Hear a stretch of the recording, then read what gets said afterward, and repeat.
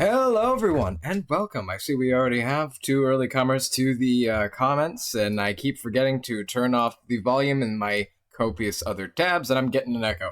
We no longer have an echo. We are good. Anyway, hello Gray, hello Fat. I'm so happy to have you here. So yeah, we are playing a continuation of a game that I started last week, Sunless Skies. It's one of my favorite games. It's a sort of like cosmic horror steampunk RPG roguelike based in the Fallen London universe by Failbetter Games. So it's a really fun game once you get past the learning curve, but it's all about exploration, earning money, and not dying, hopefully, or at least too many times. So now that we are here, why don't we get into it? There we go. Okay, that was a black screen for me for a second. We all good?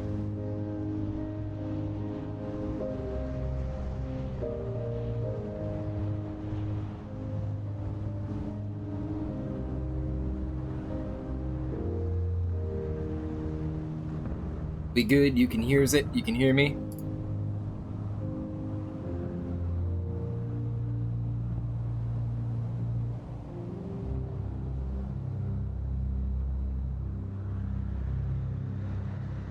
Alright, well, we'll get started and we'll fix it as we go. Alright. Load game. Missed opportunity to cosplay steampunk play. Yeah, I know. I was looking around for my bowler hat because I know that's the one thing I know I have. I was tearing the freaking basement and garage apart for it, but I couldn't find it.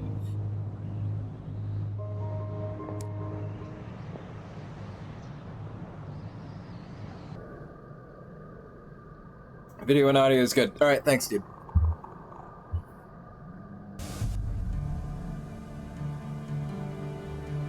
Yeah, once I get some paychecks coming in, I might think about doing a steampunk thing, because I love the steampunk genre to begin with. So anyway, I think we finished up in this port. Between your African internet lag. Okay, yeah, no worries. As long as it's coming through. Alright. So, we did forget a thing.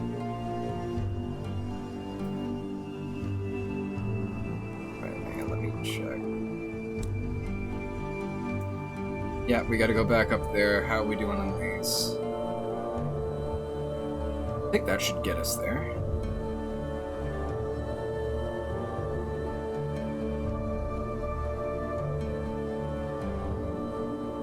Oh, there's also a thing over here, if I remember correctly. You have no idea what this game is. Yeah, this is Sunless Skies. It's a steampunk cosmic horror RPG roguelike.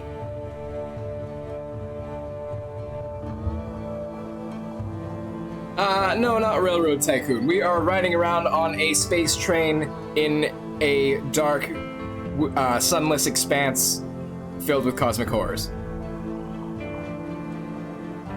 And we're from a eldritch horror transplanted Victorian London.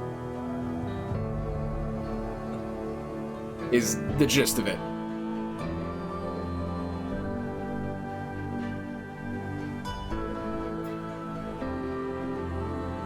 Railroad Tycoon Dark Edition.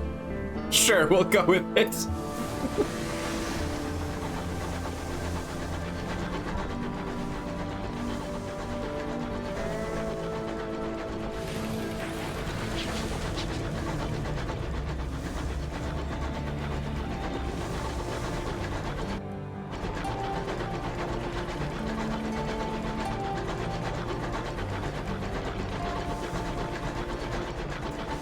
So how's the volume on the game? Because I know the train sounds can be a little loud. Yeah, Tokyo Drift, I'm trying. This train is not fast enough to do a Tokyo Drift. So we pick our goal on character creation. So this is a legacy campaign, which means when our captain dies, he's replaced by a successor. And you have 3 goals you can choose from. The goal we chose was wealth. So we gotta buy a rich people house, and we gotta build up enough money that we don't have to sail in a train in the dark, sunless, lightless expanse anymore. So...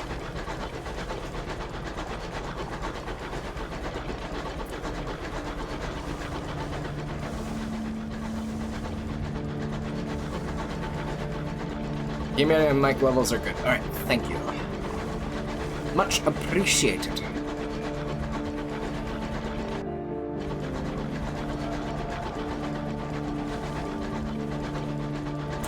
A little whistle?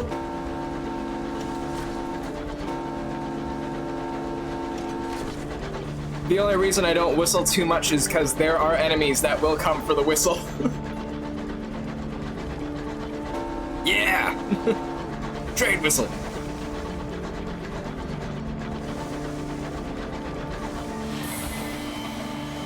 There, that's the closest thing we got to a Tokyo Drift.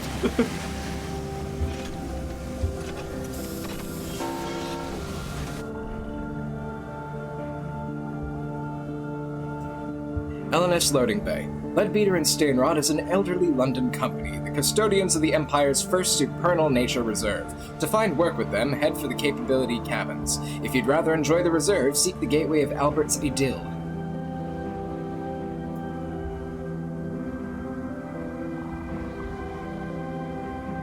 Alright, so we're gonna gather report, because those give us money and political affiliation.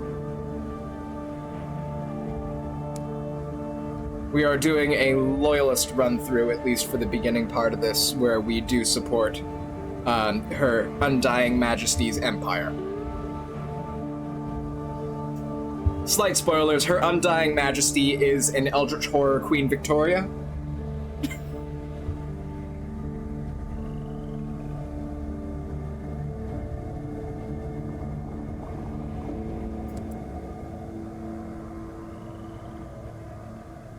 For a few, it's the work provided by the Leadbeater and Stainrod. For the rest, the reason is the same. They're drawn by the beauty of the reserve. Some are here with tourists from across the Empire. Others are here to give their crews a respite. Others were simply passing by and couldn't resist stopping in.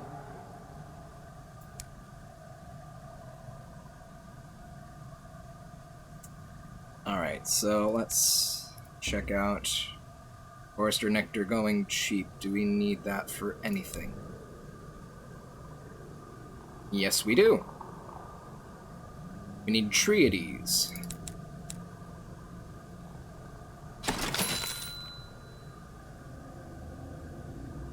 Yeah, great.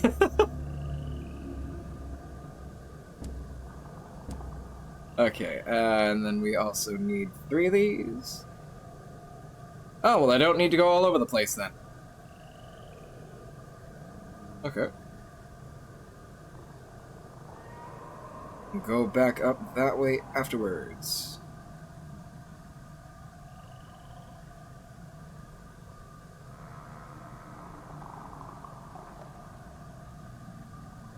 Okay.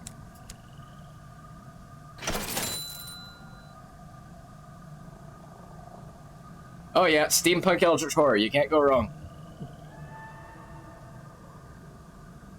It's one of the reasons why I like the games in the Fallen London series. No, but you can buy better trains. So these, like, sky locomotives are literally just the locomotive. Think a spaceship, but it looks like a train engine.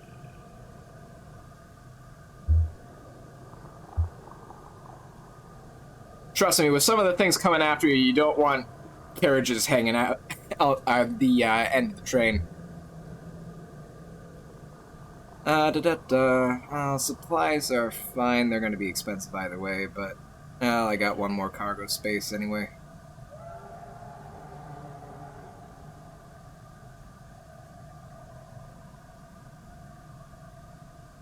Blue Marlin?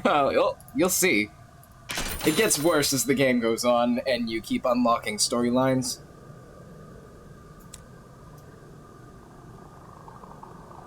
Alright, I don't think... Okay, so... Oh, we can do these. Alright, so, Capabilities Inquest. A clump of cabins used by Leadbeater and Stainrod's researchers as they plumb and catalog the secrets of the reserve. Enterprising captains may find work for the company here. Base of research. Researchers of the reserve have a number of laboratories scattered among the tourist cabins. From here, they study the mysteries of the Reach. The Reach is the region we're in. Read the request. Alright, we want to study the powerful forces of nature at work in the Reach, so that we may improve the life of all citizens of the Empire. If you are an intrepid sort and willing to aid in our earnest efforts, we are offering a reward for the following. I see you're interested, the phlegmatic researcher has wheeled up behind you. His left leg is raised, perhaps to reduce the very obvious swelling. The keys to understanding the remarkable principles of the growth and cultivation are waiting here. We just need suitable specimens. If you aid in our research, I'll ensure you're properly remunerated. Thank you for looking, Gray. Alright, so I need his list. Alright, so Wings of a Chorister be ants and Hybris pus. Alright, we're not going to Hybris right away. That is an expensive and dangerous journey. But ants and Wings of a Chorister be are doable.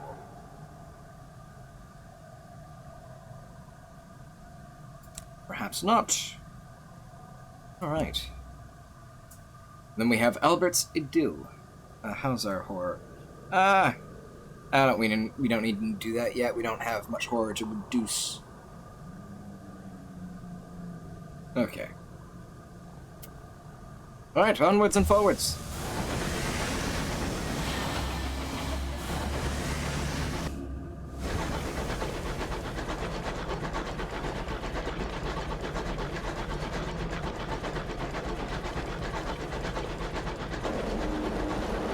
Whoa, boy.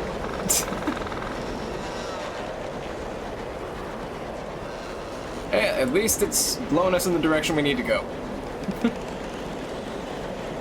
Damn winds.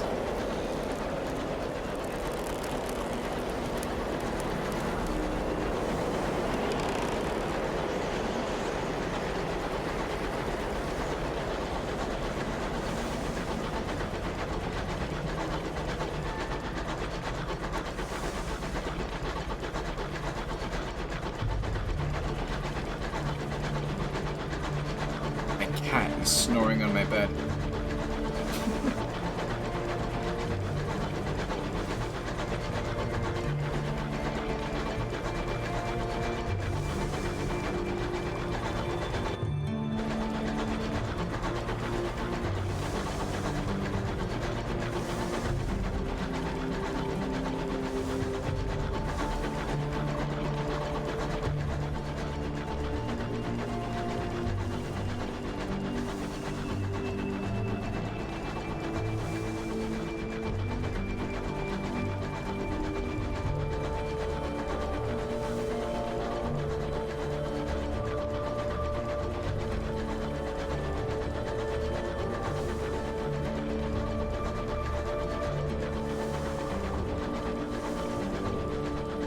Feel like catching the Melchiors, and not yet.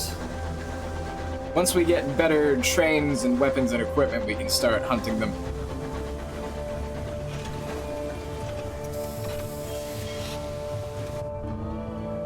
But even still, there will be some that we have no hope of going against. That's gonna be run away!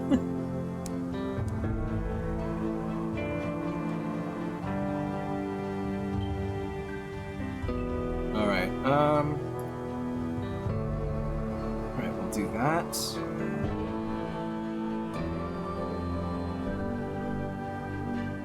There we go.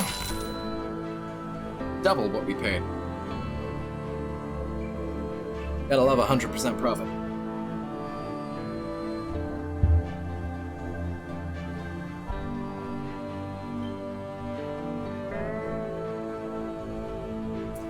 Yeah, we're a little low on space as of right now, so...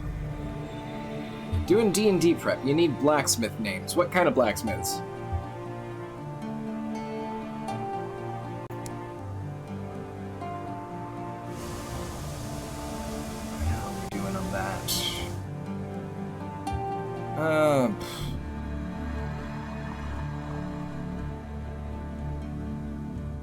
Yeah, I'm not gonna try and get around this way, because I don't know what's over here. Well, at least we have another port right there if we need fuel.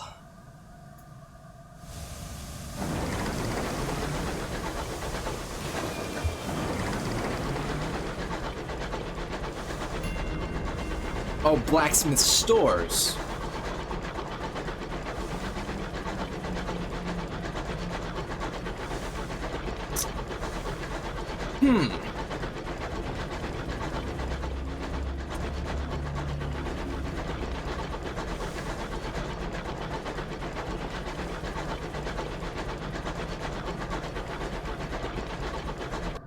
Interesting.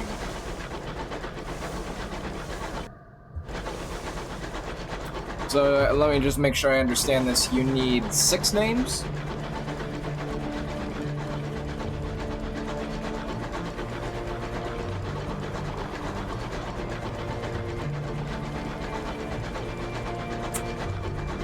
Interesting. So what, this is kind of like in a city, is it?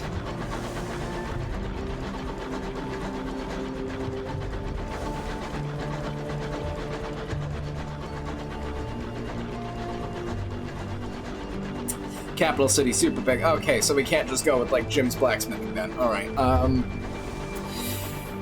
Let's see. I mean, also depends on like because I don't know which setting you're working with. It would all depend on like literacy rates as well. I mean, because if you think about real-world history in like places with lower literacy rates, it would be like, you know, you have a oh god. Let me just scoot by this. Ah, the Winchester War, gonna love it. Right now, we're sided with these blue guys.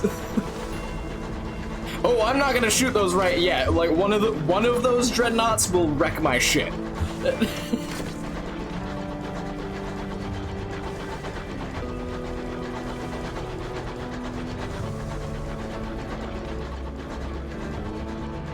Because we still basically got the starter ship. Like, I get hit once with one of the dreadnought's machine guns. Yeah. Like, I would immediately go to, like, 2/3 health after, like, one hit.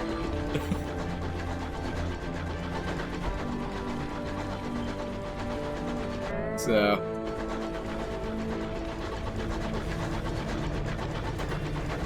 if I find a lone Tackety, one of the yellow guys, maybe. They're, like, the rebels of the Reach. But not this playthrough. Or at least not yet. Because we're role-playing as a veteran soldier of Her Majesty's Army. That's our background.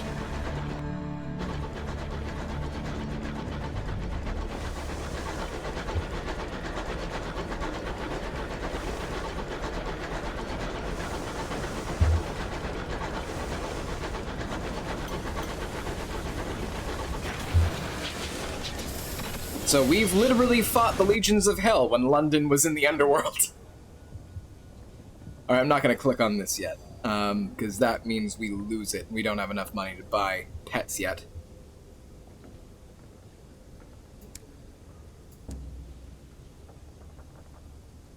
Oh, I happen to know somewhere they're selling crockery.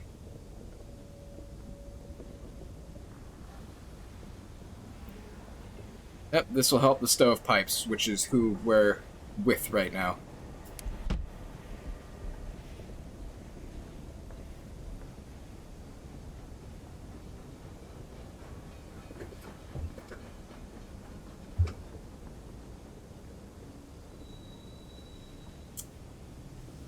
Oh, you're a veteran, Gray? Is that what you're saying?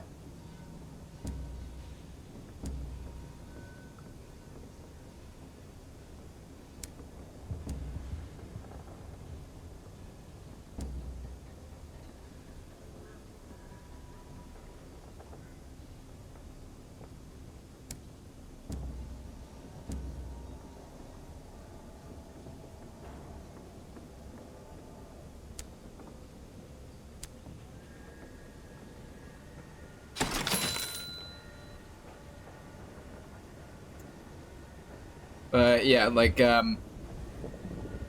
yeah, so like for your setting, like, so how many people would be able to read?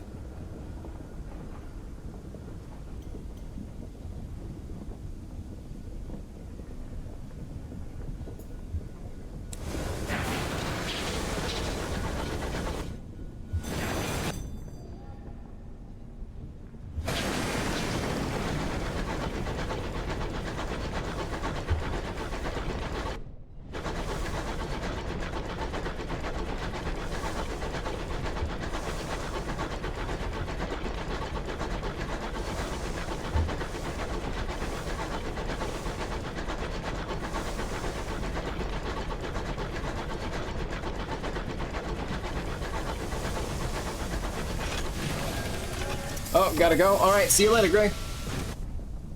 Have a good one.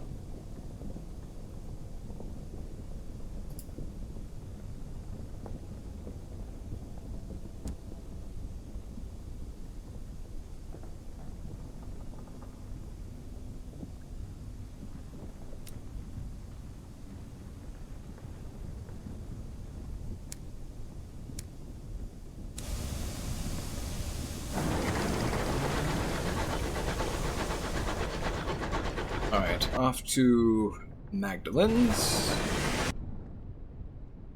Yeah.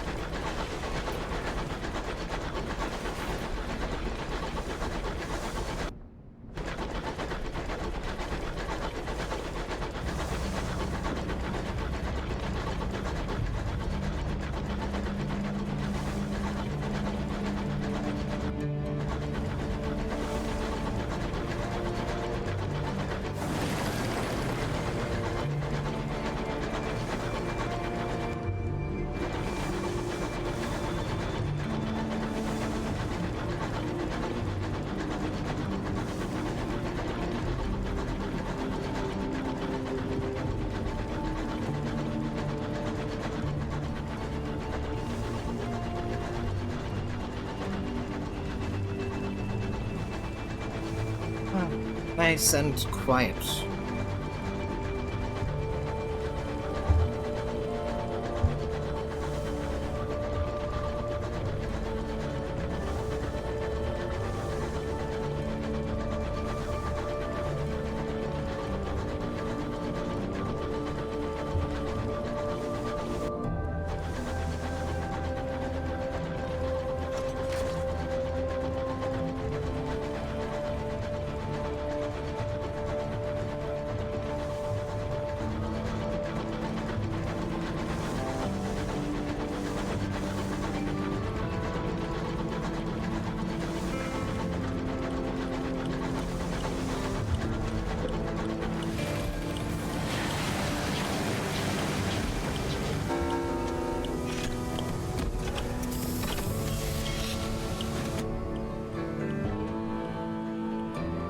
Alright, now we can turn that in.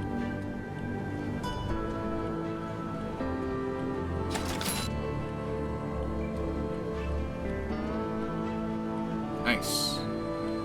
We are earning money fast.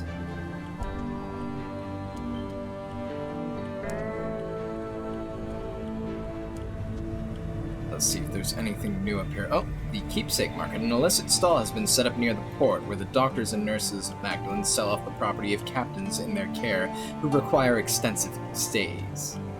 No. Let's see what we got.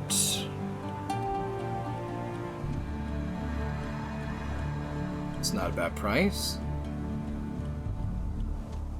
Yeah, we don't have any terror, so that's good. So I think we'll grab one of these. This thankfully does not take a hold spot, I think. We're good on crew for now.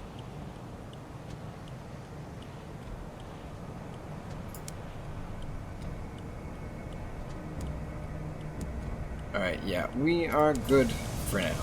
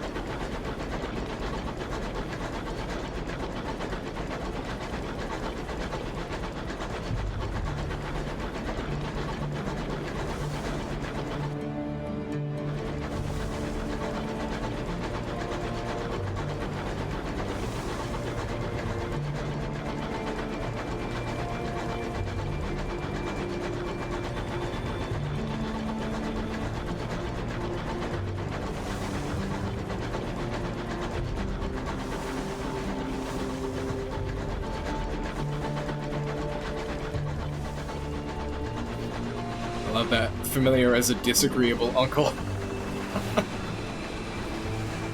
You see, keep your opinions to yourself. I love the tongue-in-cheek in this game.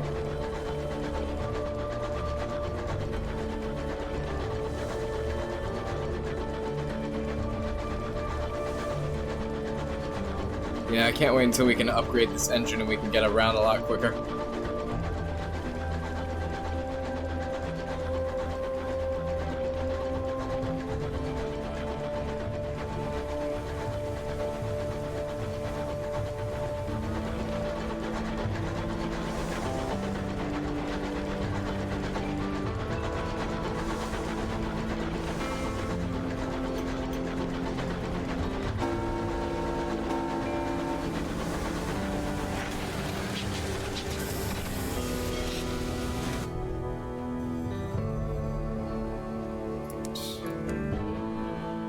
That's it for prospects at the moment. I think we can afford to buy some extra fuel and kind of explore in that other direction. See if we can't get to Titania any quicker. Because it was... yeah, it was Titania that had the sale on crockery.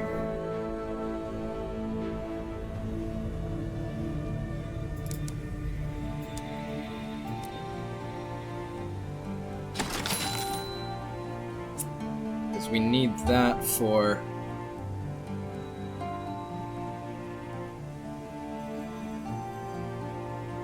oh, we gotta go the other way anyway.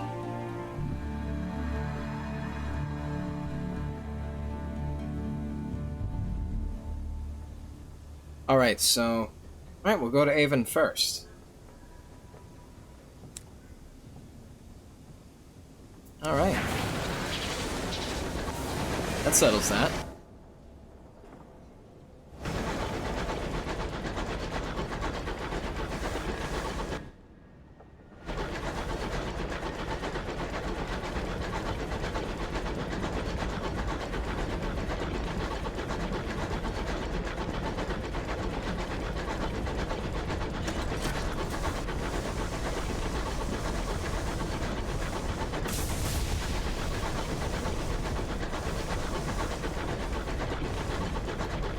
Yeah, no, I've been a while since we've played this game. Working on driving.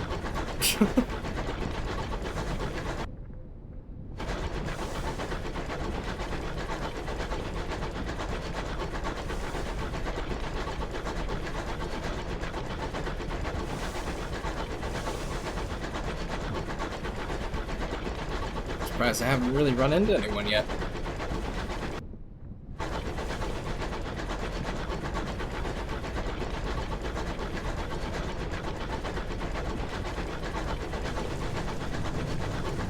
Quiet, and I don't like it.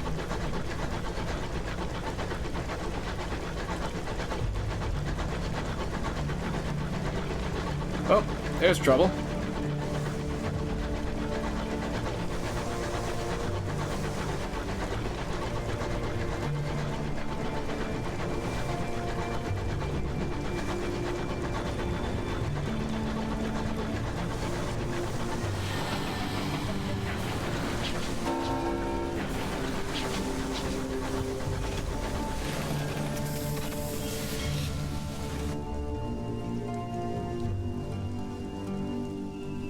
Bucolic village nestled within the looming pre-human ruins. The dock is a little more than a farmyard. Port Avon's inhabitants quickly tire of visitors, but you may be able to find ways to increase your welcome here before you venture into the village proper.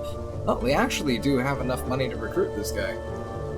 Right, recruit Repentant Devil. He's looking for passage. He claims to be useful, doesn't ask where you're headed. Officers require a sign-on fee. Offer him a berth. Oh, so he's our signaler, so... I mean, who's better?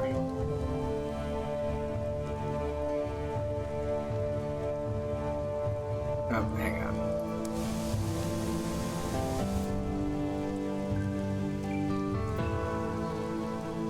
Officers. 2 Veils, 6 Mirrors, affiliation, villainy. Or Iron 2, Veils 6, and affiliation, academe. Interesting.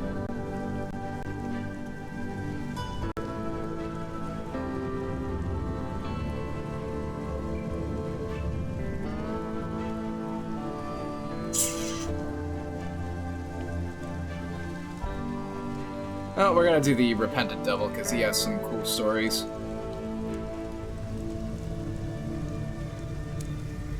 And he's not terribly expensive. 5% terror, untroubled. Let's see what we got over here. Alright, we're fine on fuel, so we're just gonna not at the moment.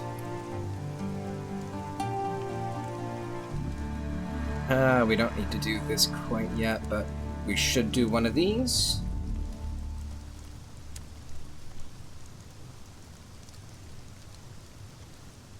Alright, and before we go anywhere... Yeah, we don't have enough cargo space for that yet. Oh, you don't get things from here. Oh, that was just the one time. Alright, we gotta go to the reserve to get that then. Alright, road trip. Sky trip. Yeah, we're in a space locomotive. Woo! Okay. Off we go.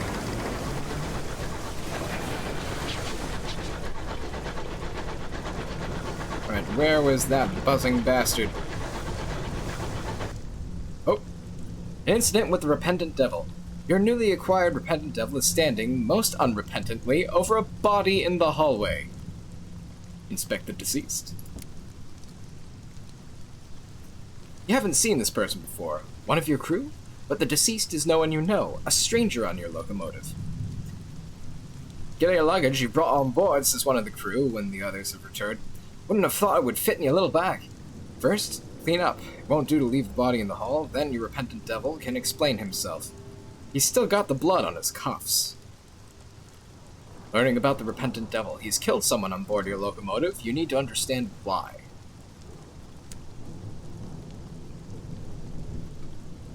He looks younger than most devils, but he is significantly older.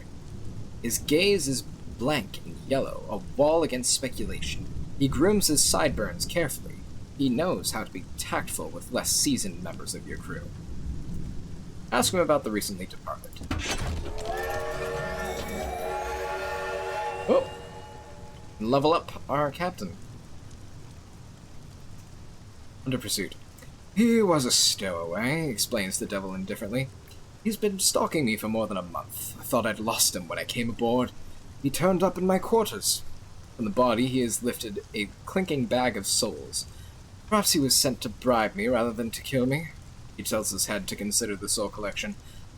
Apparently thinks I'm cheap hire, if so. The devil's gaze reverts to you. I regret to say, this is probably not the last time this happens. I may be destined to attract negative attention. Interesting. Secondman, listen to the devil's suggestion. Yeah, we're not going to ask about the state of our soul. A request for leave at the Avid Horizon. He laughs when approached. Oh dear, a little obvious, perhaps. His gaze is amused and flickers with intensity. I have an idea that might be beneficial for us both. I'd like to improve the lives of the workers on the Home Office and on the Avid Horizon. If you don't mind permitting me a little shore leave. So we gotta take him to the Avid Horizon, which is not in the Reach, so that's gonna be a bit.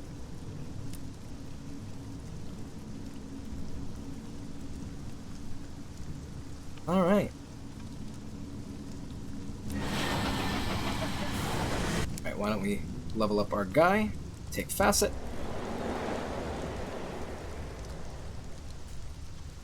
Alright, let's see. We have a mentor. Yeah, I don't know, we'll see. Alright, what do we have first of all? We have plenty of iron, mirrors, and we need more hearts and veils.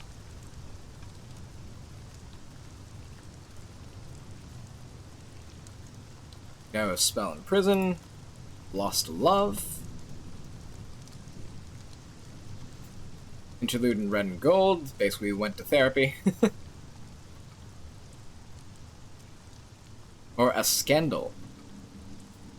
You are the gossip of London salons, target of blistering editorials in the Gazette. Mad, they said. Bad, they said. Dangerous to know. You know, I think we're gonna do this time around.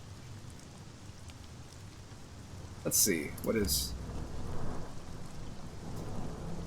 So, either there was a torrid affair, secret letters, warm and yearning, furtive assignations, where desires, among other things, could be unlaced. The reports were salacious. Which gives us hearts and veils. Or we can do a parade of debauchery. Absinthe, wantonness, more absinthe, brawling, gambling, blasphemy, and slander. Absinthe and prisoner's honey. Prisoner's honey alone. Prisoner's honey in company. Prisoner's honey is basically like a fantasy ultra-horror drug in this. Is there a vice you haven't explored? It's possible. There are only so many hours in the day. Well, we have enough mirrors for now. So I think we're going to go with the torrid affair. So we started as a soldier in the Corps of Royal Engineers. We were successful in the battlefield. We had a august upbringing and a scandal, a torrid love affair. That's our guy so far.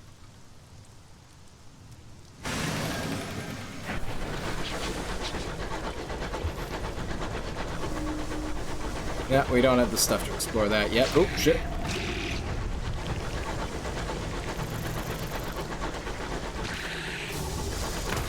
Gosh! Darn it.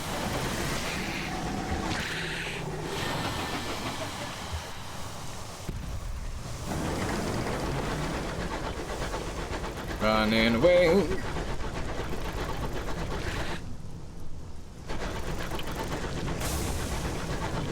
Whew, that was close.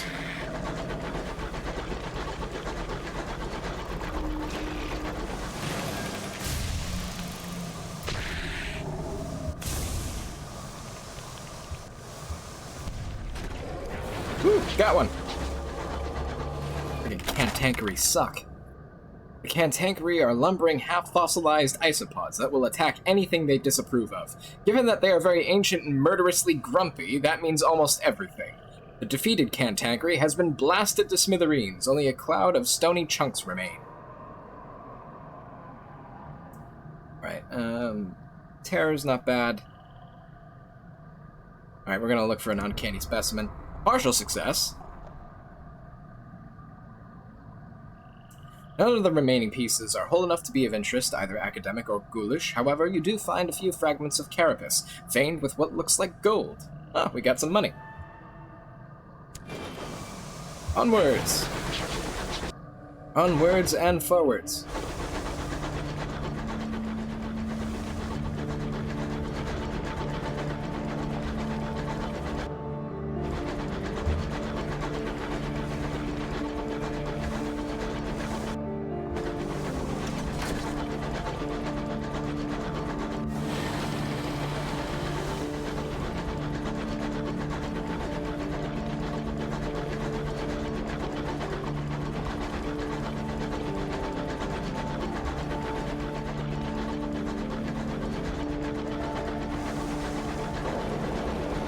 Whoop.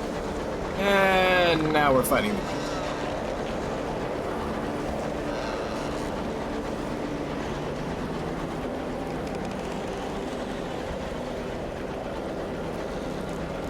Well, we're gaining terror like it's nobody's business, but it is the Peacock wind, so it is causing supplies to spontaneously grow in our other supplies.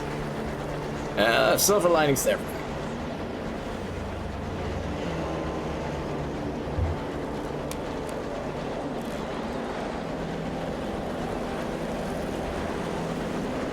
Come on. Okay, and the wind's gone. Excellent.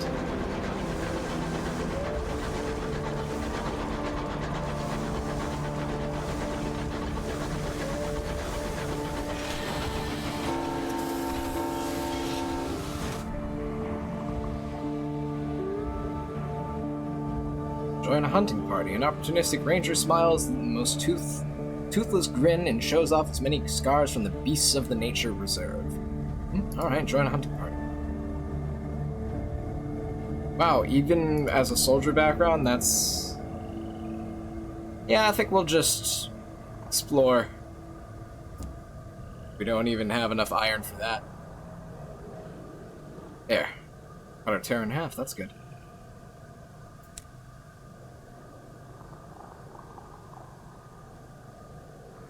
Okay.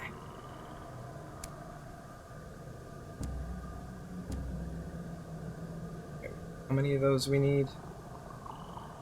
2.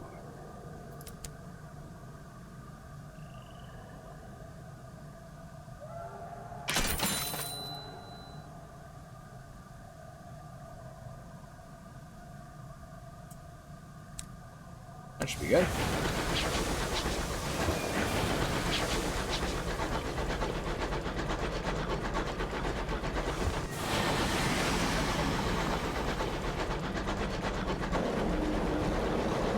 Oh, come on!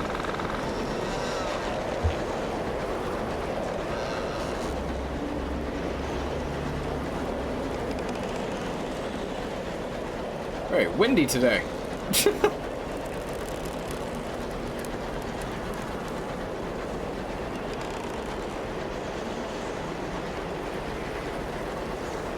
The freaking violin going in the background.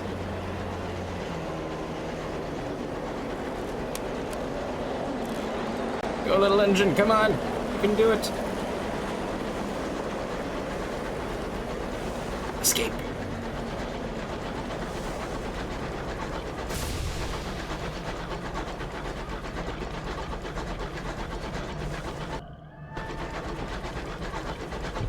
Oh boy. And we got marauders.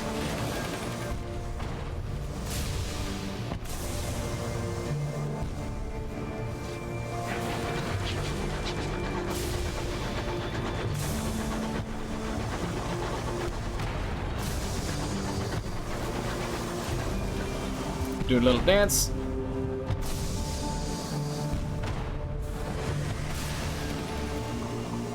Hey, shit.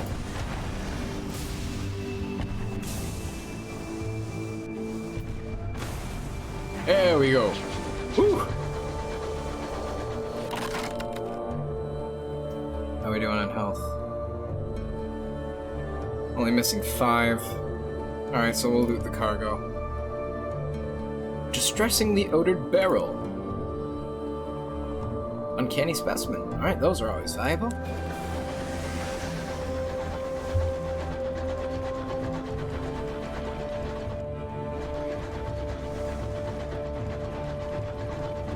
Nice.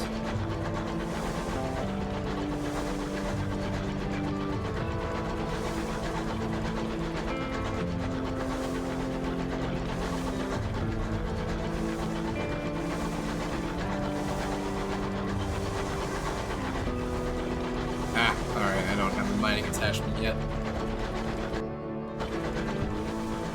Oh well. Bronzewood's pretty valuable.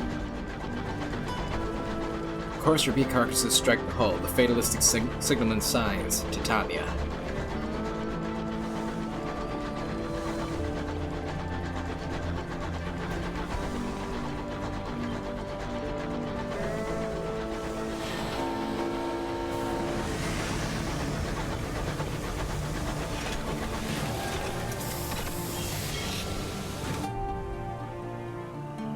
Oh god. Titania is under siege. Courser bees flood its streets in petals, the thrashing of their wings and the drumbeat of the apocalypse, and the people flee in panic from their mighty stingers. But no, there is no safe harbor and no respite. All is lost.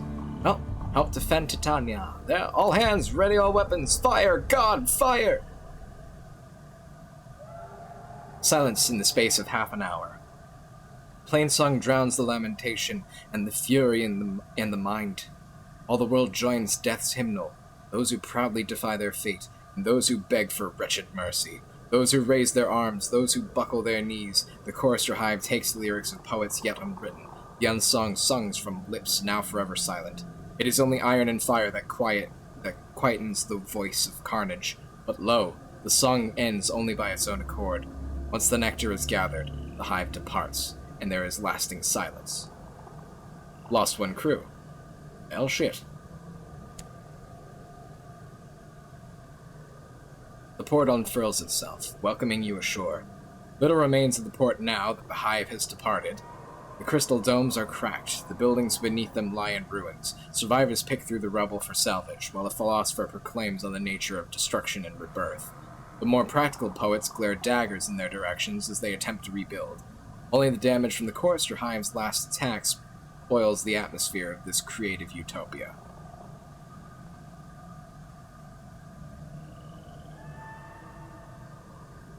So we're going to write a port report first.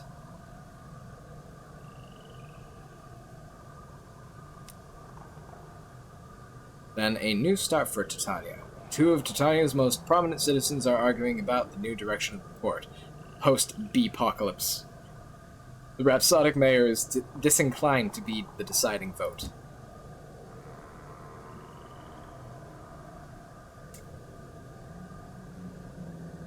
So, yeah, they're asking us how they should do, how they should rebuild.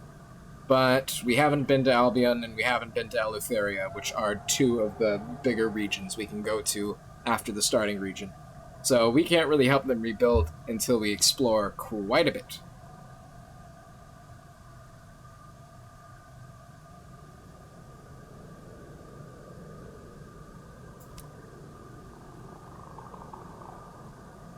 Alright, so we're gonna deliver these.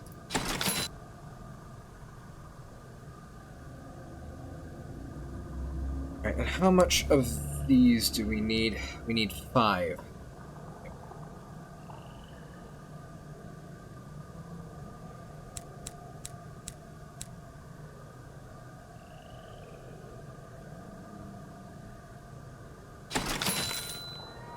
Alright, I would pick up the other 2, but it would be safer picking up some supplies.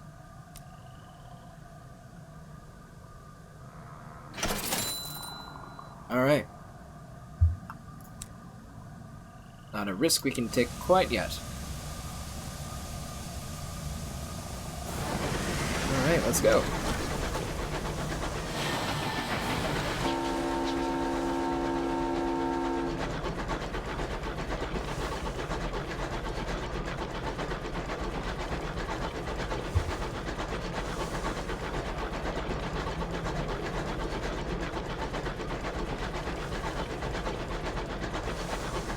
Oh, I don't think we have the stuff for this.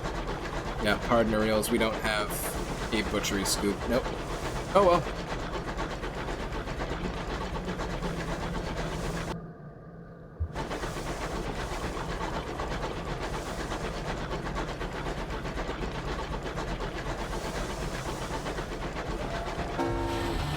Oh, that's the wrong button.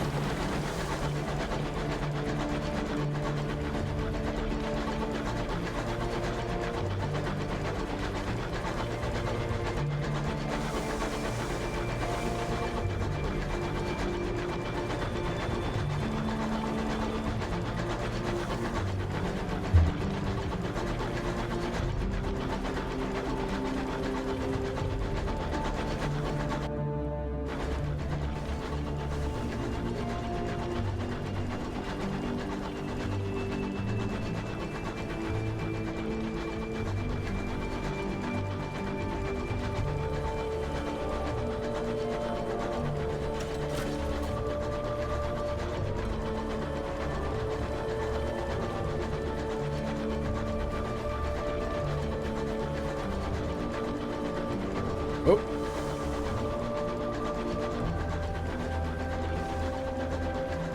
Yep, they're fighting something. Oh shit. Oh, ow, ow. Damn you, Wilkinson.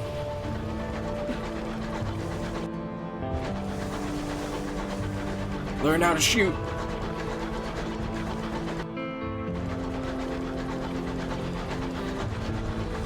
Oh wow, it's over here too.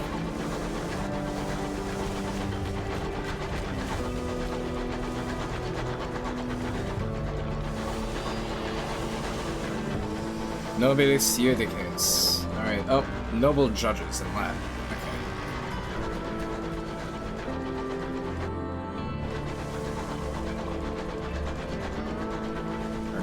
much rather. Run! Yeah, no, you missed the bit where I was shooting everything.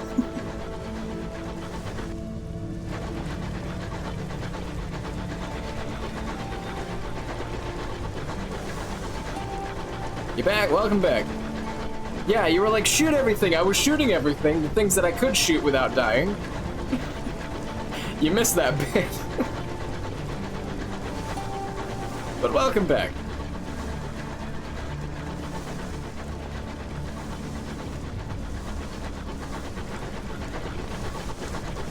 Timed you out? I don't know why I did that.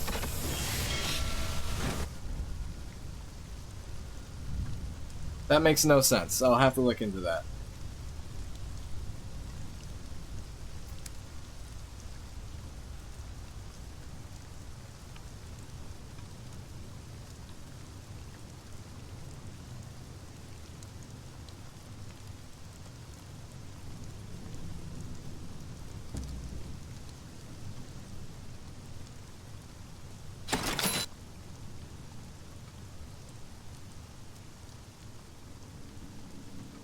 We do not need souls right now.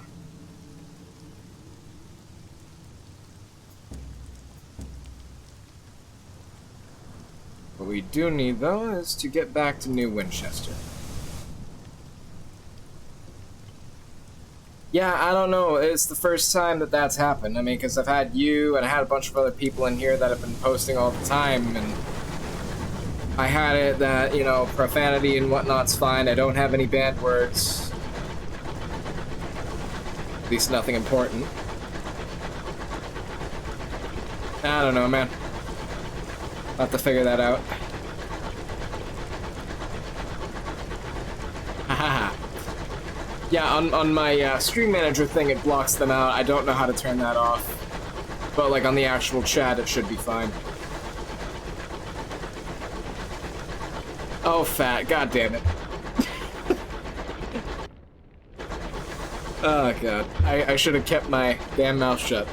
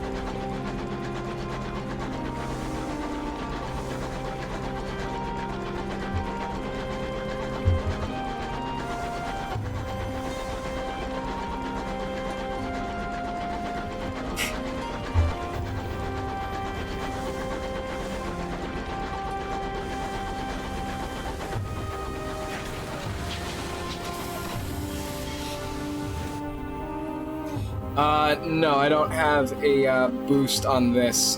In the first game that they did for Fallen London that wasn't text-based, Sunless Skies, you had like a full steam head option, but the boiler had a habit of exploding if you used it too much.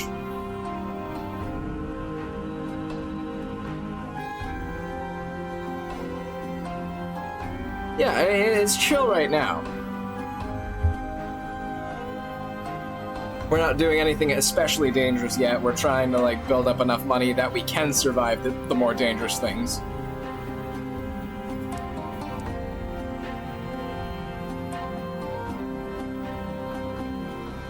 And blow stuff up. Yep, that too. I was trying to find the freaking Reach Marauders, because sometimes they drop their weapon, which is kind of like a low-powered explosive round. And it's great for early game.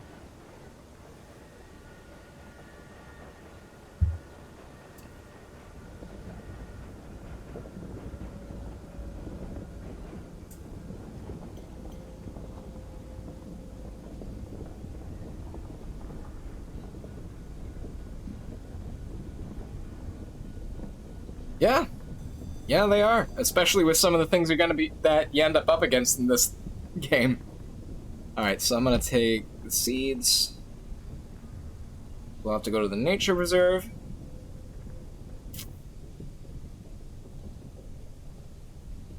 And I'll pick this up. I like kind of keeping the war somewhat equal towards the beginning. But that's going to be hanging around for a while, though.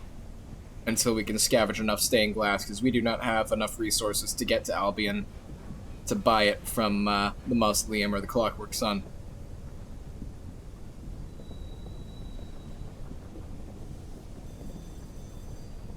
Alright. We are incredibly low on supplies.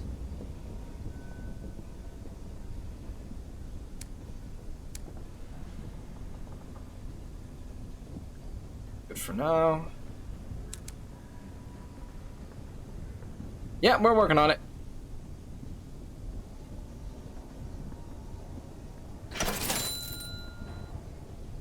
Oh, that's about to tick down. Alright, we'll buy one more. Screw it.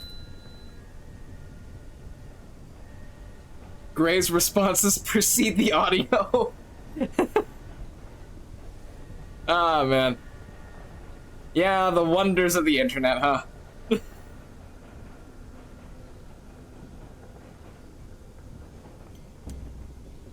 I'm surprised. My internet's actually behaving today. Yeah, so these are some of the ones. The Parsifal class cruiser sucks. We'll eventually be getting a Pelennor class trader. Like, a fair bit of a ways in. So supplies, sometimes you can loot, I can't speak. Supplies. Other times, you just, like, a fair number of the ports sell supplies. And, like, towards the early game, you gotta be strategic, but it's, like, as you go on, you'll end up with enough money that it's just like, boom, bunch of supplies. Yeah, so I just bought a bunch of supplies, we got fuel. And until we upgrade the engine, supplies are going to be a lot more important than fuel. Because, yeah, Abraham's engineering. So yeah, this is the cannon we got right now. The Jerusalem. Bring me my spear, oh clouds unfold. Yeah, no, there are a lot of references in this game. But, Brass Raven isn't bad. I like the Emanation, because it's basically a shotgun. Yeah, having the Mangonel, which is like the explosive one, with the shotgun is actually a good early game combination. We are going to want Bronzewood shielding at some point.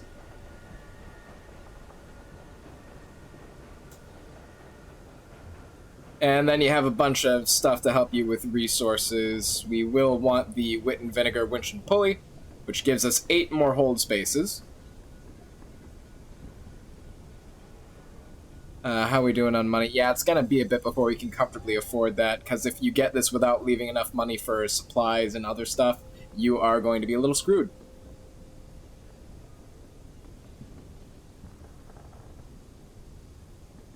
Yeah, we have the Shimmering Gemmy engine right now.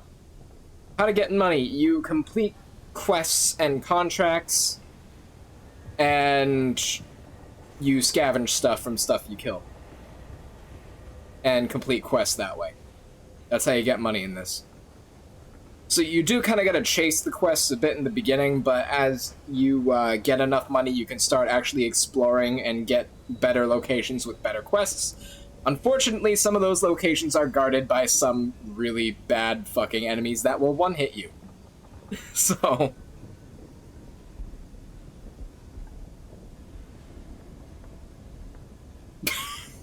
oh my god, guys, you in the comment section.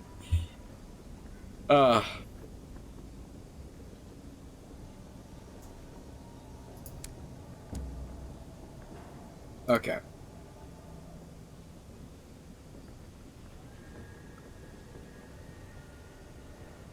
Oh, that's right, I gotta search for the minimal host's identity. I started that quest last stream. The initial search is fruitless. People giggle at the antiquated fashion on display in the daguerreotype, the tilt of the jaw, the unfortunate arrangement of hair, but the proprietor of the round table seems to recognize the face. Oh, yes, right, thought he was! He holds the locket up and the falling starlight through the window. Once it opened a factory here a few years back, something went wrong and there was workers' revolt. Not been seen since. Oh no. Oh, not the raccoons.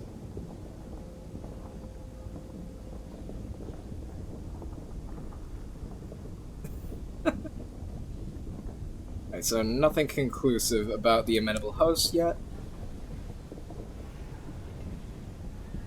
Alright, let's see. Opportunity. Respond to a distress call. Captain, a broad-shouldered Tackety speaks with the group. A friend of ours? There are protests. An acquaintance of ours has sent a message from Hybris. She needs transport back to New Winchester. She paused for a breath. Do you mind picking her up if you happen to go out that way? She's a filmmaker. Goes by Madame Lumiere. She said she'd never return, so I'd have to assume she's taken ill. It'd be good to make sure she gets back safely. Alright. Hybris is southwest. Hybris is fucking dangerous. We are not going there yet. Also, we do not have enough cargo space to get there and back alive.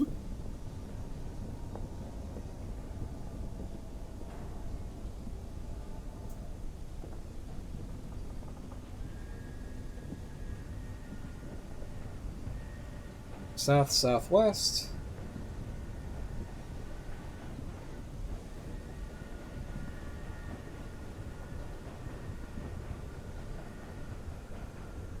Alright. Alright, that's good for the moment. Right, yeah, we can do that easily.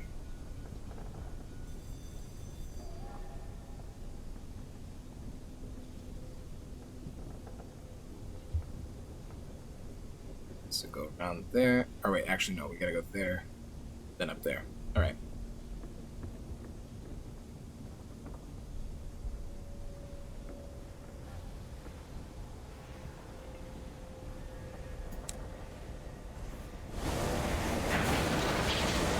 Actually, we gotta go up here to turn in our port report first.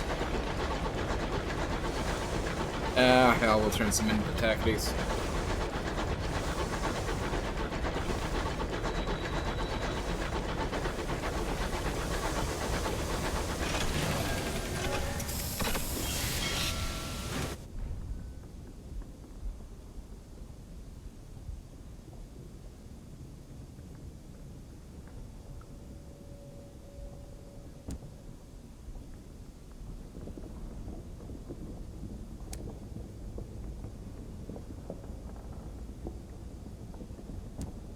Got some savage secrets.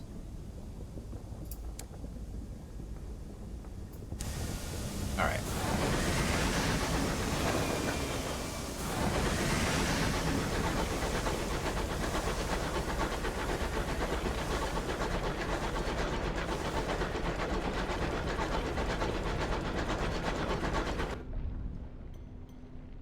The Oathbreaker. An argument breaks out between two crewmen. One owes the other money, but cannot repay it. Unfortunately, the debt was sworn on the name of the Burrower below, a roving god of the deep skies and a keeper of compact. Keeper of compacts or contracts? Anyway, the Burrower has a low opinion of Oathbreakers. Your crew mutter darkly. They fear this will bring them bad luck.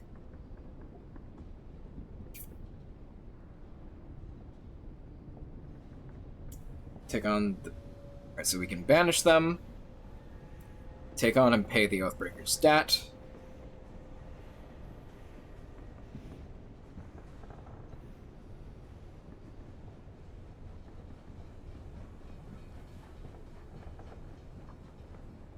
Train skid out of the launch bay. Yeah, exactly.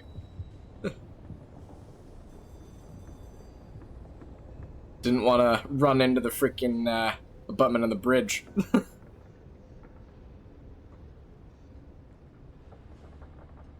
Alright, so Skyfarer has invented 1,000 ways to placate the Burrower, for she is liberal with her displeasure. One allows a new person to take on the promise another made.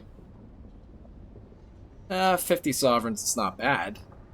Touch them both. You'll not tolerate such superstition, nor will you allow personal disputes to impair the smooth operation of your engine. Ignore the matter, it is beneath you.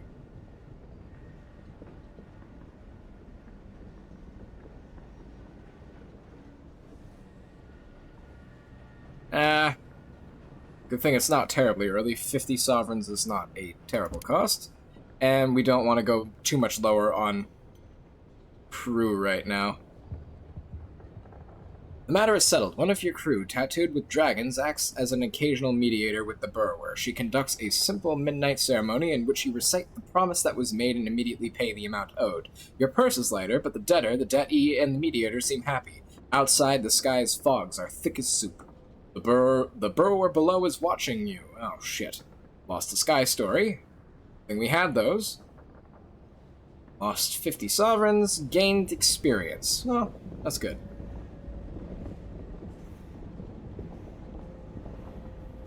Ignore? Oh. Yeah, unfortunately, in the Fallen London games, you do have eldritch entities that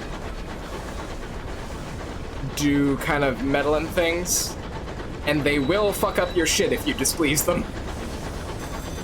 Unfortunately, it is incredibly easy to displease them.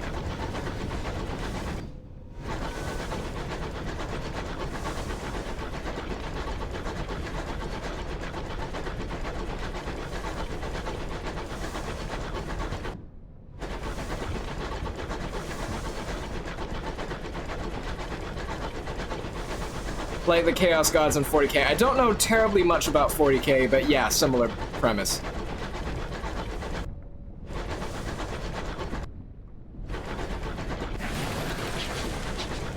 Oop.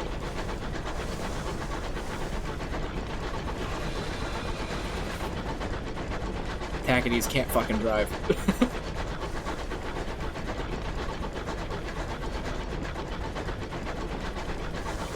Like in Sunless Sea, it's Salt, Storm, and Stone are the three Eldritch Gods. I forget which are the ones in this game. I know it's the Burrower below. There's one that has to do with the wind. Alright, see you later, Gray. Thanks for stopping in and hanging out.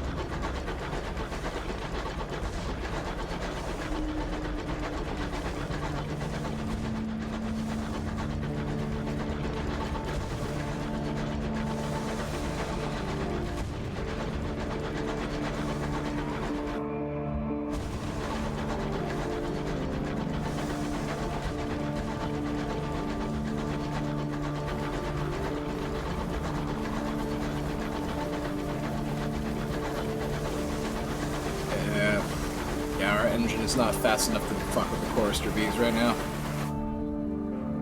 You're not where you thought you were. The sky is wrong. This is not where you were meant to be. So to trick the miss, has the wind carried you astray? Have the heavens themselves turned on their axis? Alright, how much fuel is that gonna cost? Well, that'll do it by half. Press on, push forward into stranger skies, and hope that somewhere beyond you'll find familiar territories again. Oh boy.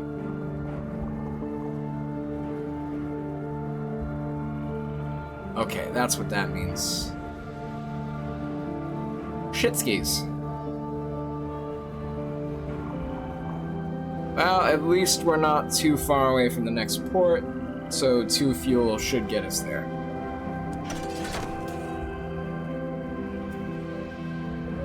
Lost 2 fuels, it's not the date that it was. Gain 5 terror. Oh shit, we're at 40. At least we don't have any nightmares, that's good. And we got a sky story. Oh shit, that's the chorister bees. Please don't aggro onto me.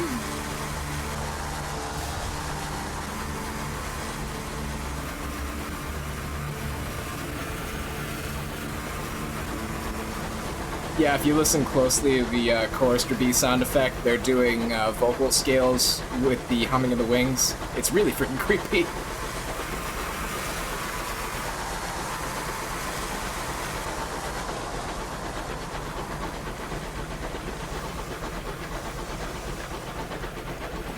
They're all over the place.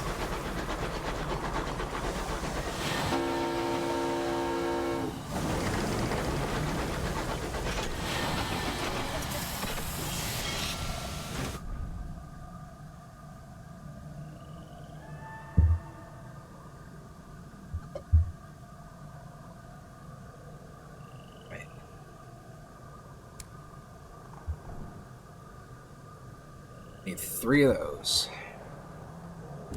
First, or 1, 2, 3. Got more than enough of those.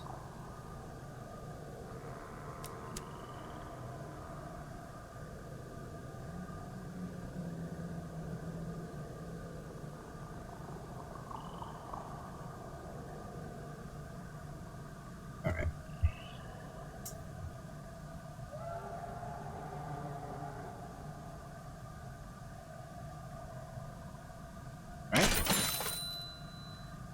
Checking. Yep, there we go.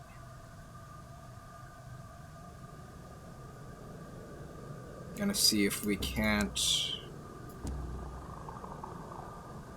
alleviate some terror. Arrange for a guide. The only person available to help you is a romantic ornithologist. He is lean and plainly dressed, with a long, wiry beard. The other researchers introduce you. Do you know our colleague out here? One indicates the ornithologist. Is looking for a mythical bird whose beak pecks away at the mountain of eternity.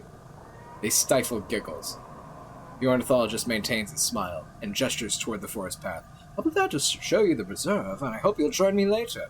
You can often find me at the watchtower. Alright, so... Alright, we're gonna take a quick trip. Oh, didn't lose terror, but we gained some sky stories. Those are always useful. Go visit the ornithologist. Oh, welcome, T. Alright, so we're going to ask about the bird. Oh, there are the birds I could study, of course, he says, shrugging. But that's not the point. We had thought this bird a myth, the bird who wears away at the mother of mountains, pebble by pebble, but miners have seen it. The heavens are home to improbable things. Continue.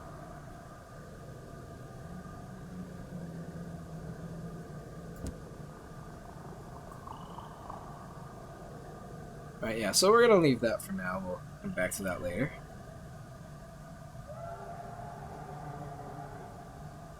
Oh, never mind. Well, ask about the reserve then. He smiles like a child. It is my home, he says. My church. Hey, perhaps not. I don't know if you can hear that, but my cat is snoring so loudly right now. That's enough of that.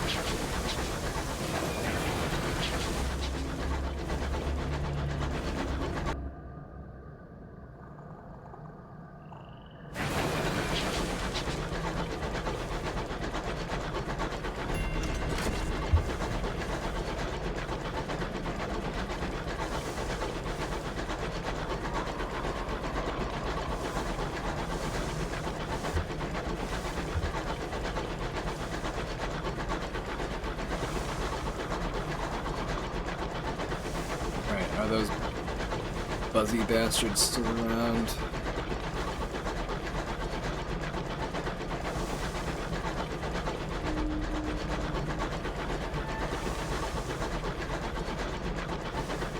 Alright, there we go. Got on cruise control for the moment. Yeah, those chorister bees this early will kill you in like 2 to 3 hits.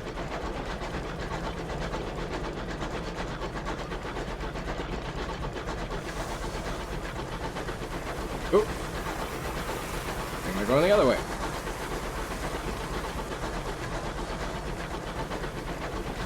Oh. Sky wreck! Yeah. The wreck gleams with frost. Its windows are dark, its engine silent. Perhaps something of value lies within.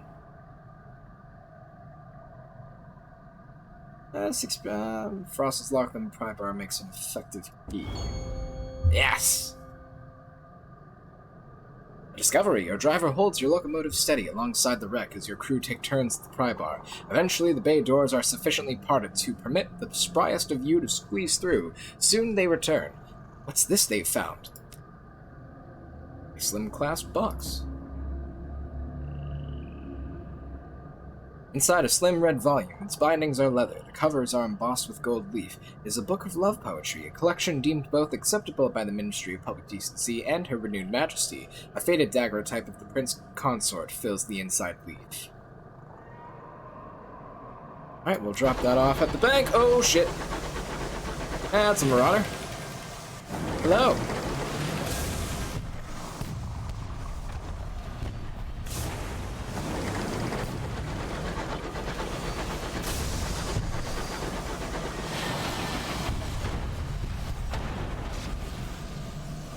Steam out a little bit so we don't overheat.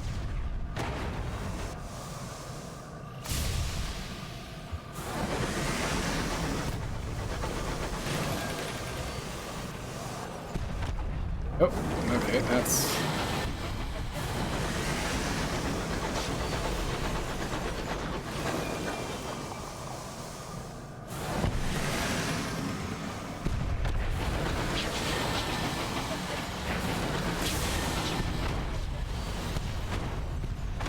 There we go. Victory! Explore the captain's cabin. The cabin door did not survive the onset of your guns, nor did the captain. You have to tread carefully. The carpet will not be saved. A few scorched documents sit on the bronze wood desk. They make for interesting reading. Apparently London had need of a few brave captains willing to bring fire to the Tacites. You would not have expected the signatories of the orders. Salon stewed gossip.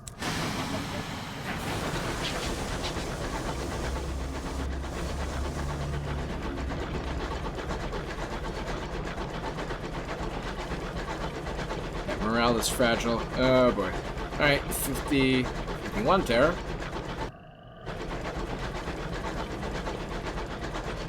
We're doing good.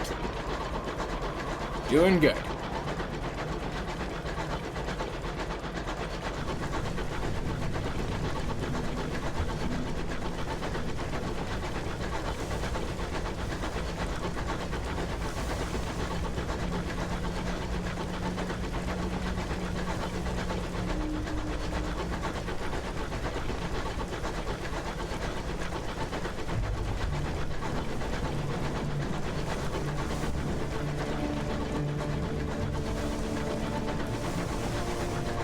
Oh, okay.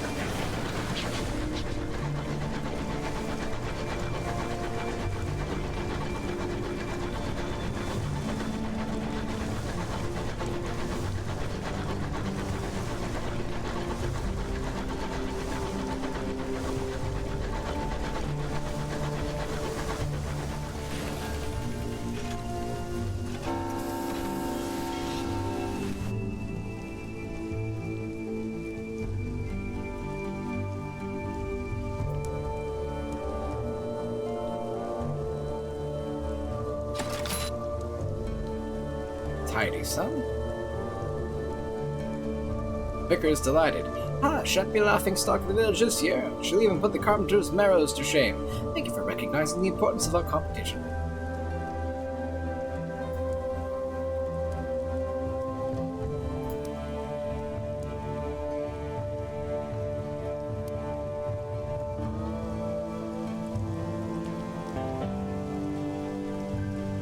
A relaxing stroll.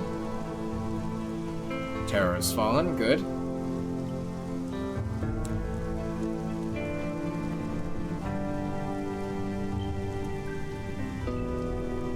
Attend a service at the church. Congregation is a mix of attentive locals sitting primarily at the front and visitors perched at the back. The accordionist coaxed them into an attempt at Judge Eternal throned in splendor. Watch a cricket match.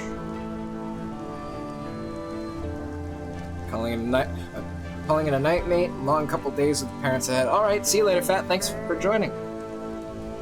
Really appreciate having you guys here.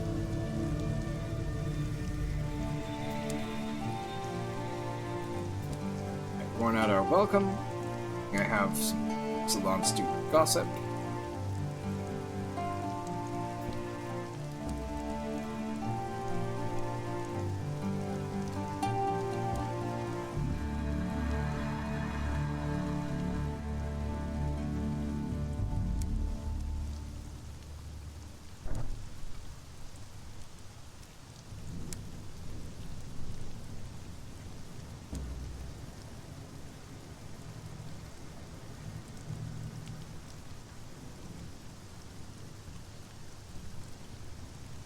Yeah, not a problem. My pleasure. I mean, this game's been out for a while, but it's one of my comfort favorites. I mean, the learning curve is a little bit frustrating at the beginning, but once you kind of get the rhythm of the game and you actually like start getting good at it, it's really fun.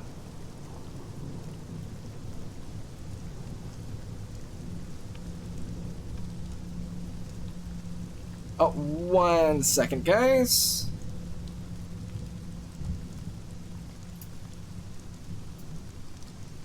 Getting a call. If you'll just bear with me for a moment.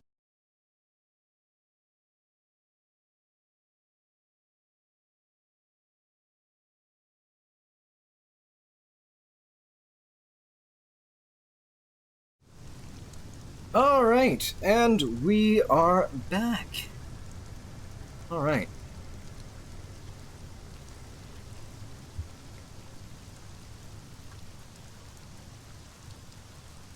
Oh, we have a business opportunity that we're coming back to.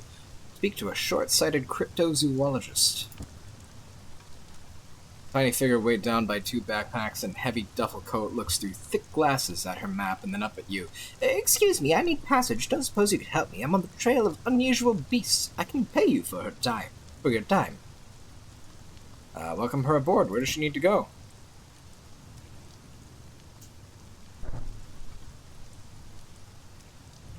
Hybris. Oh, fuck. Beams the short-sighted cryptozoologist. She leans in conspiratorially, knocking over every glass on the table. They say there's a colony of singing blummigans there. You know, the little mushrooms with teeth. I'm a huge fan of their poetry. I'd love to hear what they sing about. Short-sighted cryptozoologist almost boarded someone else's locomotive. A kindly stoker guided her the right way and onto yours. Oh, God. Alright, I don't think this is a timed quest, so got a bit of time for that.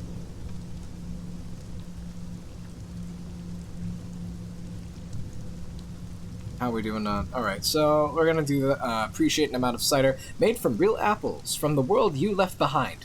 Careful now, a local warns you, placidly. Alright, yeah, give this a shot. Success! Terror has fallen.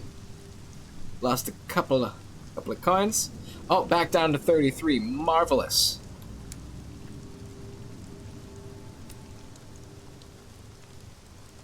Double check where we need to go. Alright, yeah, we're gonna go back to New Winchester.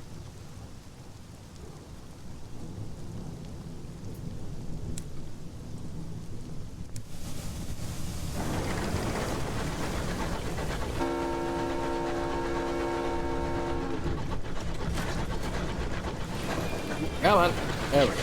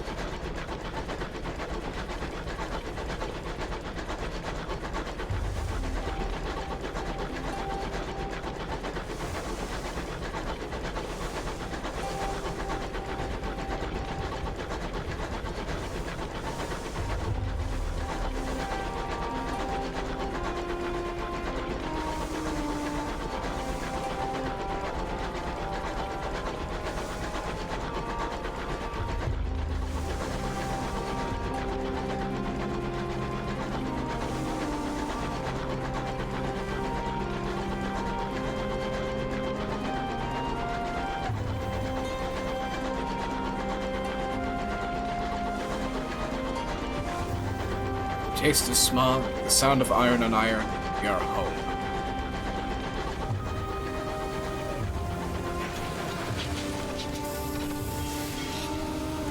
Okay, we need to get some water.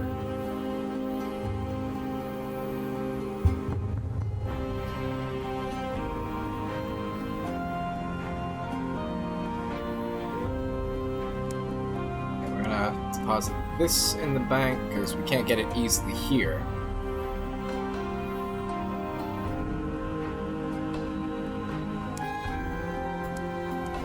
Check the munitions for Port Prosper's parsimonious chairman.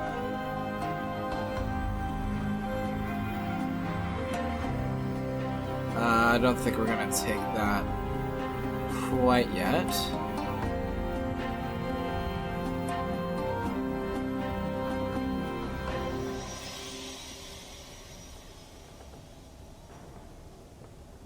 We can't really get munitions at the exact moment.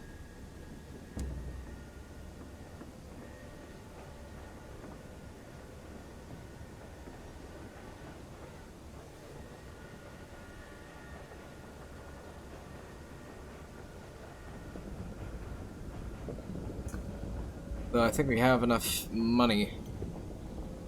We can see about doing some exploration.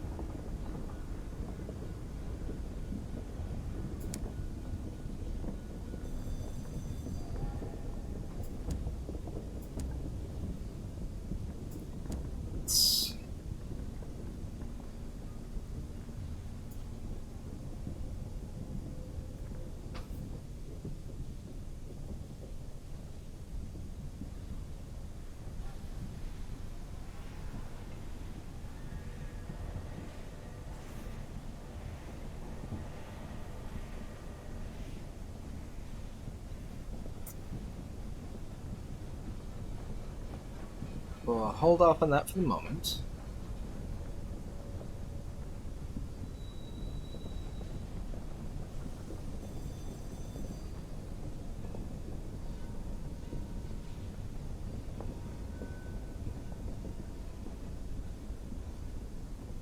A little expensive for the moment.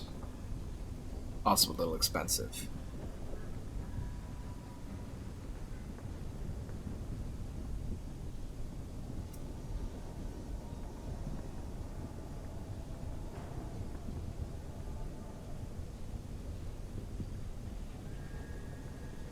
Alright, I think what we are going to do... So, Grimmelkin is the upgrade for the Jerusalem. We do have enough mirrors.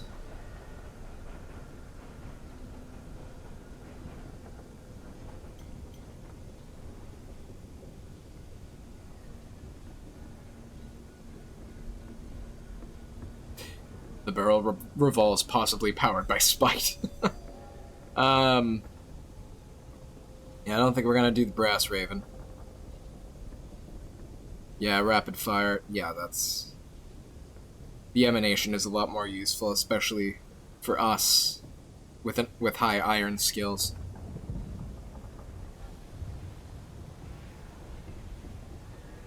Yeah, I think we're gonna upgrade our weapon. And buy some shielding. And then we'll do the wit and vinegar, winch and pulley, and the Britomart later.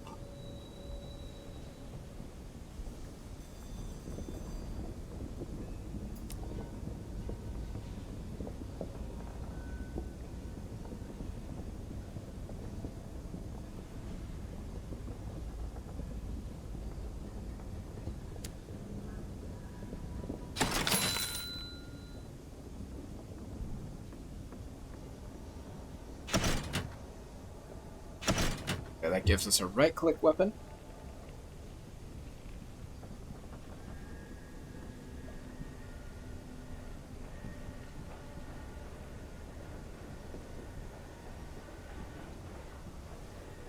All right.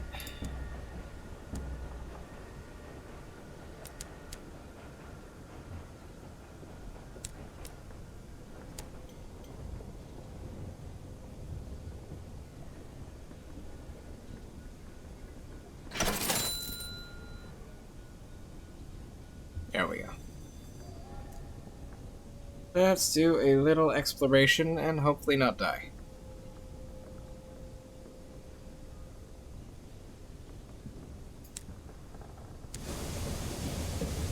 Why don't we turn in our port reports, get some extra cash. we'll just do the tackities for now. Get closer.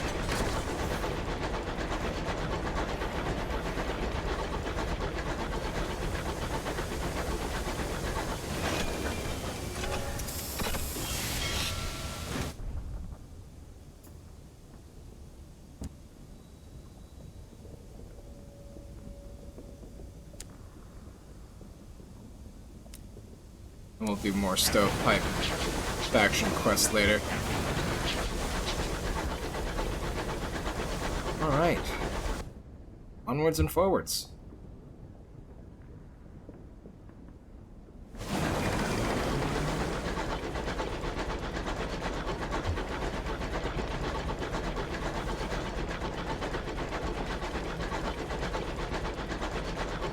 There's still a bunch of locations in the Reach that we need to discover, and that'll give us more opportunities as well.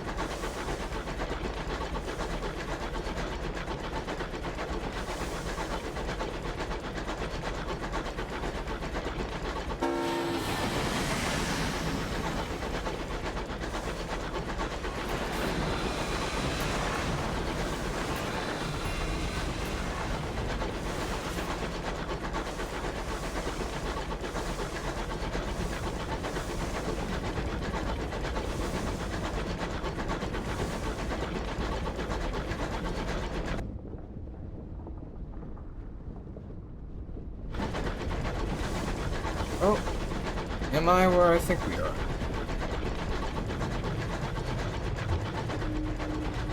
The sky here is scarred by old battles, wreckage, and crusted like scabs, shared in its expanse.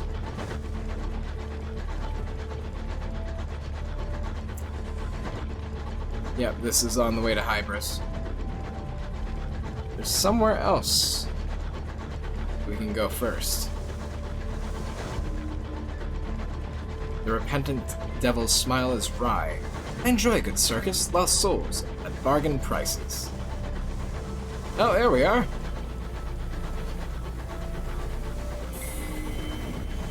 Newport.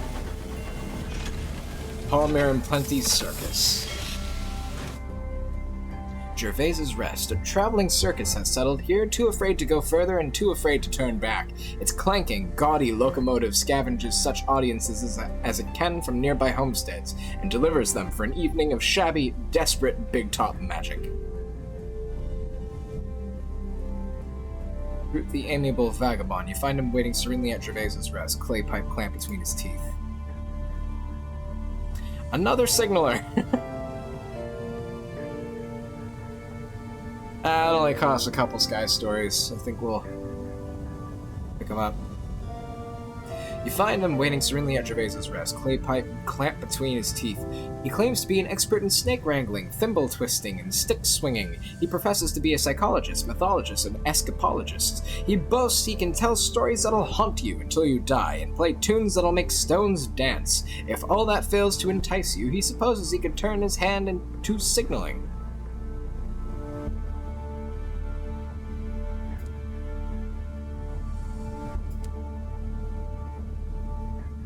And even if we die, we can pick all these up later.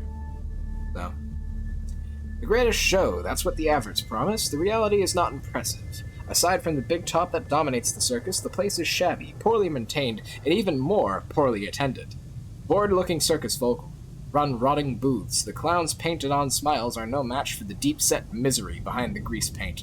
Even the calliope music, playing on a run-down piano, is more grimly resolute than cheery. So, report first.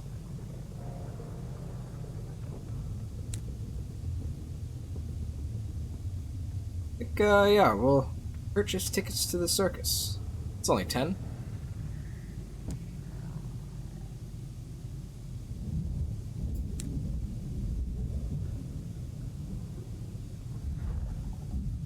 Alright, we'll enter the big top.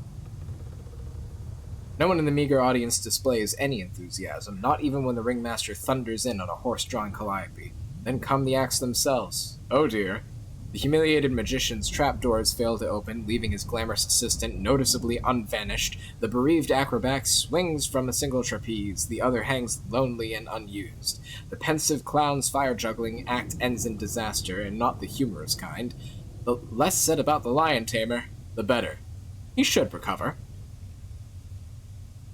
You gain 1 sky story, you are briefly without terror.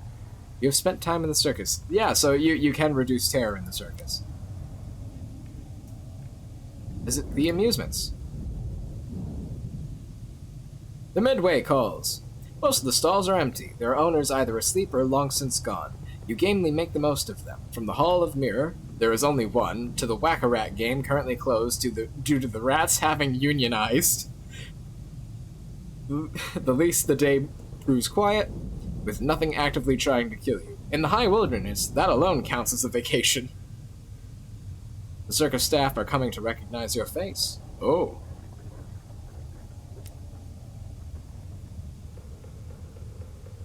Alright, so we can't buy more tickets yet, so we are done here. Check the bazaar. Captain of the greenhouse engine is selling seeds.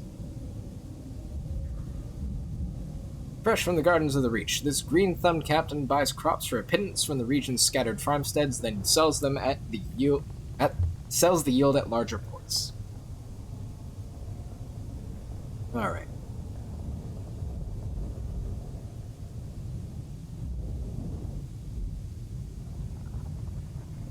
Yeah, we'll pick some up.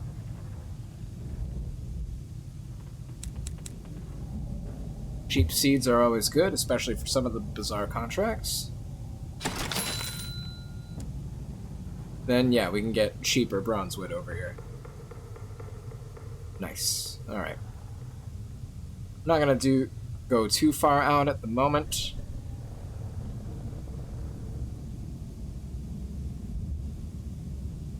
Oh, I forgot the... Yeah, we'll have to repair. Or find some stuff to scavenge to get our hull back up, because now we have the bronzewood shielding enhancement.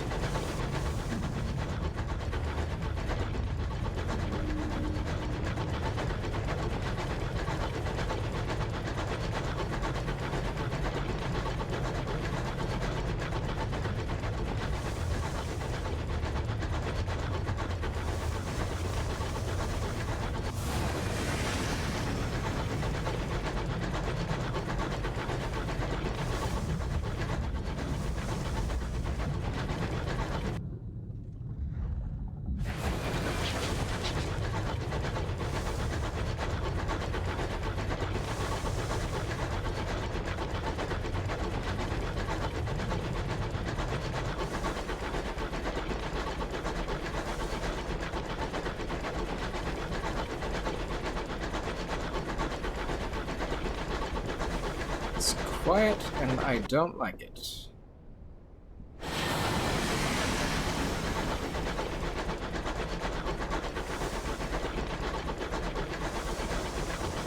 Okay, yeah. Oh. These are the mountains.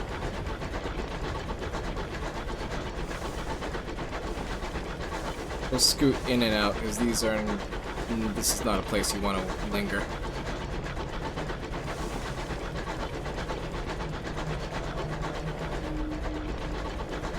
Sky closes its cold jaws about you, water freezes in the pipes, engineers scurry to and fro with boiling kettles.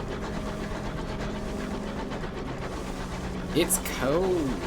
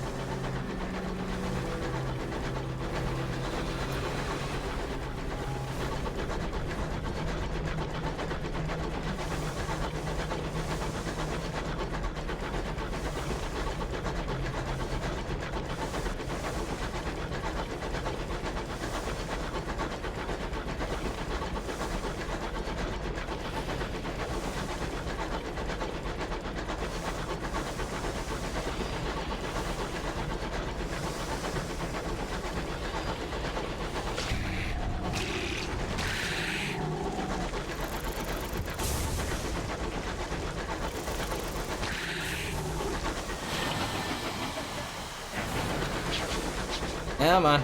Don't run away.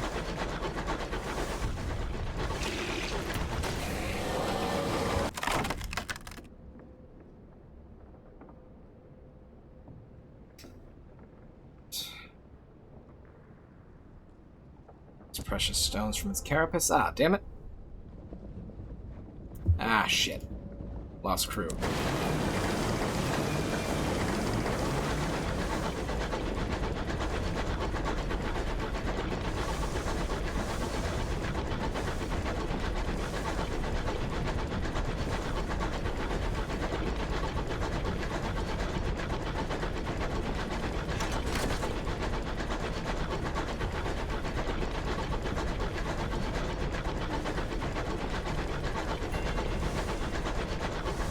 Of Salaba. Ruins locked in ice. Oh, shit. That's a scribe spinster. No. That's a one-shot right there. Oh, fuck, we're running. We are running. Oh, shit.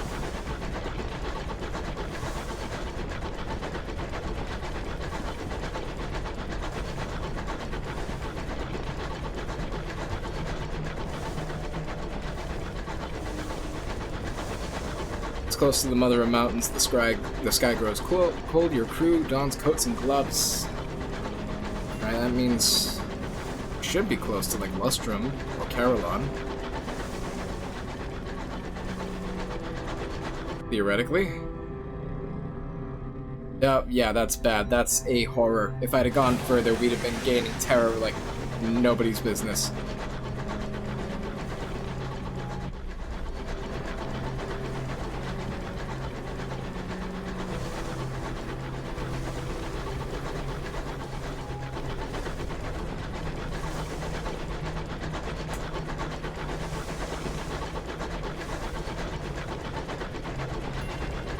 Stunted grove. Oh.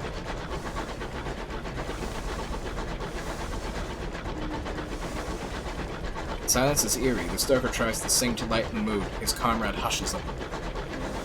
Oh, here we go.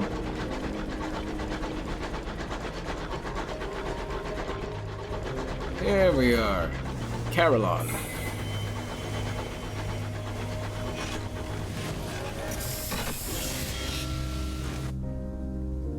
This peaceful, Carmen institution was founded by devils from London, dedicated to the betterment of the soul. Bothridge's A Tour of Heaven describes it as a cross between a spa, a sanatorium, and a purgatory. She commends its bracing airs. Enter Carolon's foyer.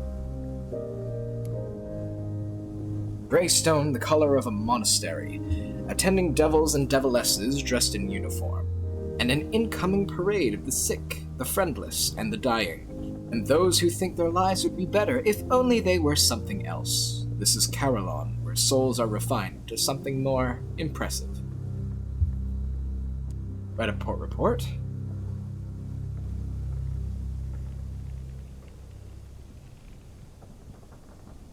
You take some notes of the pilgrim's journey through Carolon. The first port of call is the beehive-shaped office in the center, or, more accurately, the long queue leading into it. From there, the infernal attendants direct them to one of Carolon's 7 gardens to undergo penances. They certainly look penitent by the time they emerge. Presumably their souls are much improved. Not that you can tell. Go and speak to the presiding deviless. Led between the wickerworks. The presiding deviless works in an office shaped like a beehive, a stone and wickerwork building that stands all alone in the middle of Carolon's central courtyard. She conducts intake interviews with the new patients, one by one. After a long time in line, you reach her at last. Greetings, Captain. How may we stretch, strain, purify, and straighten you, now that you've come to Carolon? Her apron is starched, her dress pinstriped. There is a stack of patient files on her desk, color-coded, and the corners of her mouth say she knows something to your disadvantage. Ask her about Carolon. 7 gardens for 7 sins. I do whatever is necessary to reclaim unsatisfactory souls, she says. She sits back in her chair, and you can imagine her making just such a pitch to the princes of hell. For humans, primarily, though we do attend to a few other creatures, elsewhere on the Great Chain. They come to us with souls that are stained, disused, in every kind of sordid condition, and we make them acceptable again. Most of those who come to us are volunteers. The rest are beyond the position of being able to volunteer, consigned to Carillon by their families or employers.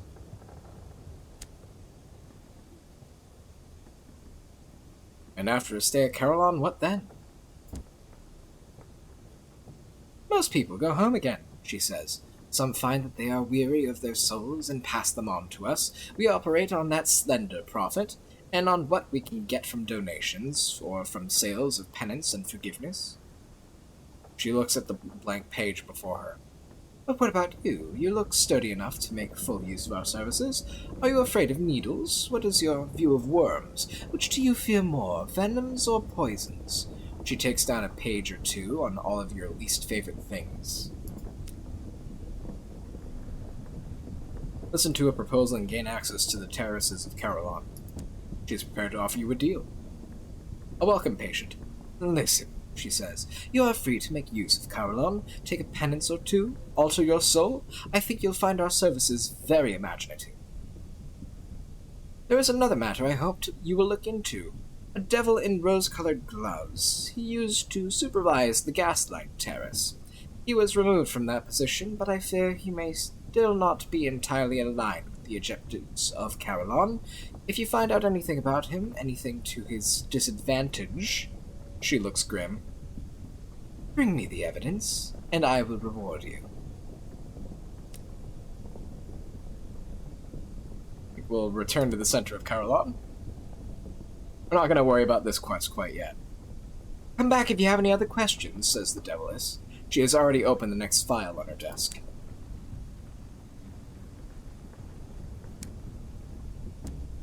Bargain Bronzewood. And yeah, we got Chorister Nectar and supplies. Yeah, looking at our fuel and such. As I know, somewhere around here is Lustrum.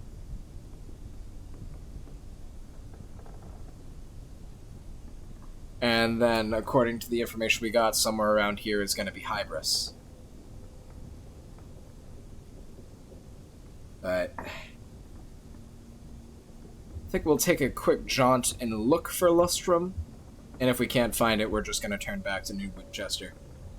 So we can restock on fuel and supplies.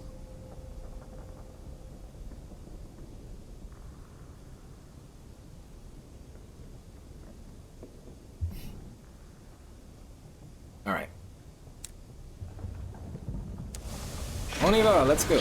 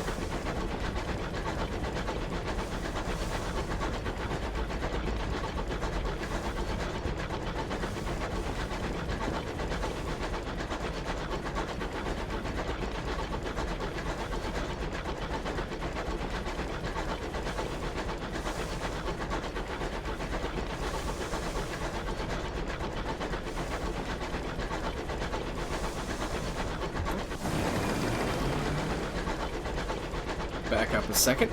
Investigate.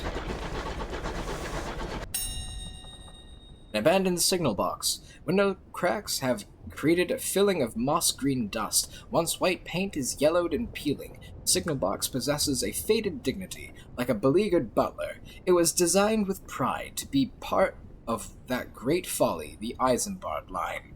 Inside, beneath a desk covered with rusted levers, is a luggage trunk. Captains in dire need can borrow from the cash inside, but custom dictates they must later replenish it. Right, so we'll read the ledger. A recent entry. The handwriting is poor but legible. Captain Shake withdrew supplies. There is a column for miscellaneous notes. The captain writes of a vast object that drew a burning arc across their paths. It seared a line into their vision and the navigator's heart. She insisted on trying to follow it for days. You've gained one vision of the heavens. But we are going to leave. Away!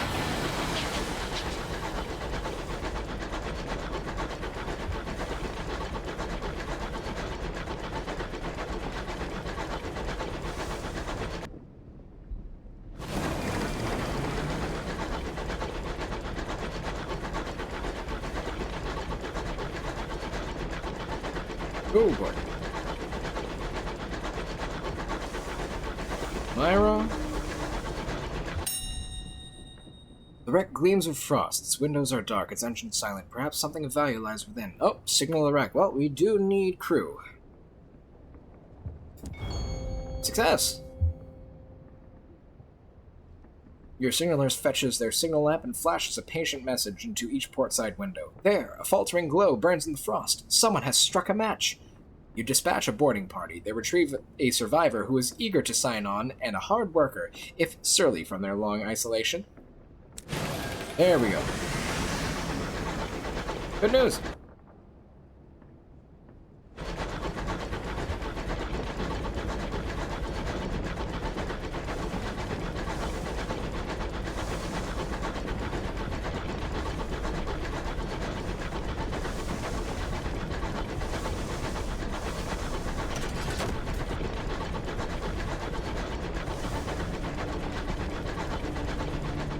Oh boy, I think we're here.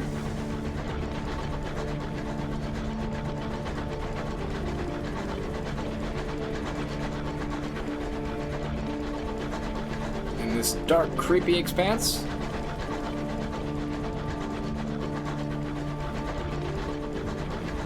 Last time I played through this game, I vaguely remember it. Hope no one's afraid of the dark. The Mother of Mountains bleeds ours. Can you taste your misery? The repentant devil is curious, not sad. New port captain, your crew crowd to the windows. Lustrum.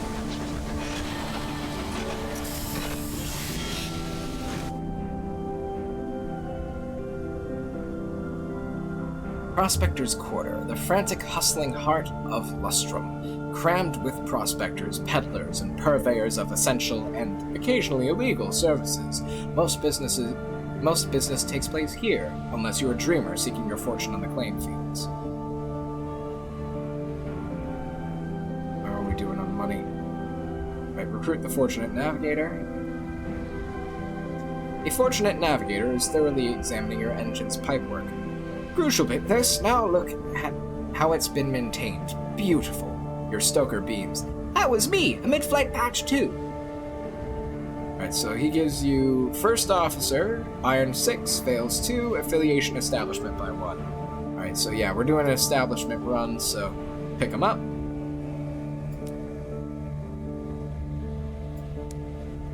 Oh, that's not what I wanted. Alright, and he is already there. Okay, we're gonna switch to Repentant Devil for the signaler.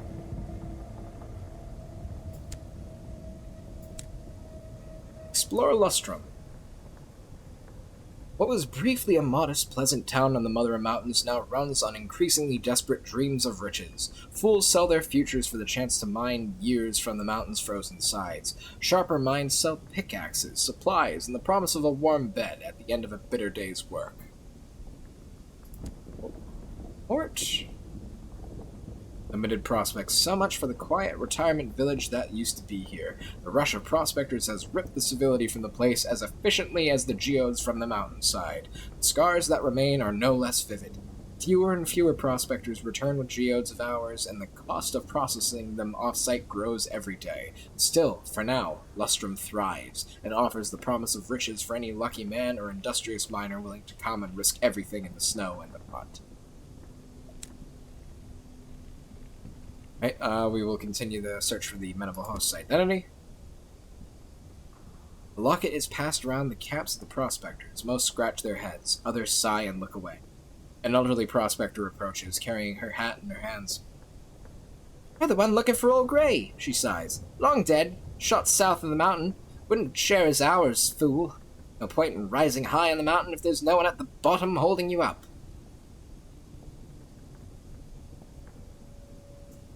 So, nothing explicit there. Apparently that man's dead.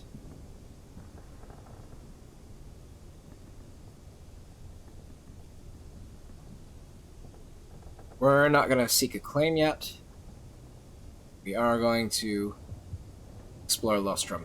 This port started as an enclave of well-off Londoners hoping to absorb the youthful energy of the mountain when the prospectors arrive. Tale of two ports. Your boots crunch through the snow, clean and bright, lacking the lingering sadness of London's ammonia-suffused lacquer.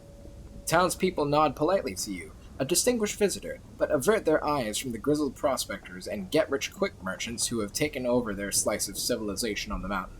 They wait impatiently for a day when the mountain has nothing more to offer, and the uncouth invaders finally leave, hoping that something still remains when all of value has finally been plundered.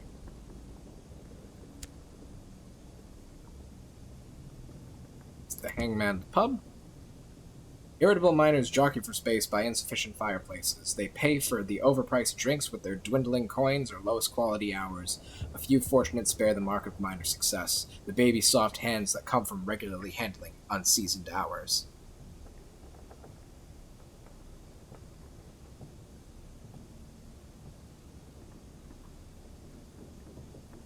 Let's see.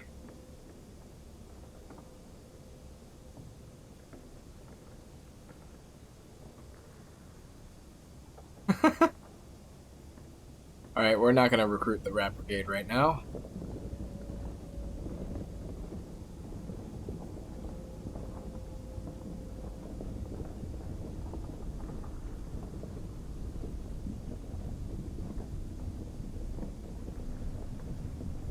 Yeah, we'll buy a round of drinks for the miners.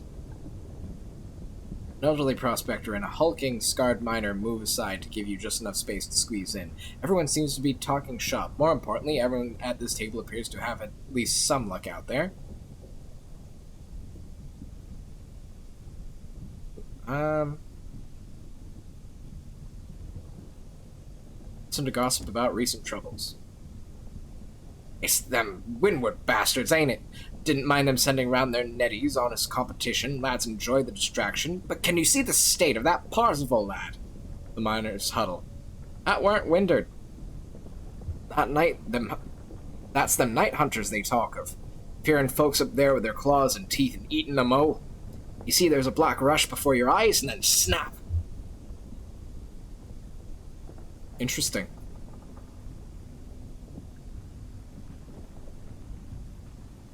Approach the figure in the corner. The cloaked figure beckons to you. Valuables for sale, it wheezes. Voice throaty and high-pitched. Exchange for buried time, yes, please. It offers unusual relics in exchange, or a few rusted coins that would barely buy you transport to anywhere else. Talk to Mr. Penny's. The miners try to ignore it, but it must have had some reason to bother setting up its stall here.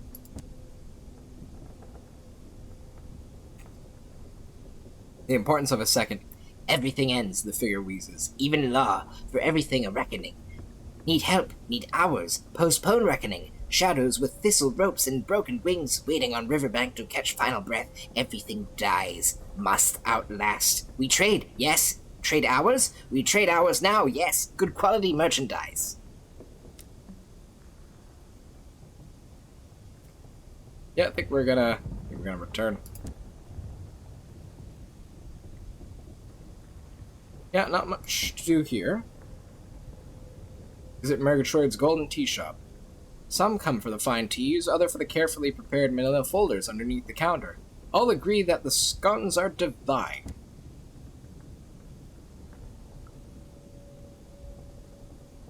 An oasis of London civility and culture in a town with little of either. Melusine Murgatroyd stands proudly behind the display of fresh scones and slightly yellowing cream buns. At a small wooden table, Successful prospectors and their significant others welcome themselves to the world of the Novo Riche with a spot of afternoon tea. Pinky fingers stand proud and erect from bone china cups covertly topped with moonshine. Ugh. Not gonna worry about tea now, because we don't have any terror, but we'll speak with Melusine. Smelling faintly of burnt hair, she tinkers with the latest invention intended to be her ticket out of both this no-horse town and her father's control. Eyebrows, she confirms, are a small price to pay for scientific progress. Trade spy intelligence with Melusine.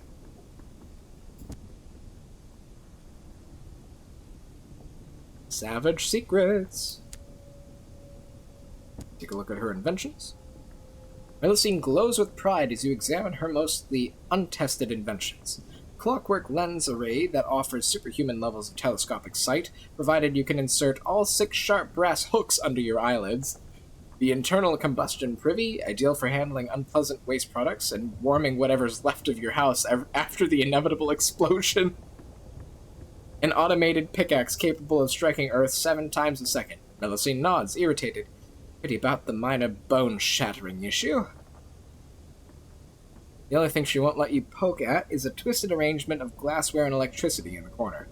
It's not mine, not entirely. I'm still working on that. Complicated, you know if you know. If you don't, I shouldn't say.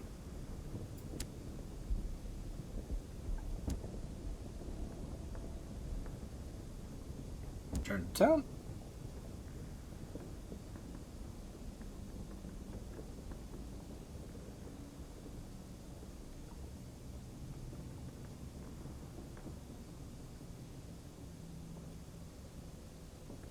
Speak with a watcher by the station. He stares at your crew as they disembark your engine. He turns away when none emerge holding anything. He's clearly agitated.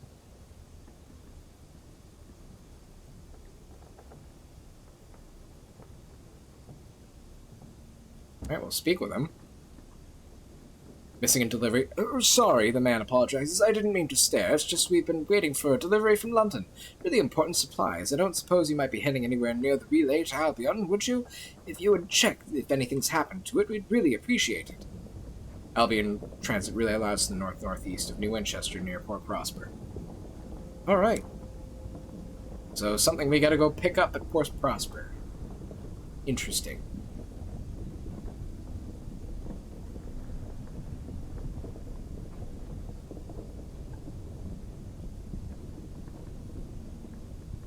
Alright, let's check over here.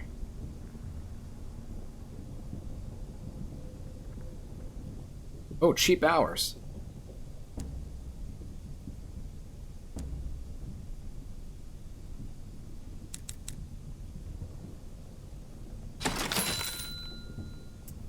And then pick up some supplies, because the fuel will last us back to London.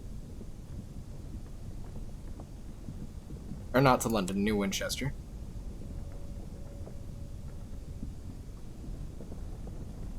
London is not in this region.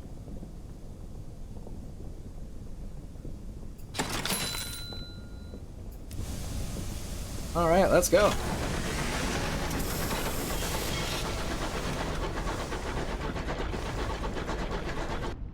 Yeah, we're gonna go the long way because we're not equipped to handle the desolation of Salaba yet.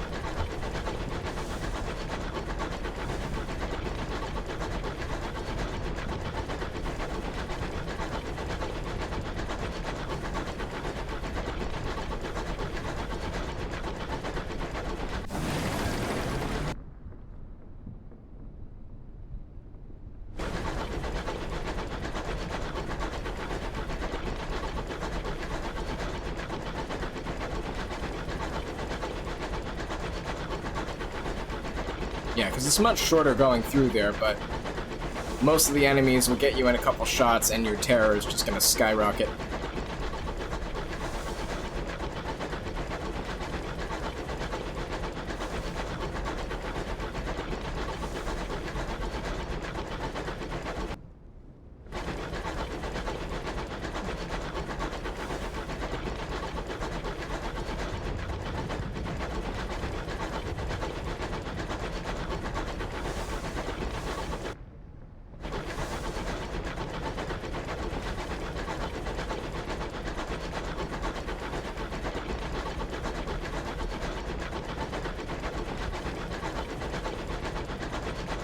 Oh no, one of these buggers.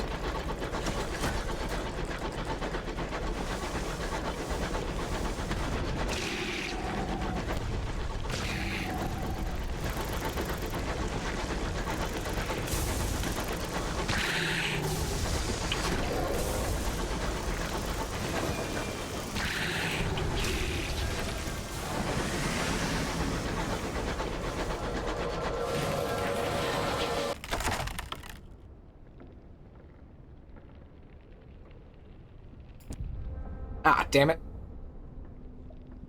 Lost hull, but we did gain something. Yeah, I'm not gonna run after that. Oh, no, it's running after me.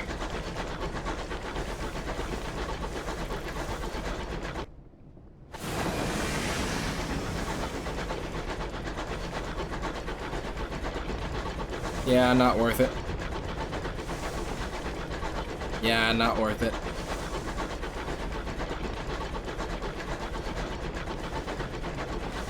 Waste too much time shooting everything, I am going to get stranded.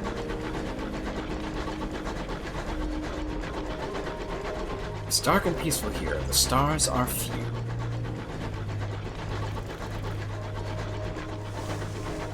Oh, look, another one.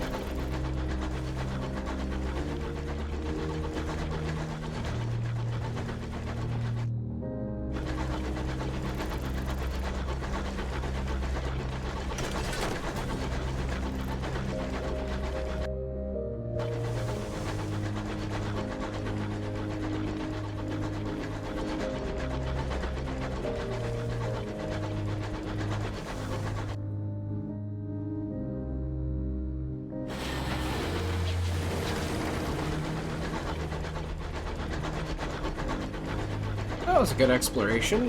We got 3 new ports.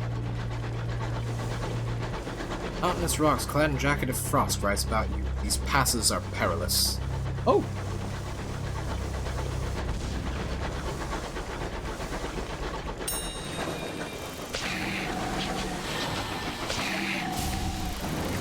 That's right.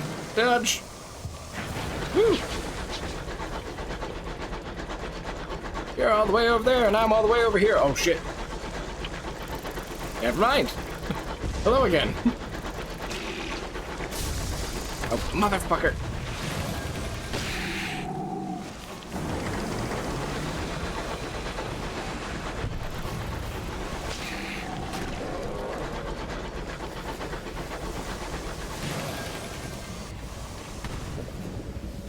That's the wrong one. A stowaway. Something is amiss. Things are out of place. An unexplained crumbs on the pantry floor. The chief engineer's favorite wrench hung on the wrong hook. Several empty pages torn from the back of your logbook. The crew protest their innocence and contribute their own stories. Vanished shoelaces. Doors left open. Oily footprints on a door frame. You have a stowaway. Conduct a thorough search. Oh my god, that was a success! Unexpected cargo. After an hour, an indignant stoker drags a sooty-faced urchin before you. Found her hiding in a supply crate in the hold. She had a right little treasure trove in there. Cutlery from the galley, Jones's Bible, and my best socks! He brandishes a horrible pair of socks. The stowaway pricks her nose defiantly. The urchin wears an oversized Skyfarer's coat, clumsily and drastically hemmed at the sleeves and tails. Her eyes are pale, accustomed to starlight. A model of old frostbite blemishes one cheek. When she speaks, her voice seems older than the rest of her. What is she? 12? 13? Oh, hello, Augustus. How are you? One of my cats has come to say hello. Ask her what she's doing here. A locomotive is no place for a child. Hello, Kitty. A wanderer. She shrugs. Just catching a ride, she says insolently. I've been catching engines across the reach in Albion for years. Seen half the sky, I have. Port Prosper to the Silent Saint. Skyhenge to Carillon. Ask where her parents are. Possibly a sensitive topic. She looks at her shoes, mismatched and scuffed. Gone in a blockade in New Winchester during one of the bombardments. She breaks off. Anyway, a neighbor tried to look after me. Hi, cat. But I didn't like her much.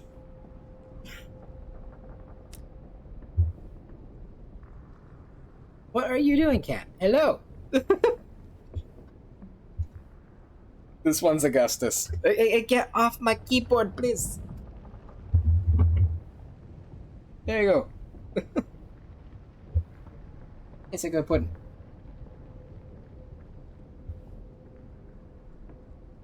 Ask her what she wants. Accustomed to the sky, she is taken aback by the question. No one's ever asked before. Usually there's a lot of shouting and I'm chucked off at the next port. She thinks about it, looking around the bridge. She's a good engine, loyal. I'd like to stay, she decides, until such time as I don't. Oh, cat! No, cat, no!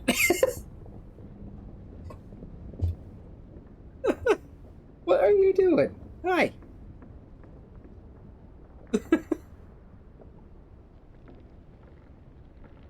Just being a big guy.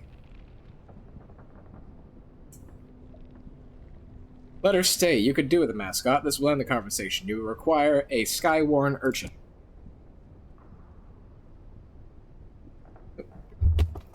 Oh, cat, no, let it go. I will put you down, just let it go. He slipped a little bit. Okay, pun.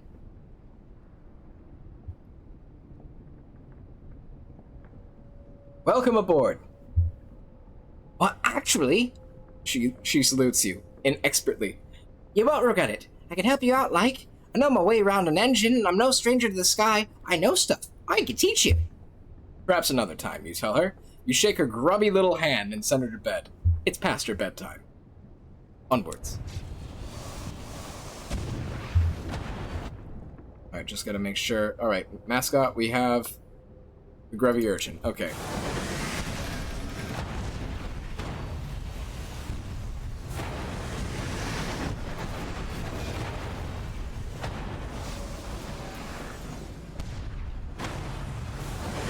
There we go.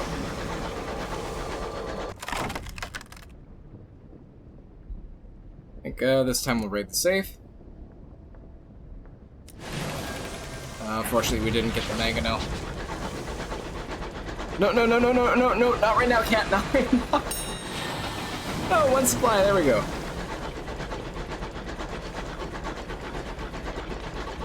Hi, cat. How are you? Blue. Oh, I kind of took the long way. Hi.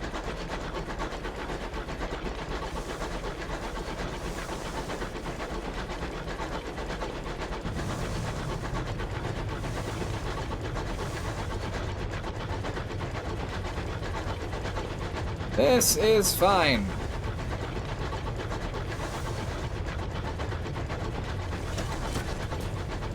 I know that look, cat. Don't do what I think you're going to do. No, don't sit right there.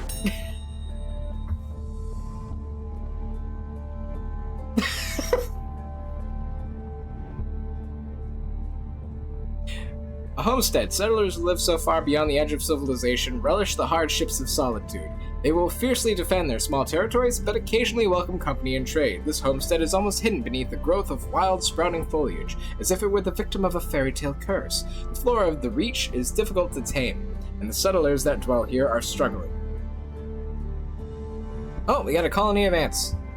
A phlegmatic researcher of Leadbeater and Stainrod requested a sample of the little deers. Onwards! Okay, let me put that. Alright, cat, I need you to. Hang on. Here we go. Go over here.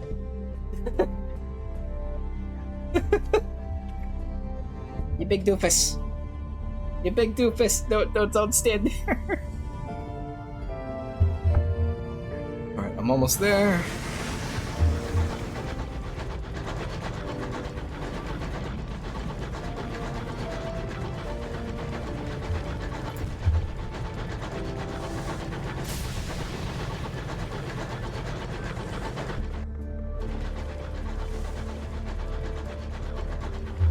Little bit of a dire situation.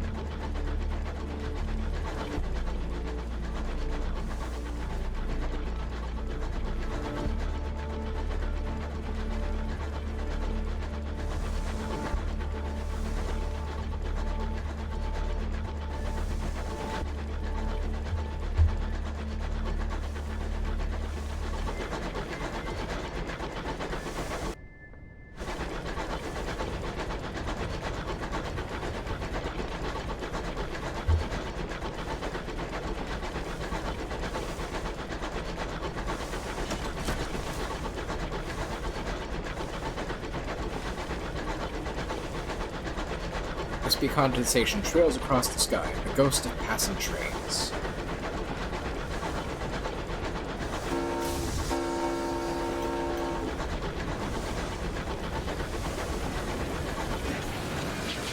There we go. Clamoring central station of New Winchester, a place of steam and smut and thundering iron. Here you can find people willing to pay for skilled captain service. Oh, that's not...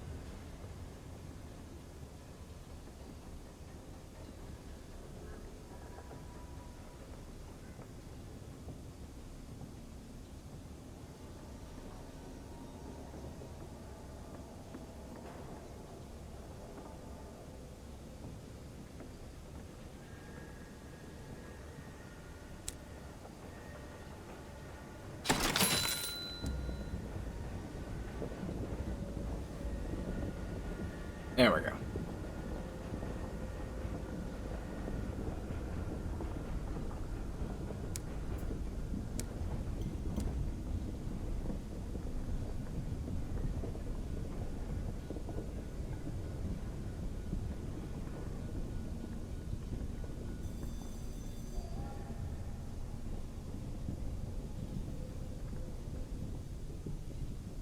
Alright, I think we'll... So we don't have new trade prospects at the moment that we can reasonably do.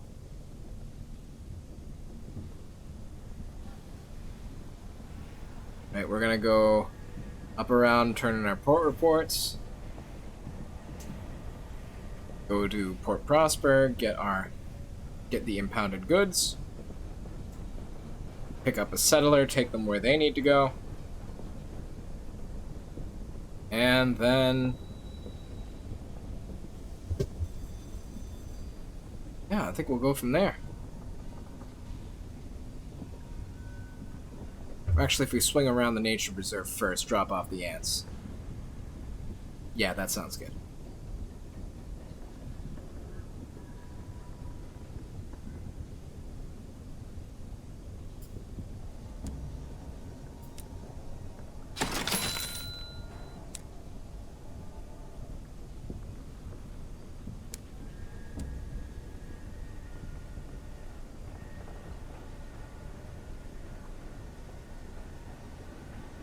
Oh, that's not bad. Fully repair. There we go.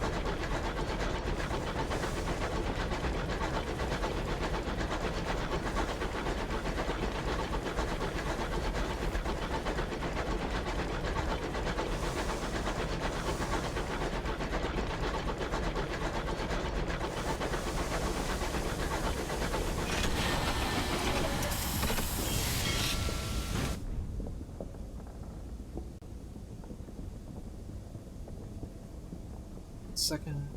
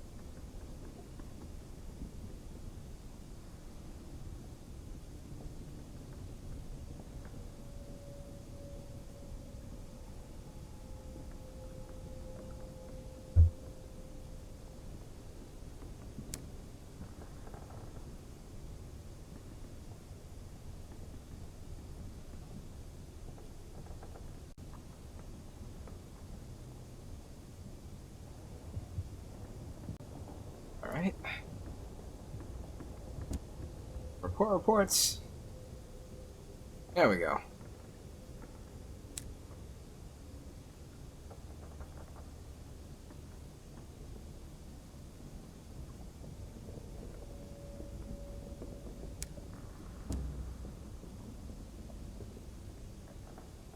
Oh.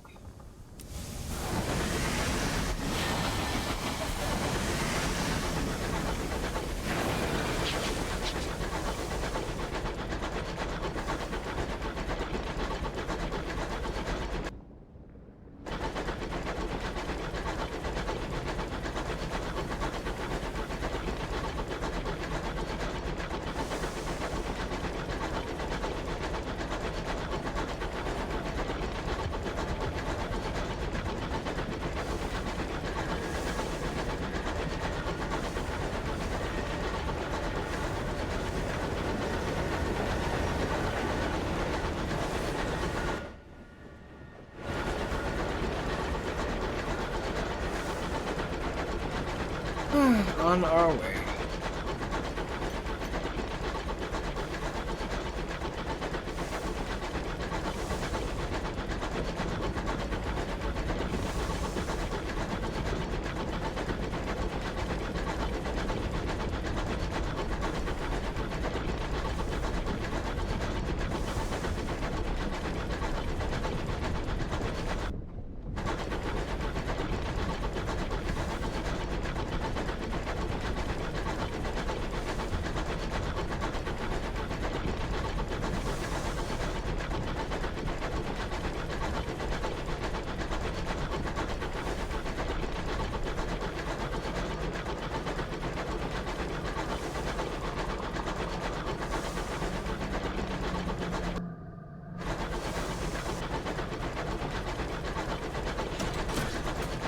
Oh, I hear the sounds of combat.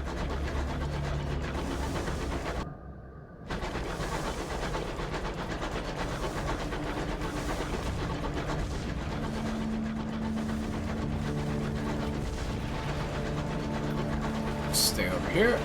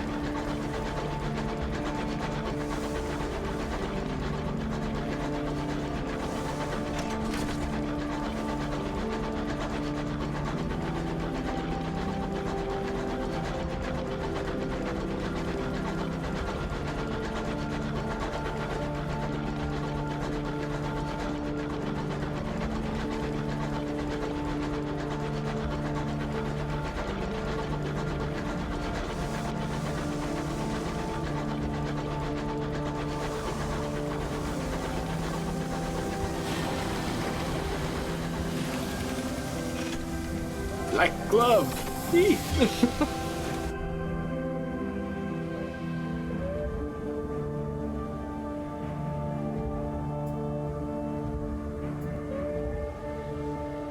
Report. Oh! Oh, how many of these do I need? Or I don't know. Alright, well, pick up 3, because these are rare in this region.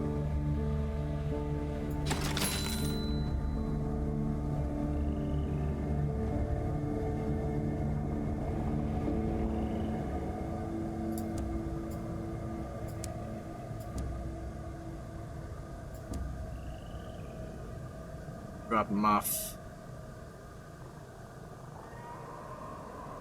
The ants.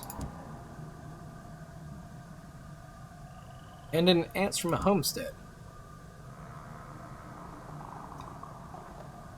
We're thanked for your efforts and asked to wait while the company sorts out your rewards. It might take a couple of days. The phlegmatic researcher invites you over for tea. Marvelous creatures, he says, passing you an envelope of sovereigns from the company. As far as I can discern, they only seem to mind when a human is about to die. I wonder what it is about us. 300 sovereigns. Tidy little sum. Researcher get to work. Alright.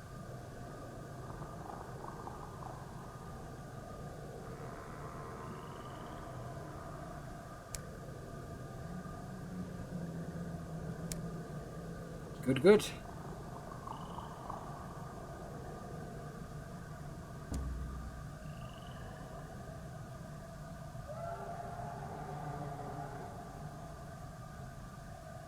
Fine on that for now. Let's check.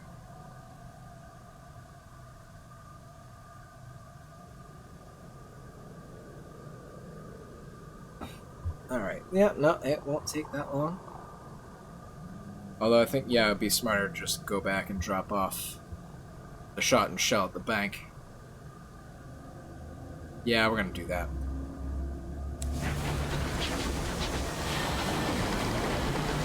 And the wind again. Oh. Oh, gone as quick as it came. Oh, a memorial. Cryptic Stoker wants to hold a memorial service for the crew that have recently died in your service. Judging by his tattoos of a storm studded with mouths, his rattling collection of talismans, the ceremony is unlikely to be Christian.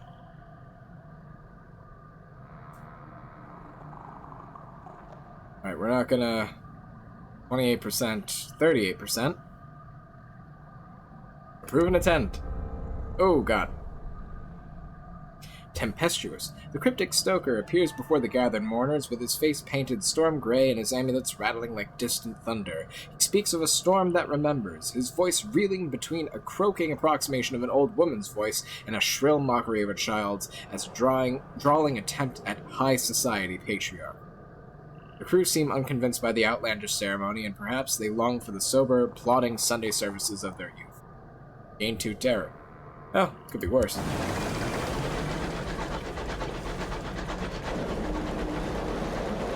And it's back. Brilliance.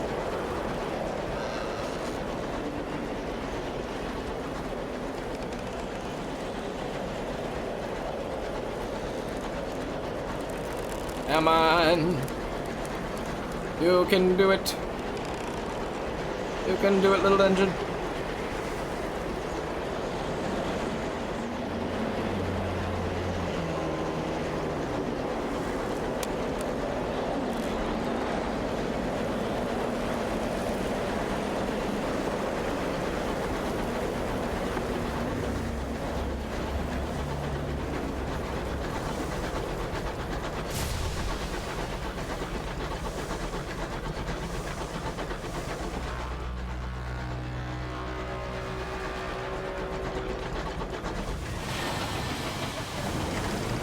Yeah, we're going around.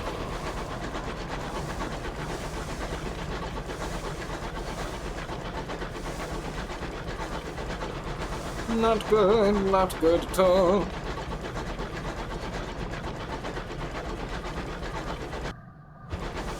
Oh, hang on. Really forgot what I was going to do. Okay, there we go. Go this way.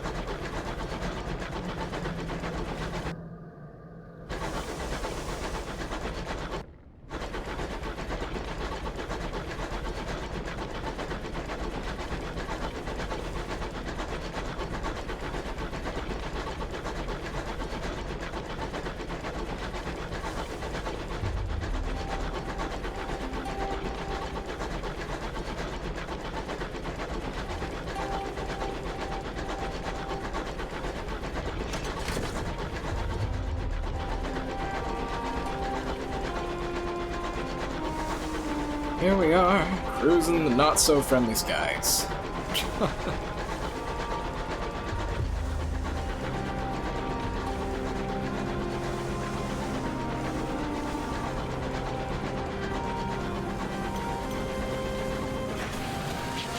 Alright.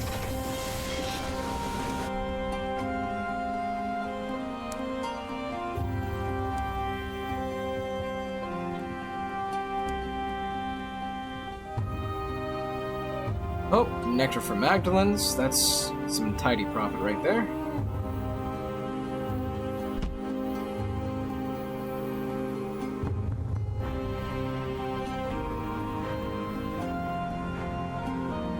Oh yeah, if we just dart over to Carolon and went over to Magdalens.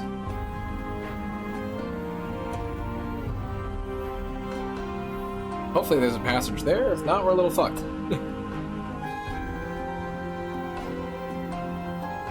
Alright.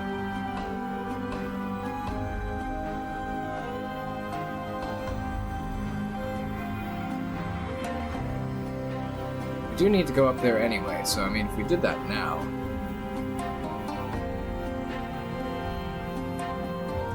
Munitions for Port Prosper's parsimonious chairman.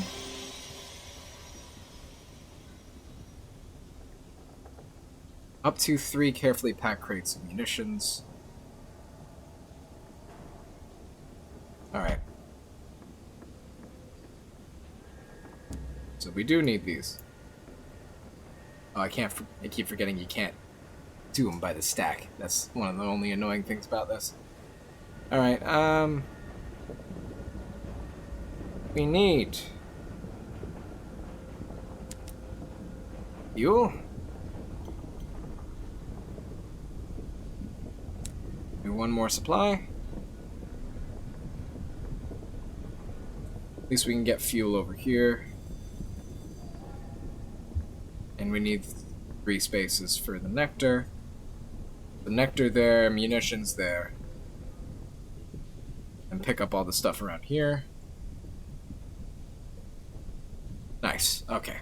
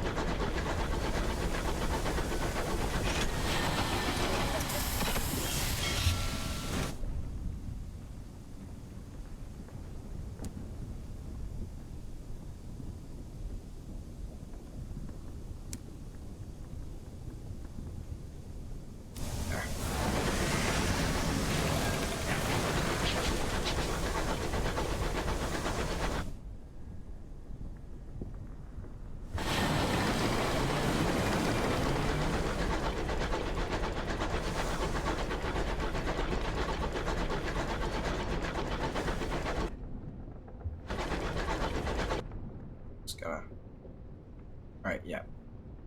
We are all set on that front.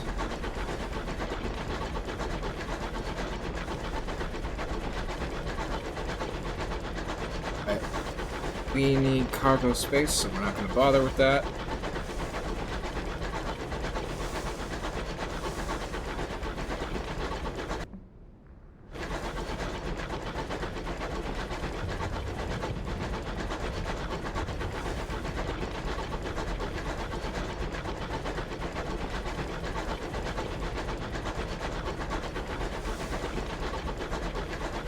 Want to check where's the amenable host's other identity.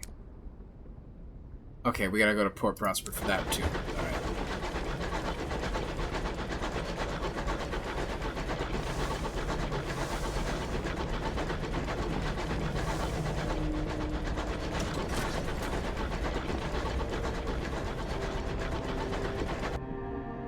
Hello, Kit.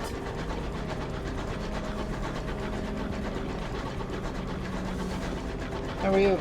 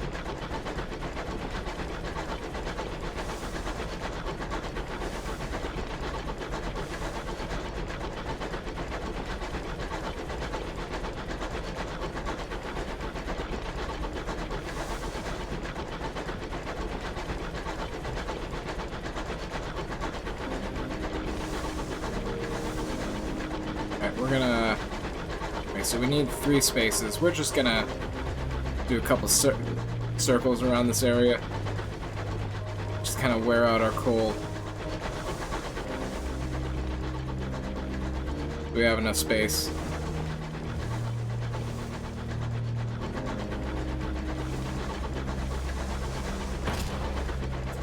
That's because I looked at my cat.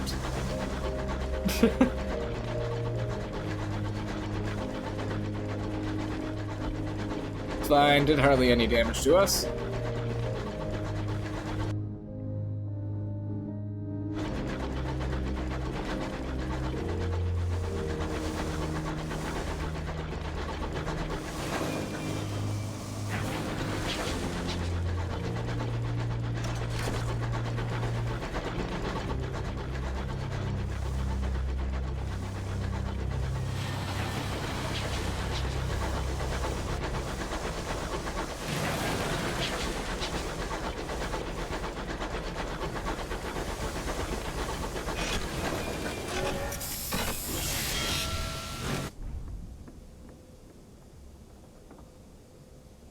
Overgrown shrine. The path leads to a broken statue, seemingly ignored by the devils of Caroline, except for whoever placed the freshly lit candles at its feet.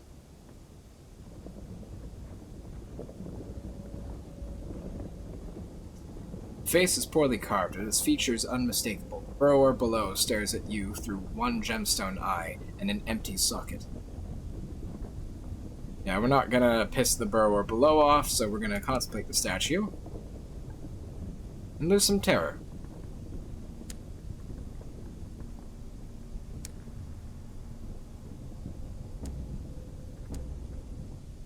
We need 3.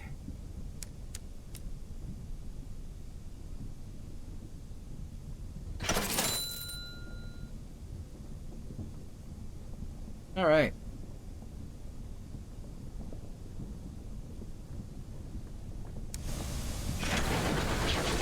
And off we go.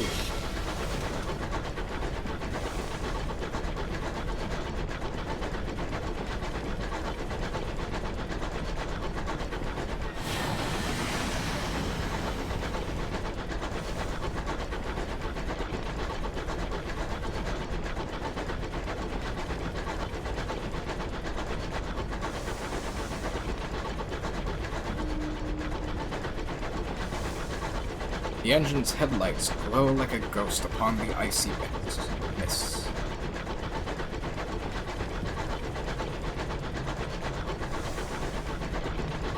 Nope, we have no hold space, so we'll leave that.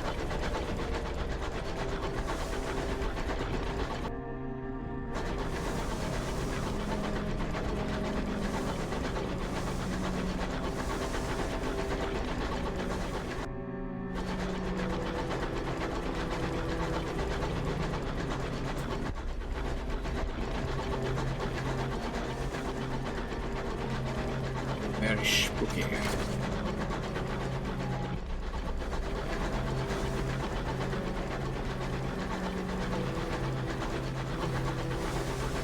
Oh, watch out.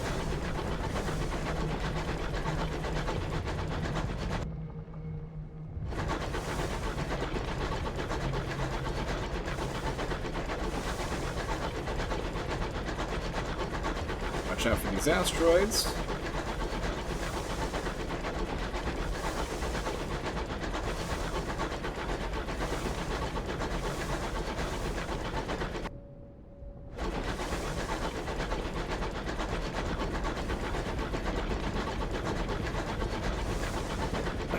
I am right.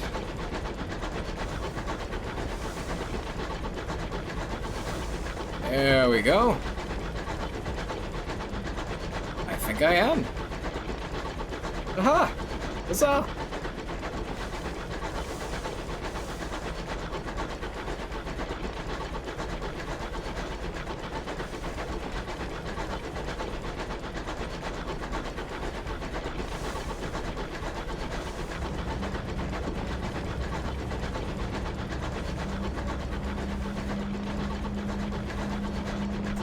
Okay, who does that belong to?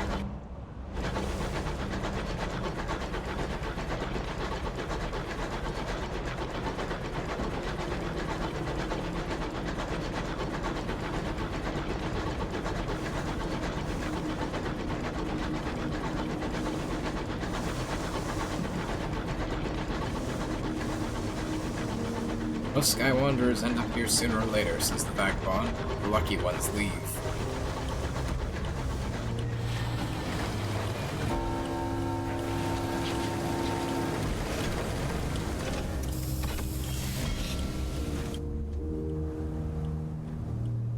Keepsake Market.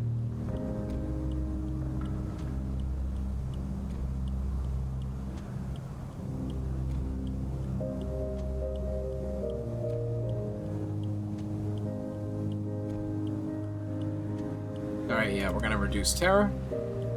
Oh, nice. The Blythe Bar and the reception is famously well stocked. Attendants are on hand to keep an eye on the clientele and ensure no one seeks treatment while too squiffy. You while away a few hours in the company of several windward defectors, a traveling magician, a pair of quarreling botanists, and one most definite ministry spy, aided by the convivial delights of a bottle or 3 of starshine-tinted brandy. Lost 50 sovereigns, your terror is falling. Onwards. Alright.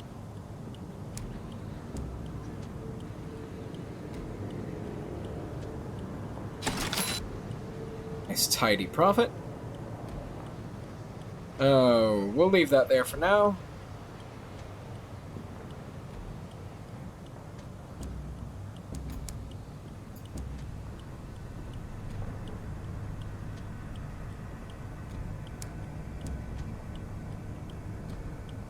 We have enough fuel to get to Port Prosper. Get 1 supply. Nice. Onward!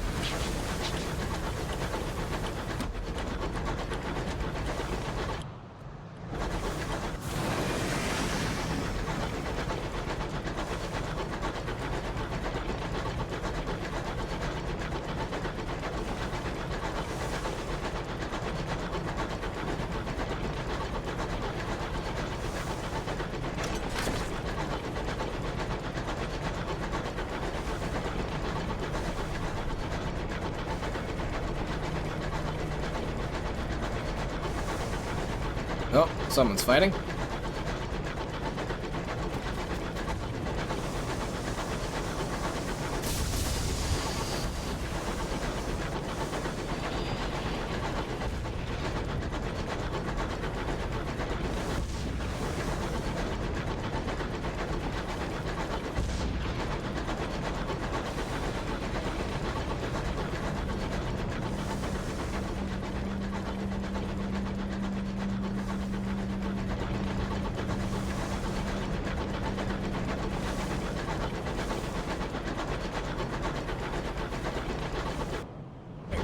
Through.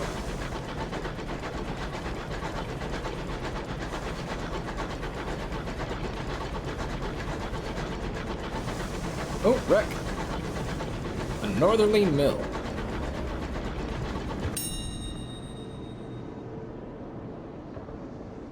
Signal the wreck. Ah, shit. Your signaler fetches their signal lamp and flashes a patient message into each portside window. You watch and wait. There, hands banging on the glass from within, a wild-eyed face. You dispatch a boarding party. They retrieve a survivor who is eager to sign on. She proves to be a hard worker, however her reckless laughter and her stories of the horrid, haunting things she saw from her frosty window do not improve morale. Oop! Right side, we got crew.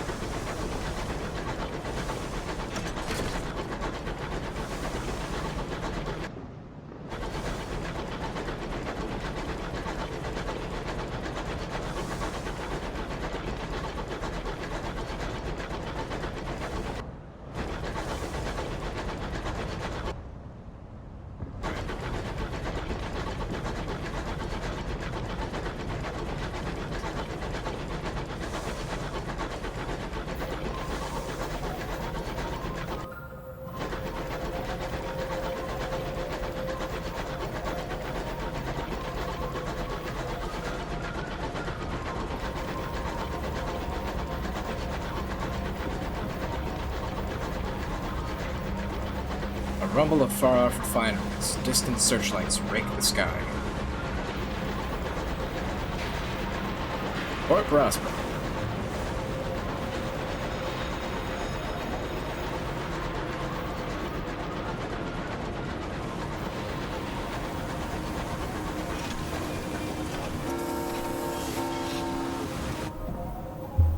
Queen's Cross Station.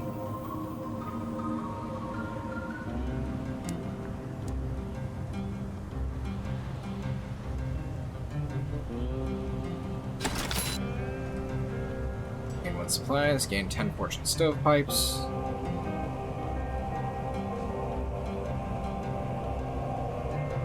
Alright, nice.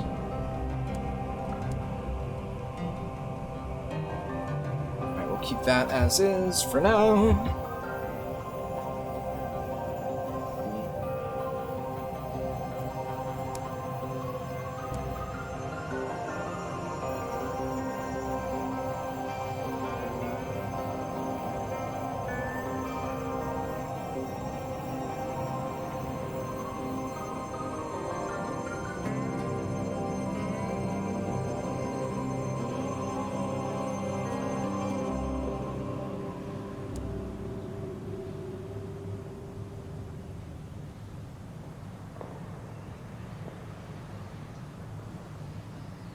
Alright, and we'll go visit the transit relay.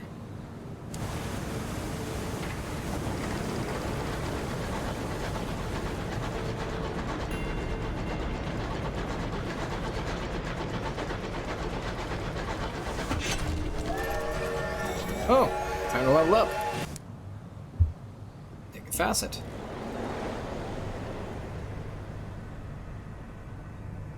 What do the winds of fate hold in store? A narrow escape. Your engine was nearly destroyed, but you lived to fight another day. You unlock this when you survive your locomotive being reduced to less than 10 hull. Get Hearts and Veils, Vision of the Heavens, or Hearts and Iron, Vision of the Heavens, Tale of Terror. Let's see. Learn to be cautious, it has emboldened you.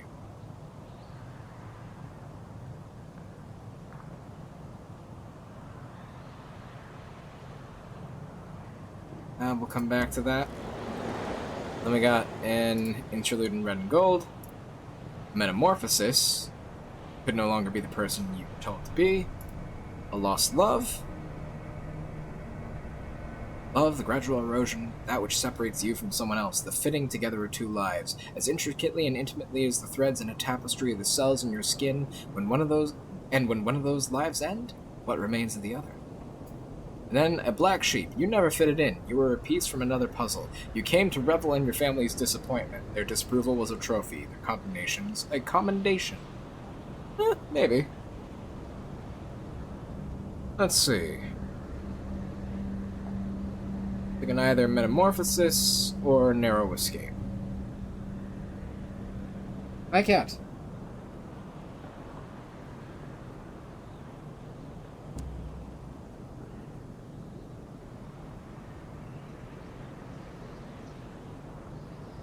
Yeah, we need more hearts and veils too.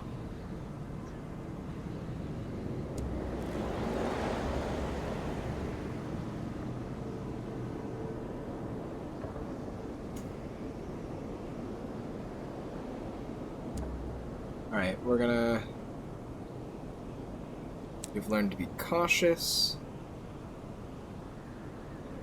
Death waits in the sky, kept at bay only by a few inches of plating and the fires in your engine.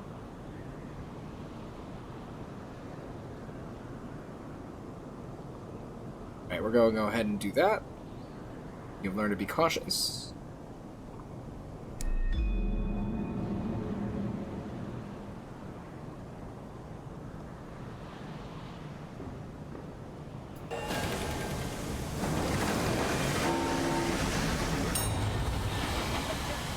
No, kitty cat. What are you doing?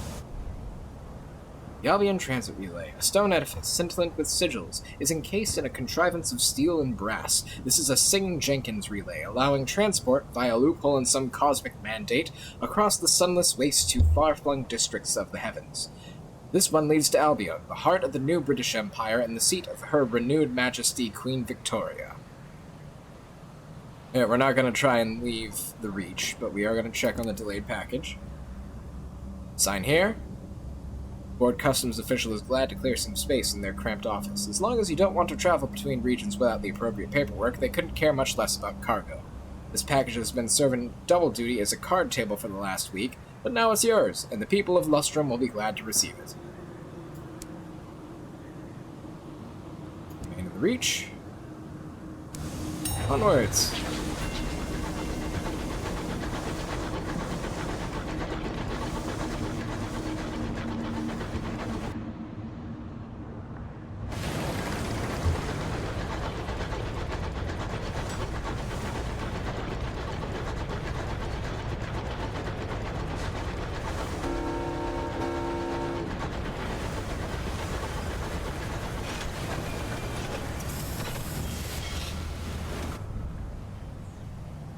Alright.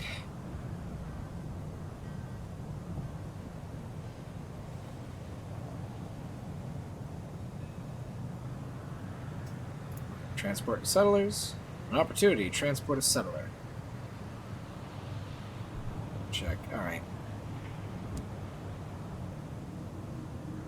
I simply must move to Titania. From everything I've been given to understand, it's altogether divine. Oh boy. If only they knew. His handshake is firm to the point of rudeness. He leans in close. My time is precious, you understand. I'd appreciate it if you got there as quick as you can. I shan't go unrewarded for the effort. Onwards. Alright, let's get...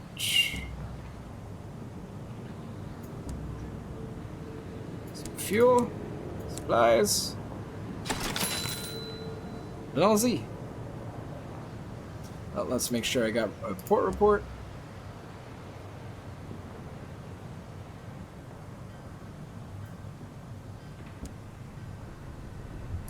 Continue. Search for the amenable host's identity. Not a soul in Port Prosper recognizes the locket. Who's that then? Does he still wear his hair like that? Fancy become familiar refrains. More promising is the house you saw painted in the amenable host chamber. You locate several candidates, all apparently repainted over the last couple of years, but one is in the exact location as is in the host painting. Nobody seems to remember who owned it or why, but apparently had once been associated with the Parlor of Virtue, established not long after Port Prosper's foundation. We found no conclusive evidence. Return to amenable host and decide what to tell him. Alright.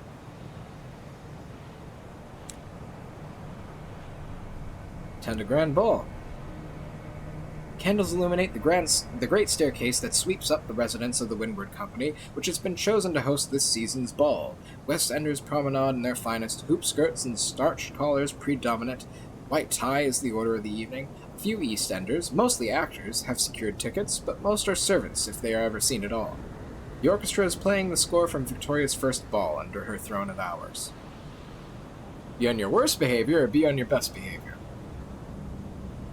I think be on your best behavior.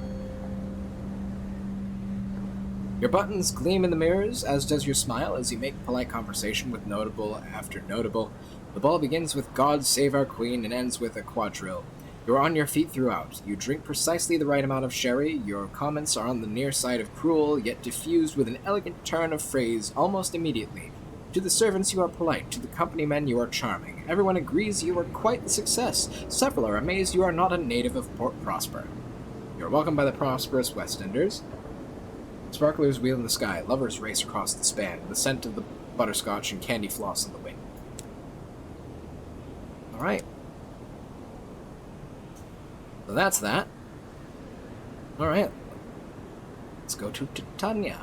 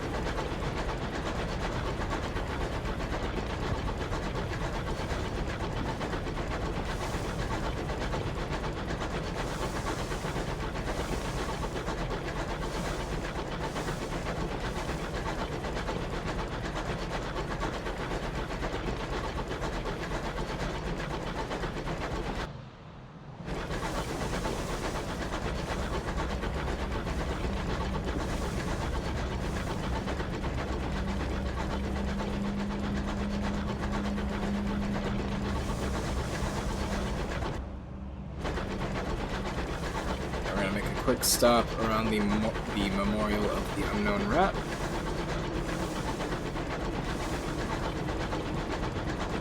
Which will reduce our terror.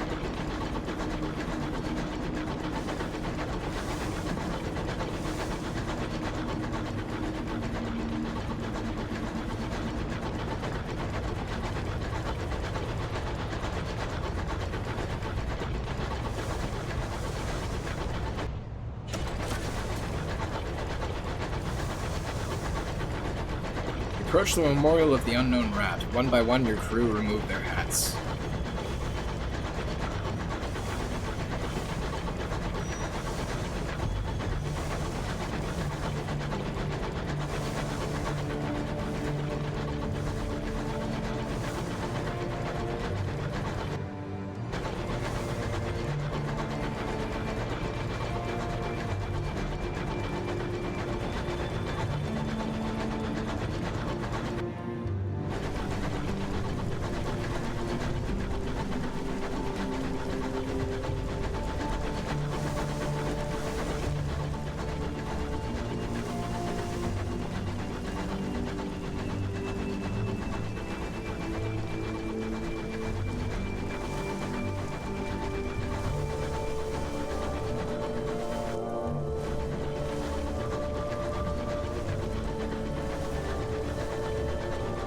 Distant nebula shines in this place. Its light is mellow as melted butter.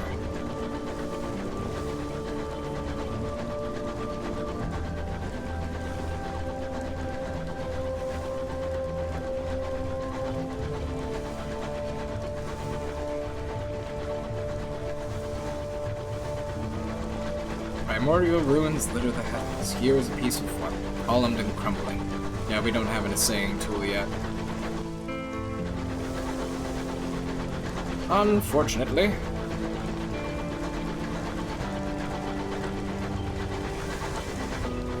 Ruins claw the sky, the work of giants.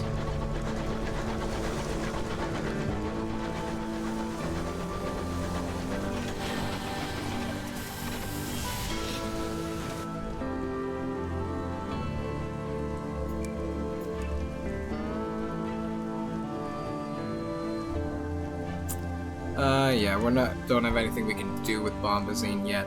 Too expensive for us right now. So we're gonna leave that alone. Port report. Be on our merry way.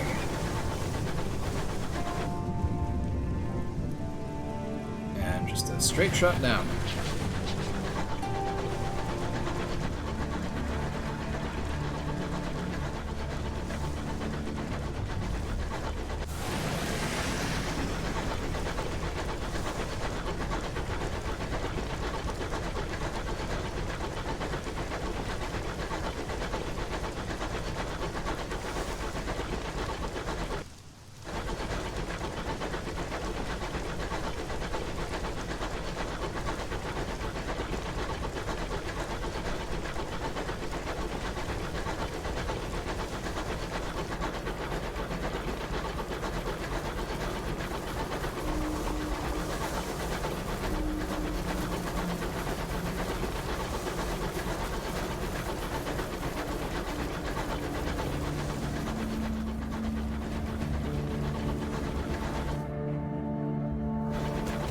Oh shit.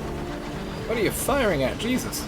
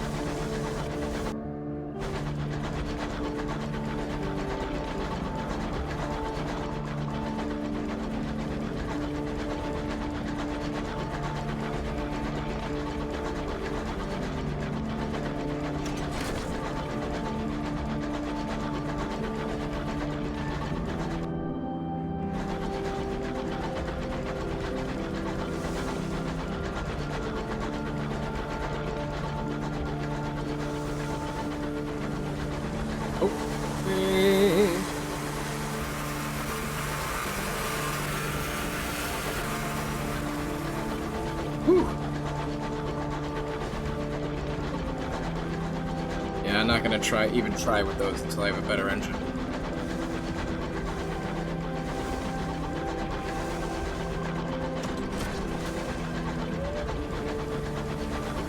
Still can't outrun him, but at least it allows you to fight him better.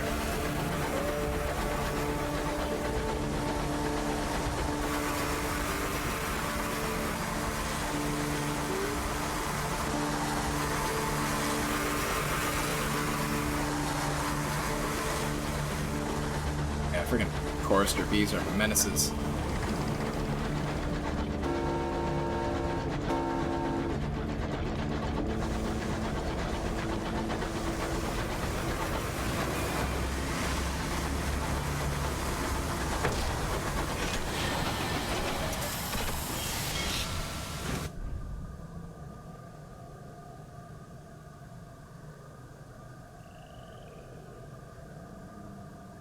Attending an art exhibition.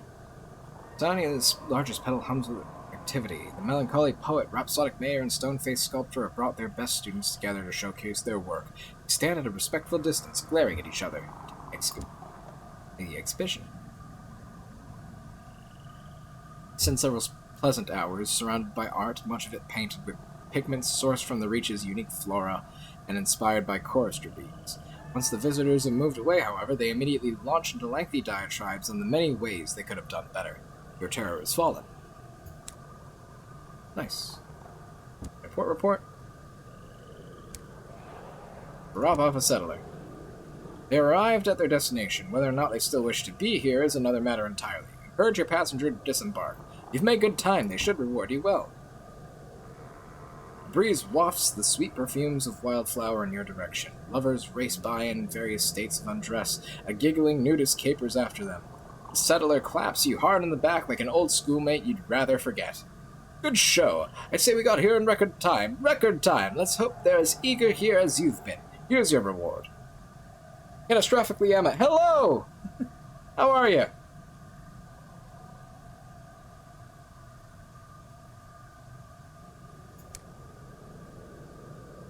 Glad you could drop by.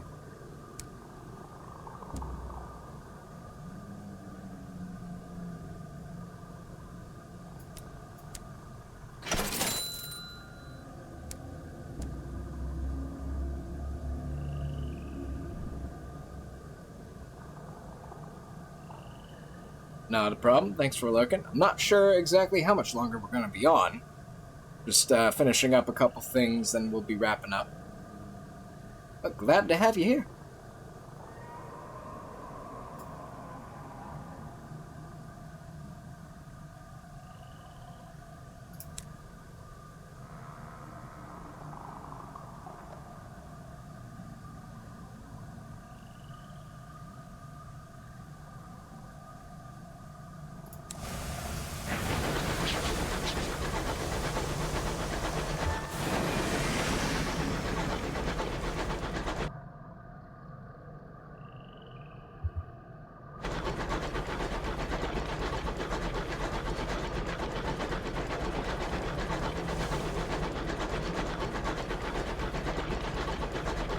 I think we'll go this way. This should not fly through the swarms of chorister bees.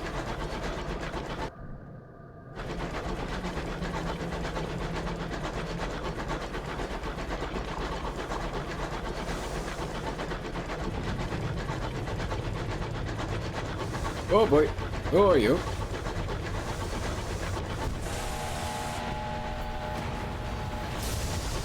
Hello, Mr. Reach Marauder.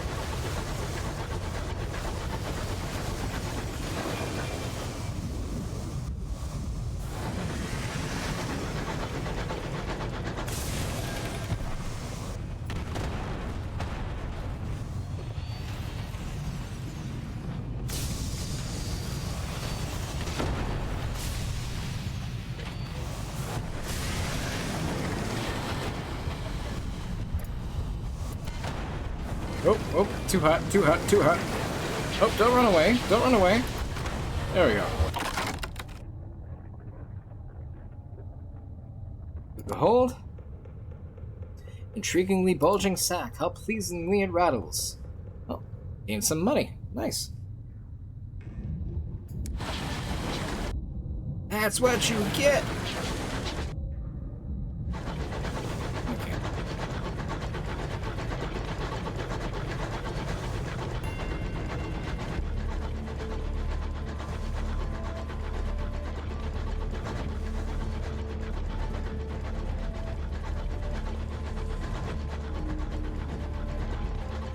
This corner of the sky is little traveled. It's been given over to the fungus, the wilds, and the lost.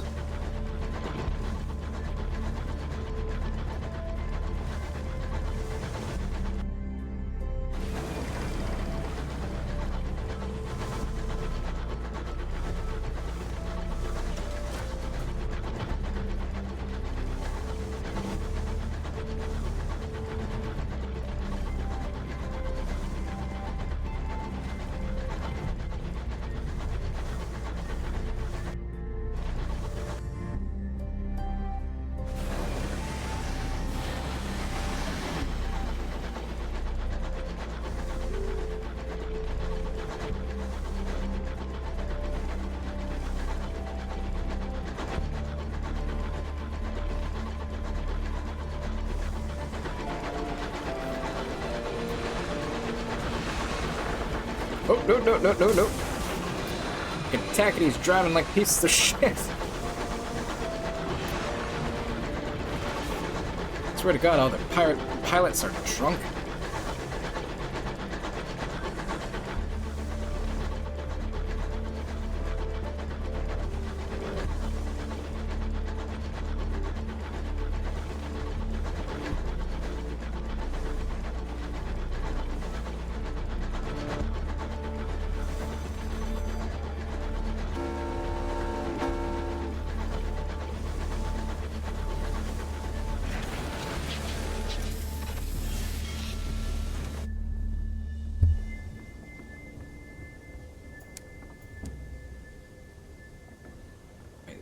Bronzewood for the Prosper engine yards. Though Captain's general manager of the Windward Company is prepared to pay handsomely for up to 7 consignments of Bronzewood to be delivered to Port Prosper as soon as possible. Company's motto, progress marches on. Oh. Hours for the circus, we can claim that. We'll claim Bronzewood too. That'll probably be a next stream thing though.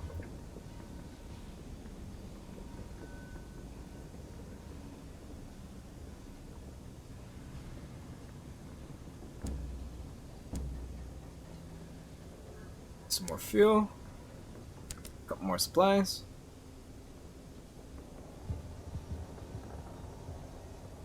We're gonna stop by Magdalene's quickly. Urban Hangman, achoo, it's an archaeologist, sorry. Sorry you have a, allergy to academic and technical specialists.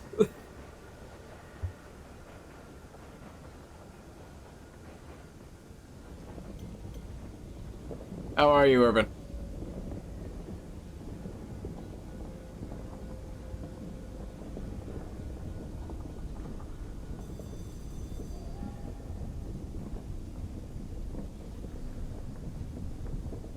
Actually, yeah, technical specialists. Where do you think the majority of archaeologists work?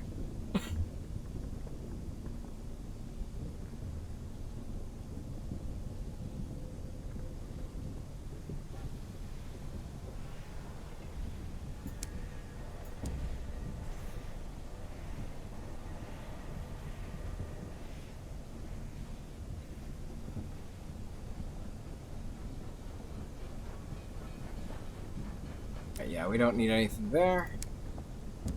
Got all we can over there.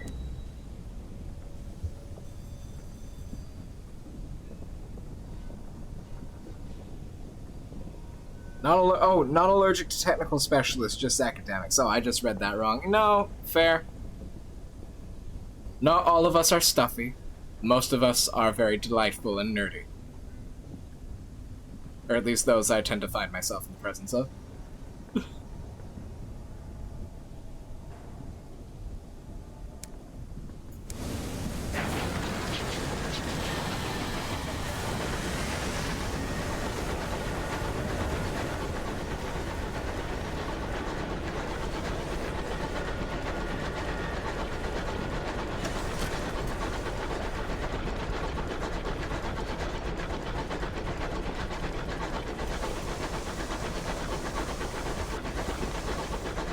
Gonna need to stop here.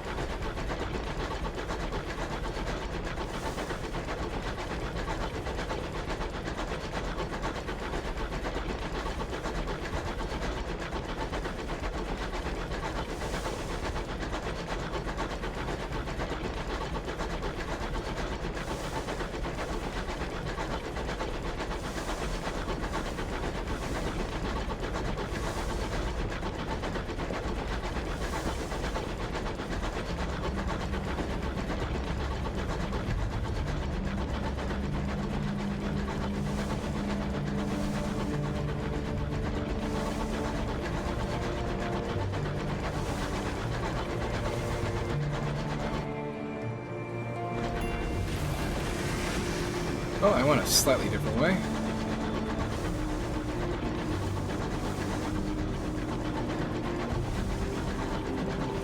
Oh, homestead.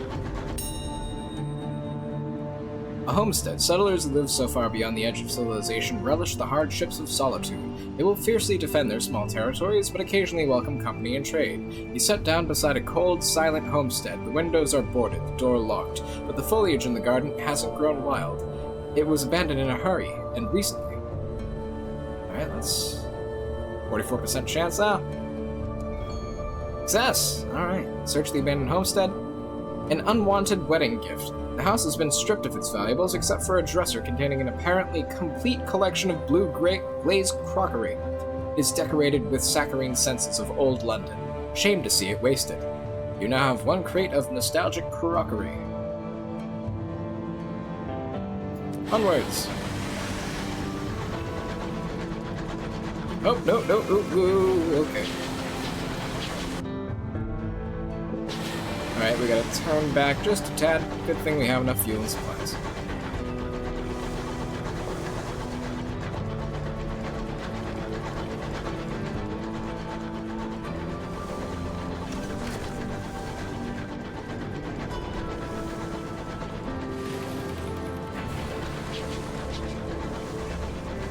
Oh, and there's now a wreck. The Paper Tiger.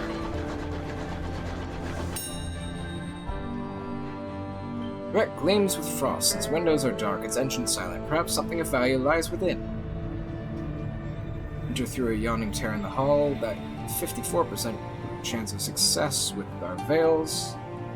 We have 9 crew. Damage is so expensive that the whole chassis is on the verge of collapse. Tread lightly. Partial success. You lead the boarding party into the groaning hull. You need to be quick. It sounds like it could tear itself apart at any moment. Insulated in your sky suit, lamp held high, you lead them towards the galley. For supplies, the magazine to retrieve munitions, the captain's quarters for random stuff, crew quarters for any valuables, the engine room for fuel. While we have enough supplies and fuel, I'm gonna get munitions, because that's a little rare out here.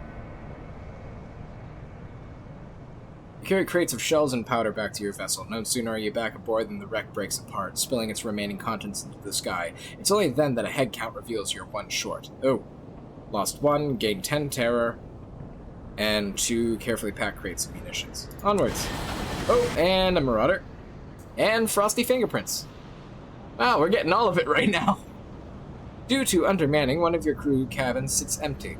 But a story has taken root among the crew that something sleeps there on nights when the wind howls, something that leaves frost on the bed sheets. Some of the crew have begun raiding the pantries to leave bowls of food outside the cabin door. Your cook complains.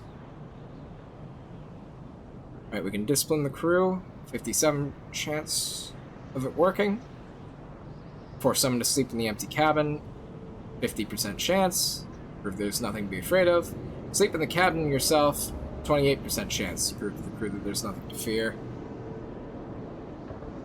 Alright. We're soldiers, so we're gonna attempt to discipline the crew. Success! A harsh lesson. You impose extra shifts for the whole crew, polishing the pipework, unclogging the latrines, and inventory. They quickly learn not to waste good food on this superstitious mummery. The bowls outside the empty cabin door disappear. Onwards. And Marauder, okay. Turn round. Come on.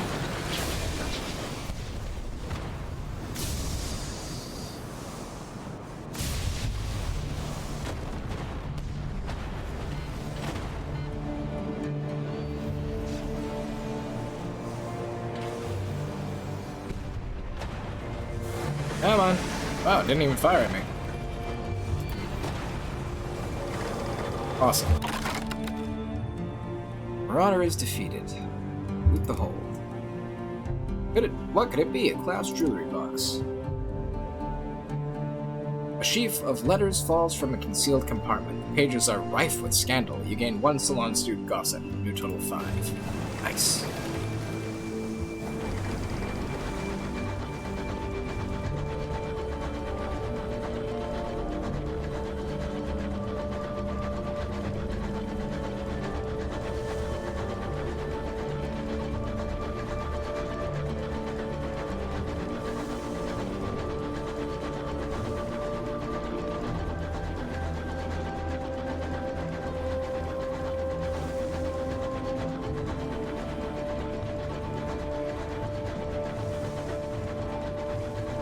Oh, hello.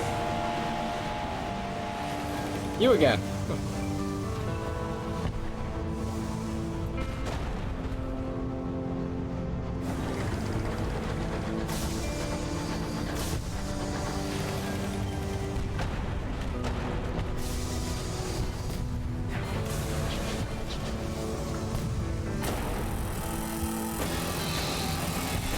Oh, okay.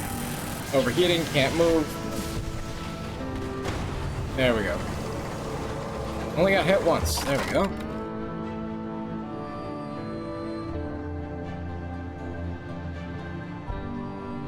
Right, so you prepare to board the buckled wreckage poised to plunder the plunderers. Behind you, someone is humming a song of victory. Alright, sirens are nice, but 100% chance of looting the captain's camp. And we gained some salon stew gossip. Nice.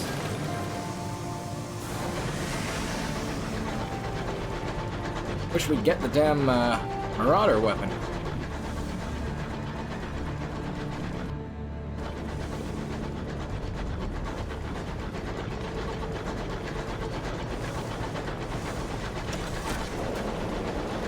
Oh, and the wind.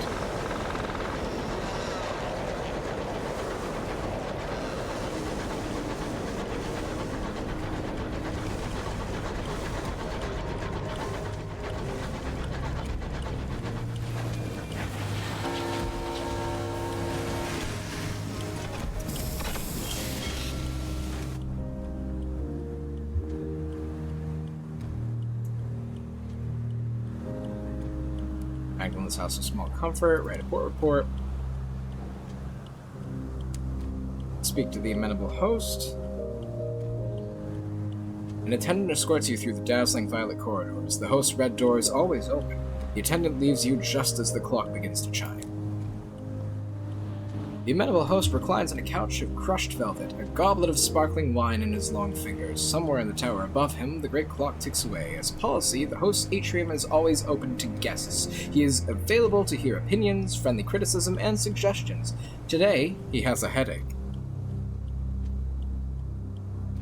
What will you tell the amenable host? You have pursued his memories enough to have an answer for him. The amenable host closes his hands around his returned locket. Now it comes to it, I'm not sure I want to know, but I've sent you out. He drums his fingers against his cup. You don't spare our guests the truths, why should I be any different? He fills goblets for you both. Well, out with it.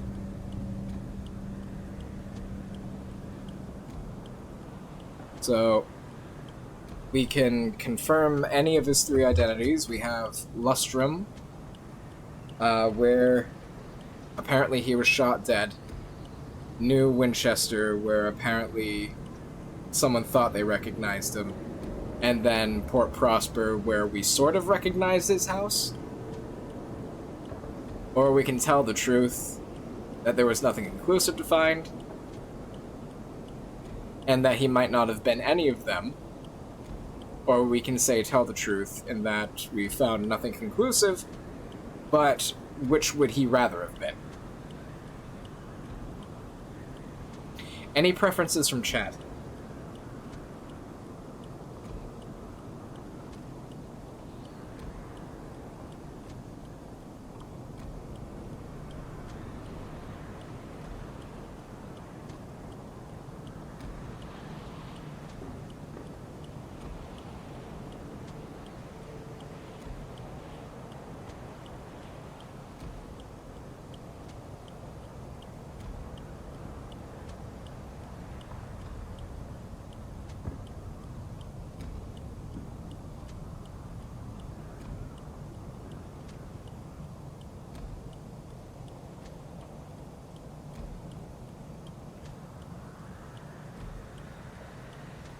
Any preferences at all?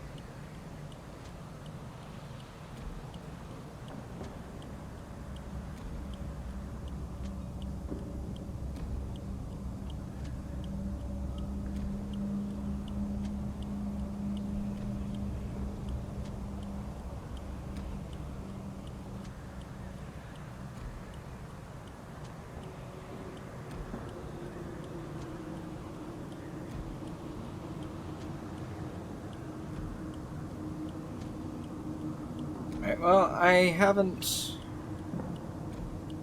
done this option, but I think I'm gonna confirm his identity in Port Prosper, because part of the thing was he has a painting of a specific building in Port Prosper in his office, and that building still exists in Port Prosper.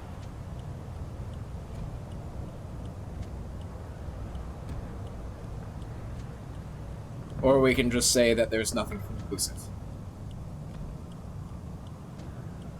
And then he might not have been any of them. All depends. I'm really happy we didn't die yet, because this quest auto-fails if your captain dies.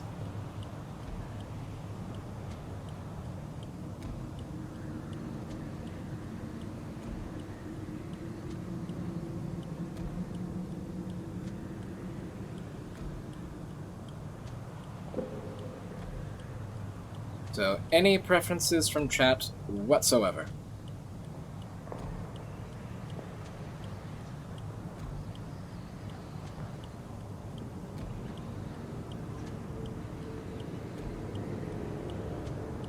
Going once. Going twice.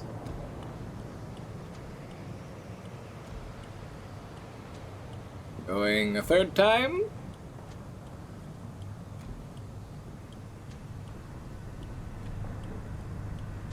Alright, we're gonna say...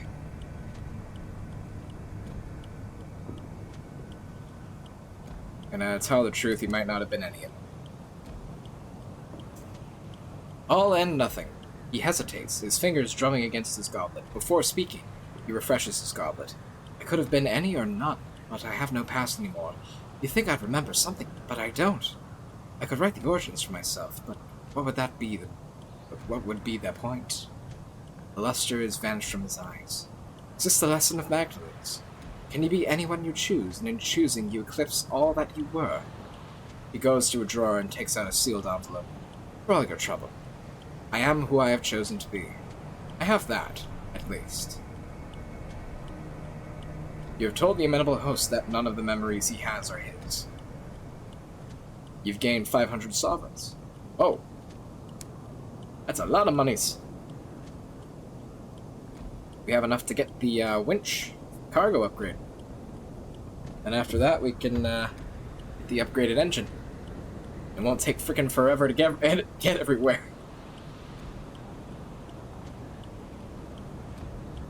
Alright. So I think, yeah, we're gonna go... You are known by the hosts. You are permitted to socialize with the attendants and observe behind-the-scenes life at Magdalene's. Oh, why don't we do that first? There are always jealous glares when someone parts the violet curtain that keeps the attendants' private space from their work. Backstage, relaxed chatter and the scratchy sounds of music over the gramophone fill the air. Clouds of powdered makeup and tobacco wash over you, mixed with lavender perfume. Share a drink, unwinding after a guest, is a necessity of life at Magdalene's. You share a bottle of wilderness-chilled wine with a troupe of attendants fresh from a circus performance.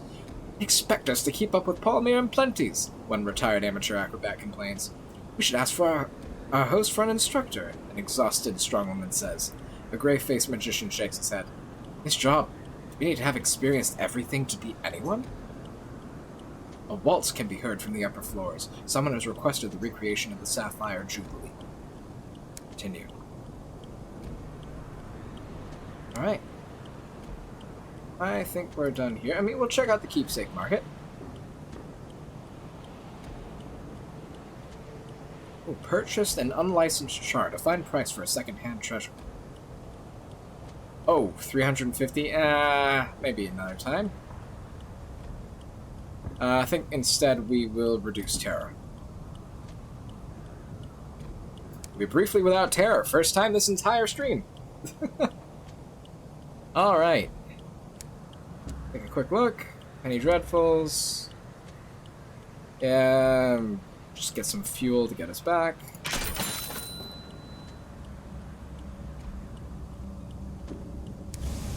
Alright.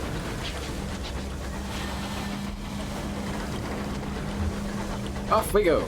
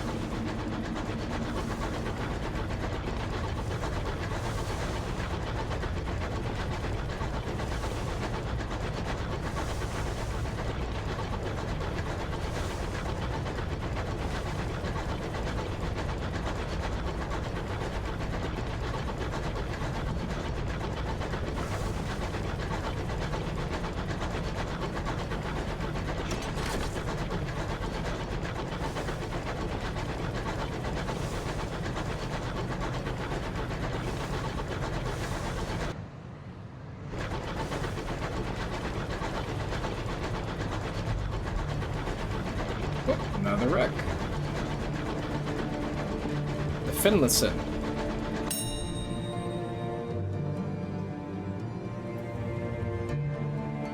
Alright, we're gonna strip her for repairs.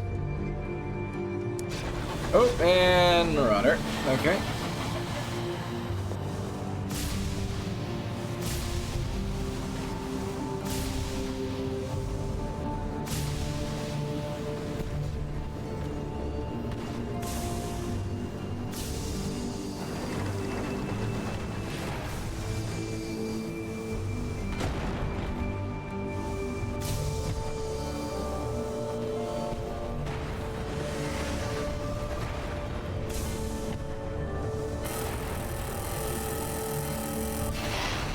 There we go.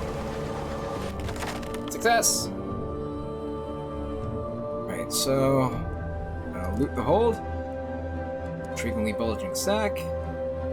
36 sovereigns.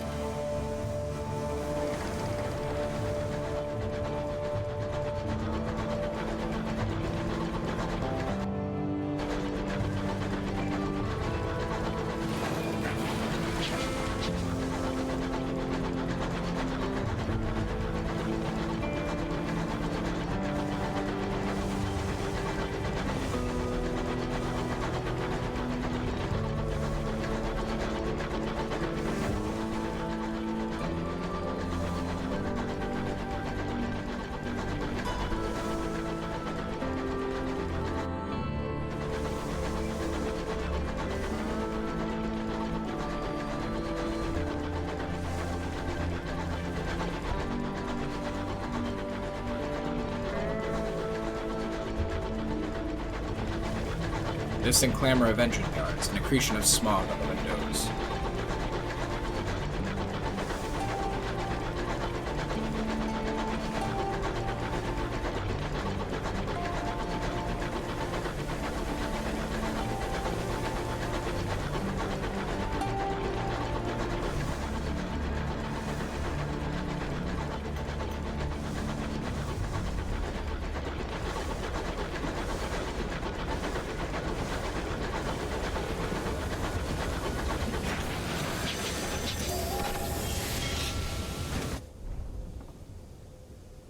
Back at Wolvesy Station.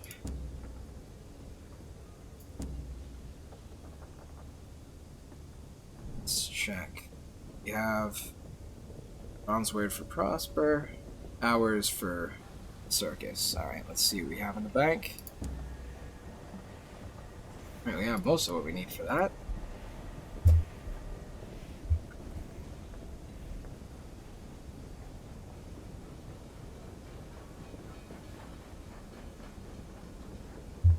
Let's see.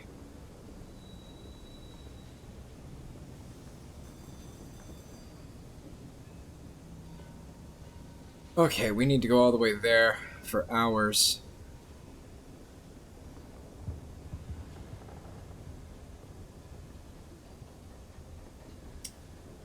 Yeah, I think what we'll do, bring our hours over here, drop those off, and we'll go to Lustrum.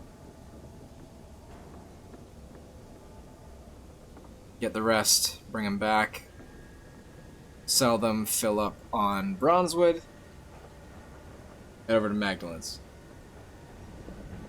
But I think what we should do beforehand, seeing as we have enough money, do we have enough stats? Ah, crap, we can't do that yet. Mirrors are just too low. Closer we do a level up. Not close at all.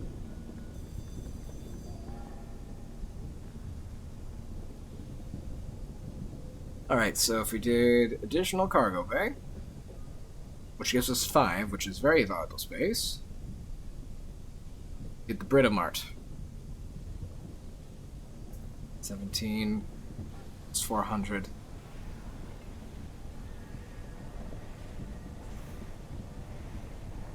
Yeah, not enough to do the engine yet, but we can at least do the cargo bay.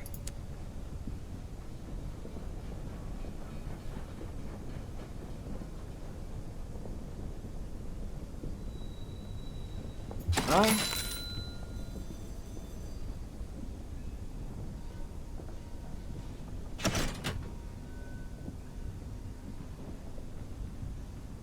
There we go.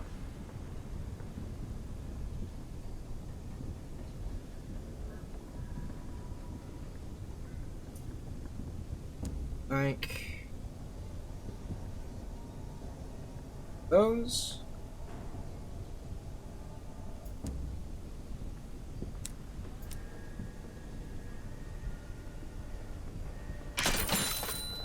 And we can pick up supplies at the circus. Yeah, let's go.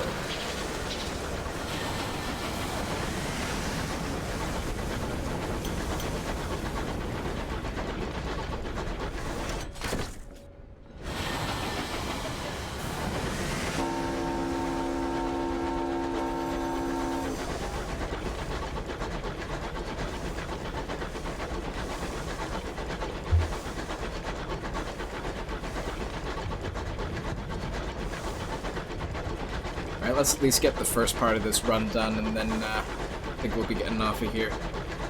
Looking at the time.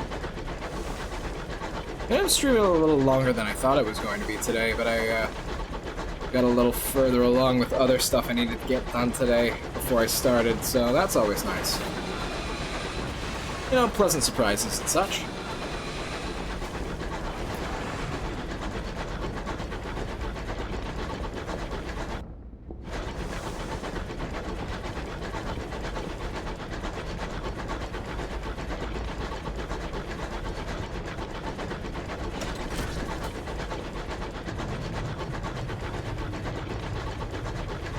Hush falls over your locomotive. One of your crew removes her cap, in remembrance of those who died in this span of the sky.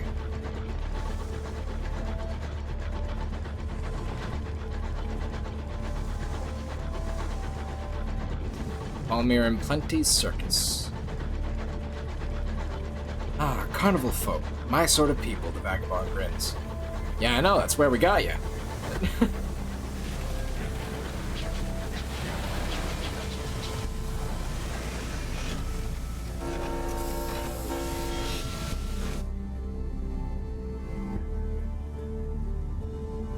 New arrivals at the circus. Listen to their stories. Broken, the disavowed, the fugitives, every visitor has their own story and a hole in their heart.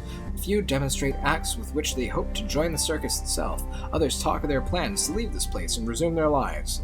Not today, but tomorrow. Or the day after that, perhaps.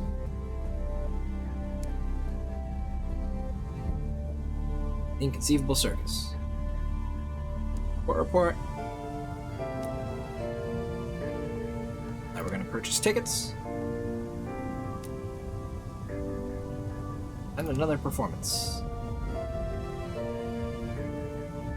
The tent is barely any more populated than the last show. The ringmaster does his best, fixing a wide grin under his mustache as he introduces what passes for the acts. The humiliated magician's attempt to saw his assistant in half becomes to an unfortunate end. High above, the bereaved acrobat again performs their half of the routine for a tiny amount of applause. Afterward, the pensive clown trips into the spotlight, dropping the balls he juggles. It's silent enough to hear them all hit the floor. It ends when the headstrong strongwoman lifts a very large barbell over her head. She repeats this several times when the crowd's reaction isn't as enthusiastic as she'd liked. The show ends with a smattering of reluctant applause. Sky Stories remains unchanged at 5. Vision of the Heaven remains unchanged at 3. You've lost 2 tickets to the circus, new total 4. Circus staff nod with familiarity when he moves. The amusements. Most of the stalls here are empty, their owners either asleep or long since gone. You gamely make the most of them. From the Hall of Mirror, there is only one, to the Whack-A-Rat game, currently closed due to the rats having unionized. At least the day proves quiet, with nothing actively trying to kill you. In High Wilderness, that alone counts as a vacation. Briefly Without Terror, lost 2 tickets. And the Ringmaster wants to speak with us. The Ringmaster looks relieved to see a familiar face. Oh, thank God! We've got a show to put on, but one of my biggest acts is throwing a tantrum. No. He pauses, toying with his exquisitely managed mustache as he looks you up and down. I don't suppose you've ever considered stepping into the ring yourself. Offer your service as a clown, offer your service as a lion tamer, offer your service as an acrobat, offer your cruise services, refuse to participate in this folly. I think we're gonna do lion tamer. We got high iron. Whip in hand, you stare down the circus's one remaining lion. It makes it clear that when it comes to meat, there is meat that it respects and meat that it does not. Afterward, the ringmaster claps you on the shoulder. Excellent. Well, terrible. Never do that again. Please come and see me behind the tents.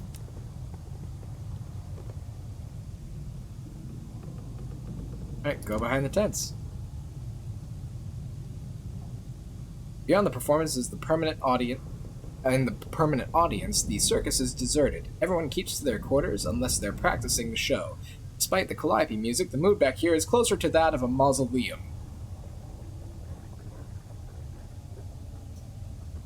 We can talk to these guys, but we're just going to go right to the ringmaster.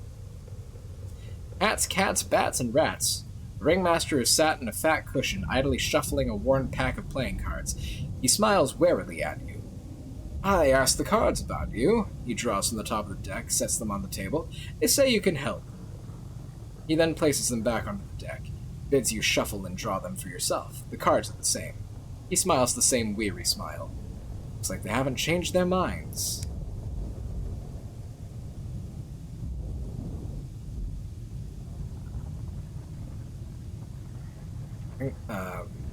So, yeah, we get a bunch of commissions to basically help the circus not suck. So we'll help the strong woman first. Ringmaster leans under his desk to pick up a fat bundle of posters. He drops them with a thud. We need these slapped all across Leadbitter and Staderod Nature Reserve and New Winchester. Well, that's easy.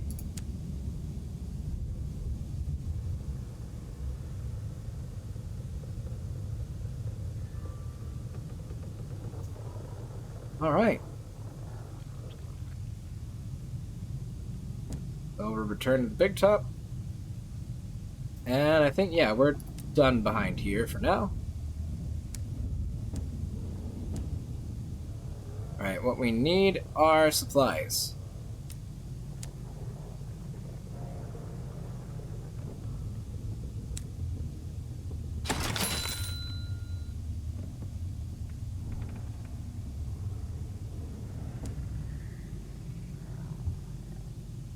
Oh wait, they only needed 3? I thought they needed 5. Oh, there you go. One less thing we gotta go do. Alright. Oh wait. Oh, up to 5. Okay, yep, no, I just read that wrong. Yeah, oh, because that's... we only have 3. Alright.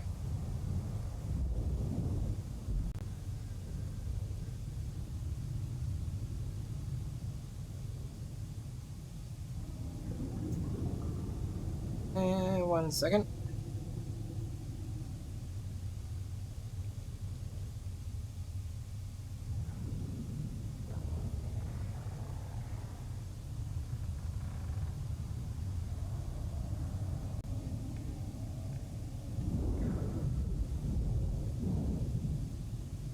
Alrighty. Alright, so we'll sell those, clear up some space in our hold. Alright, we just need 2 more. Alright, so to Lustrum we go.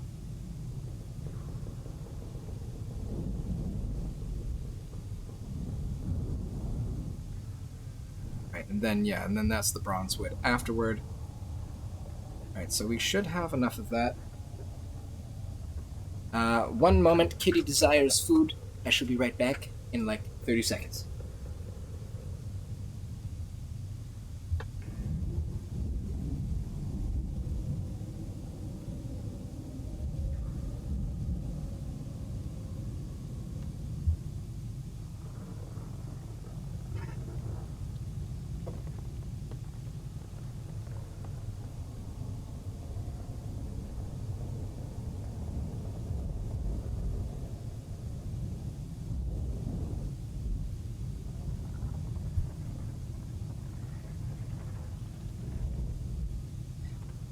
And we're back.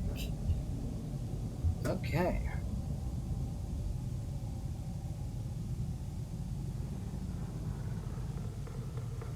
I do not need shot and shell quite yet.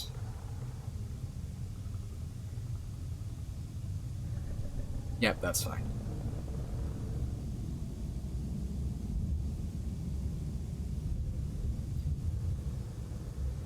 And we are good to go.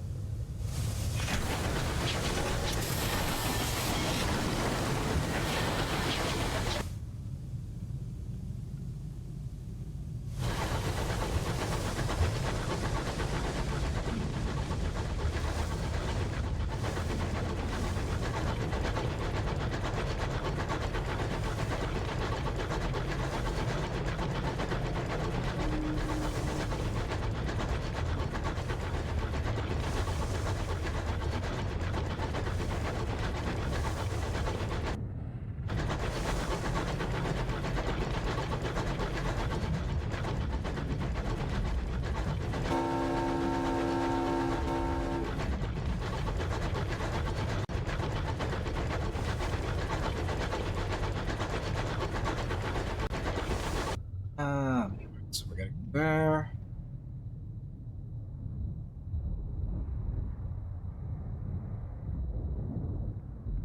Oh, I gotta adjust that. Okay.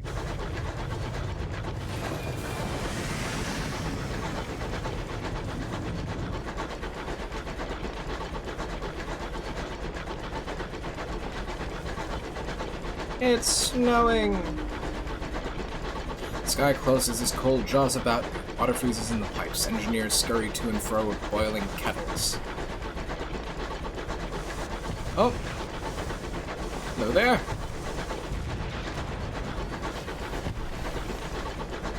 Don't mind if I just scoot around.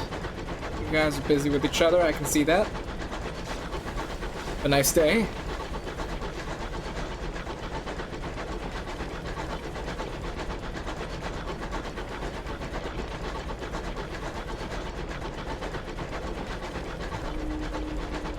Silence is eerie. A stoker tries to sing to lighten the mood. His comrade hushes him.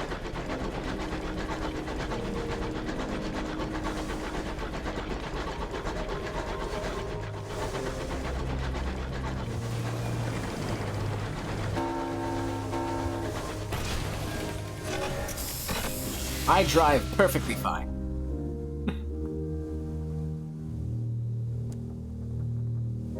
statue, Terror Falls.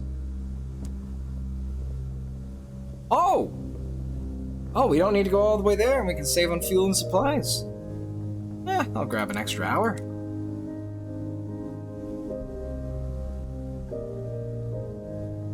Considering I'm making a mint already. That way I'll have some extra hours. Ah, well this was a good detour.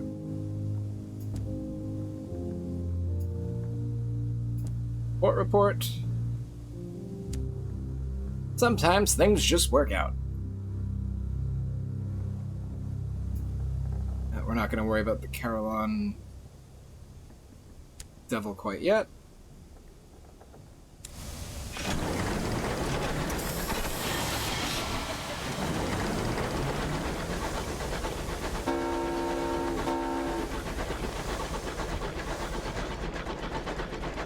Too bad you're not here anymore, Gray.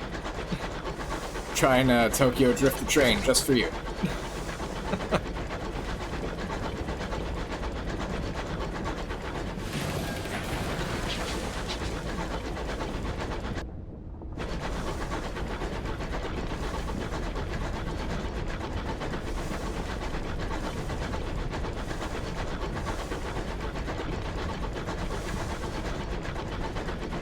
Yeah, because otherwise we would have had to go all the way around here over to here. Because I am not going through here until we get a better engine.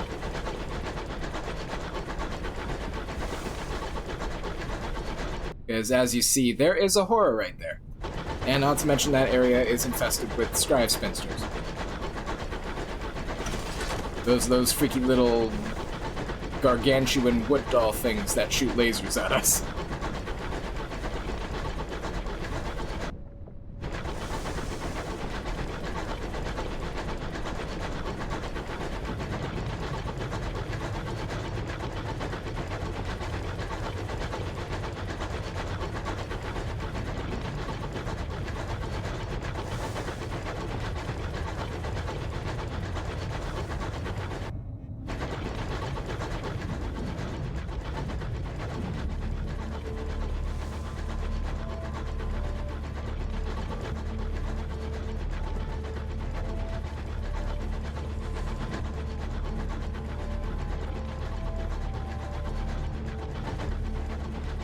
Colored searchlights play across the clouds. They cast wild shadows, haloed in pink and green.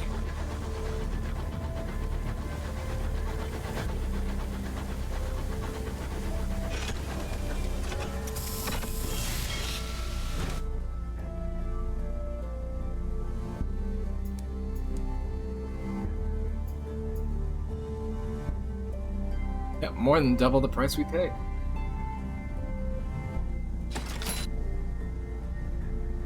A gentleman must prepare for his retirement, the ringmaster says. I intend to mine to be long and indolent.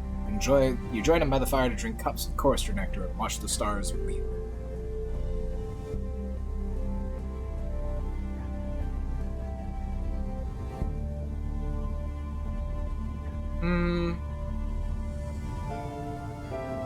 Alright.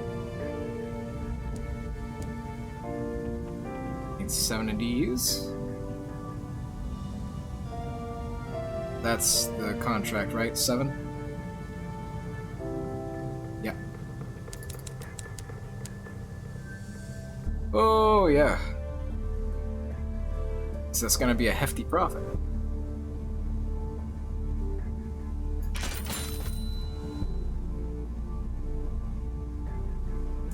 Looking at the time. We can at least bring it up there.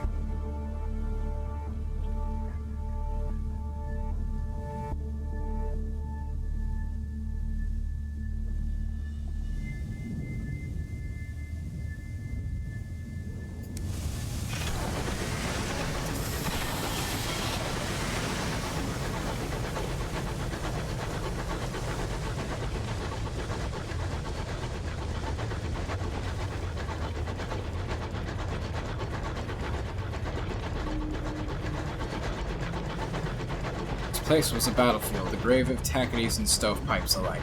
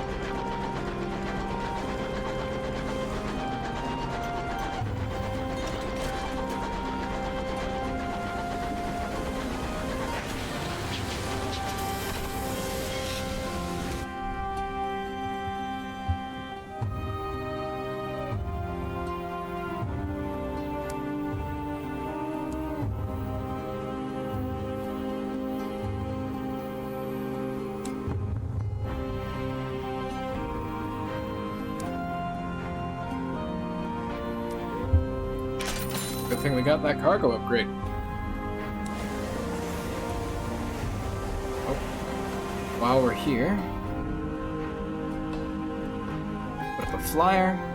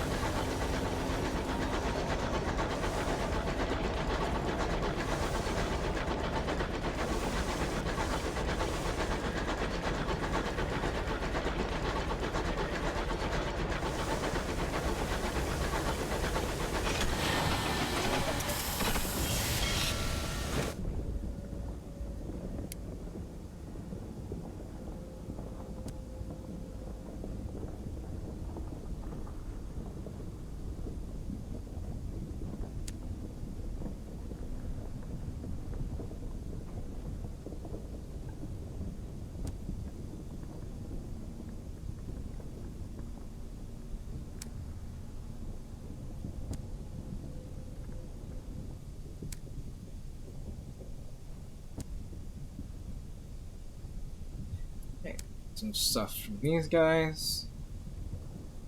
Good for now.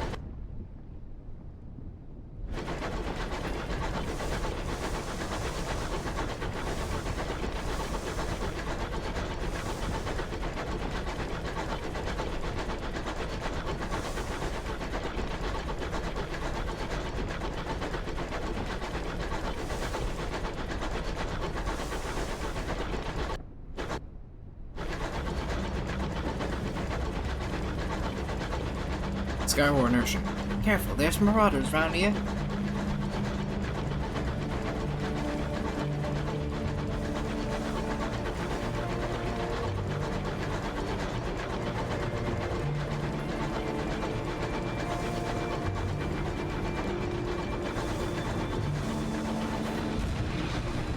Oh boy!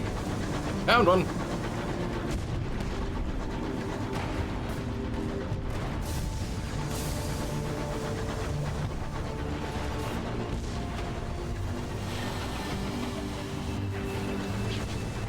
Yeah, I don't want to aggro the Tackety too.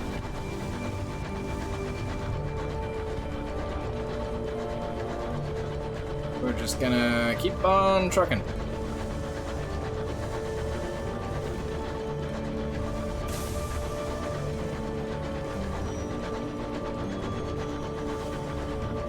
Always good to stop by the Memorial of the Unknown Rat. Drop your terror a bit.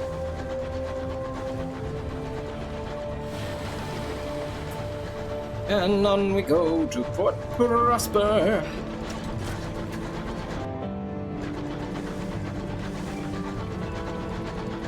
How we doing, chat? Kinda nice and cozy. Having fun.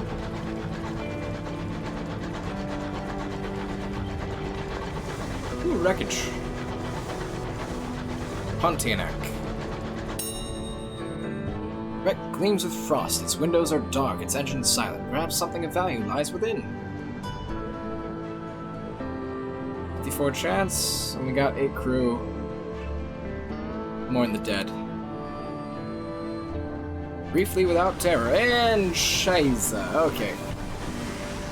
Hello. Miss.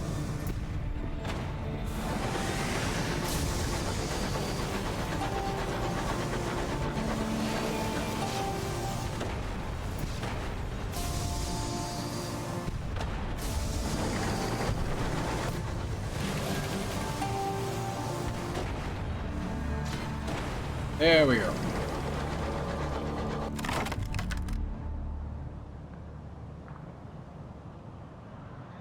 Alright, so, yeah, we're just gonna gain sovereigns. We kinda need money. In 26. Cool.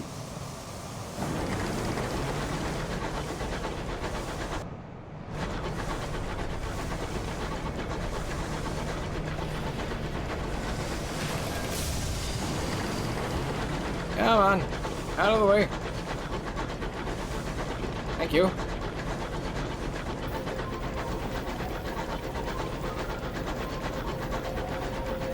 Please don't shoot at me.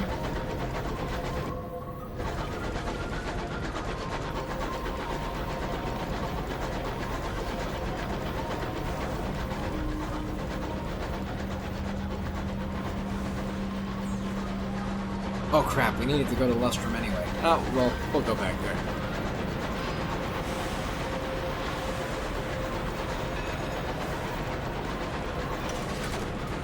It'll be easier to get there once we get the engine upgrade.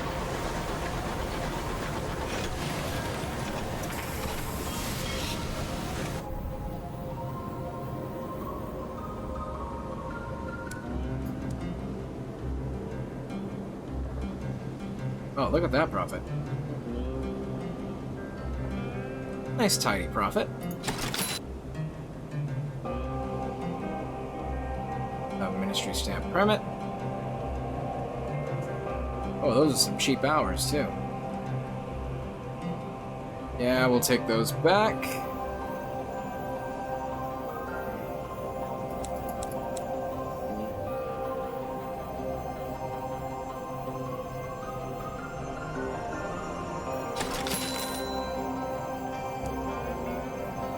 Let's get some supplies.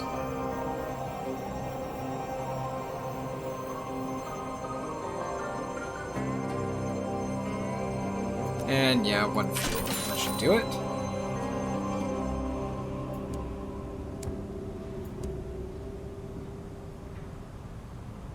Let's see how much we have now. Oh, we almost have 3,000. Yeah, we're definitely getting that engine next time we're back in New Winchester.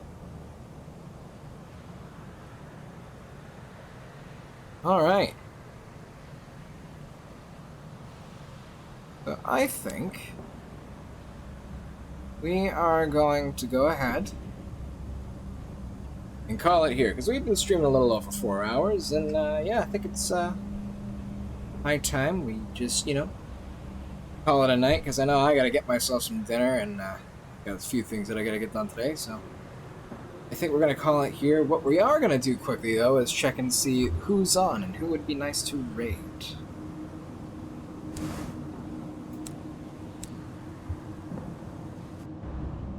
So if you'll just give me a moment.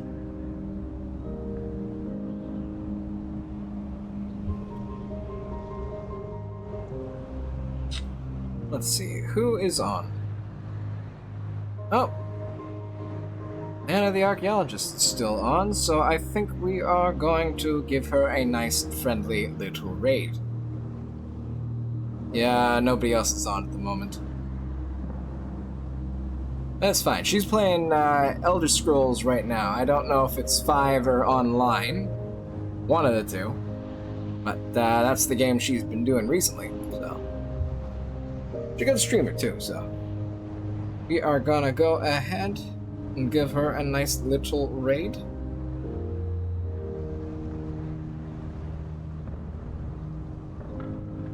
So we are going to call it there. Thank you guys for hanging out with me, all of you that have been in and out, and those of you who've been lurking. I really do appreciate you hanging out, having a good time with me. So next week, gonna be a little busy. I know one thing we're planning is Baldur's Gate 3, Barbarian's Gate with Urban Hangman and Rodus 2001 on Friday, which I believe is going to be 4 p.m. EST. And then we're going to be continuing this Sunday, and I know in the new year we're going to be working on trying to get some actual plays going for D&D and a bunch of other things, so stay tuned, and as always, have a good night, and I'll see you in the next one.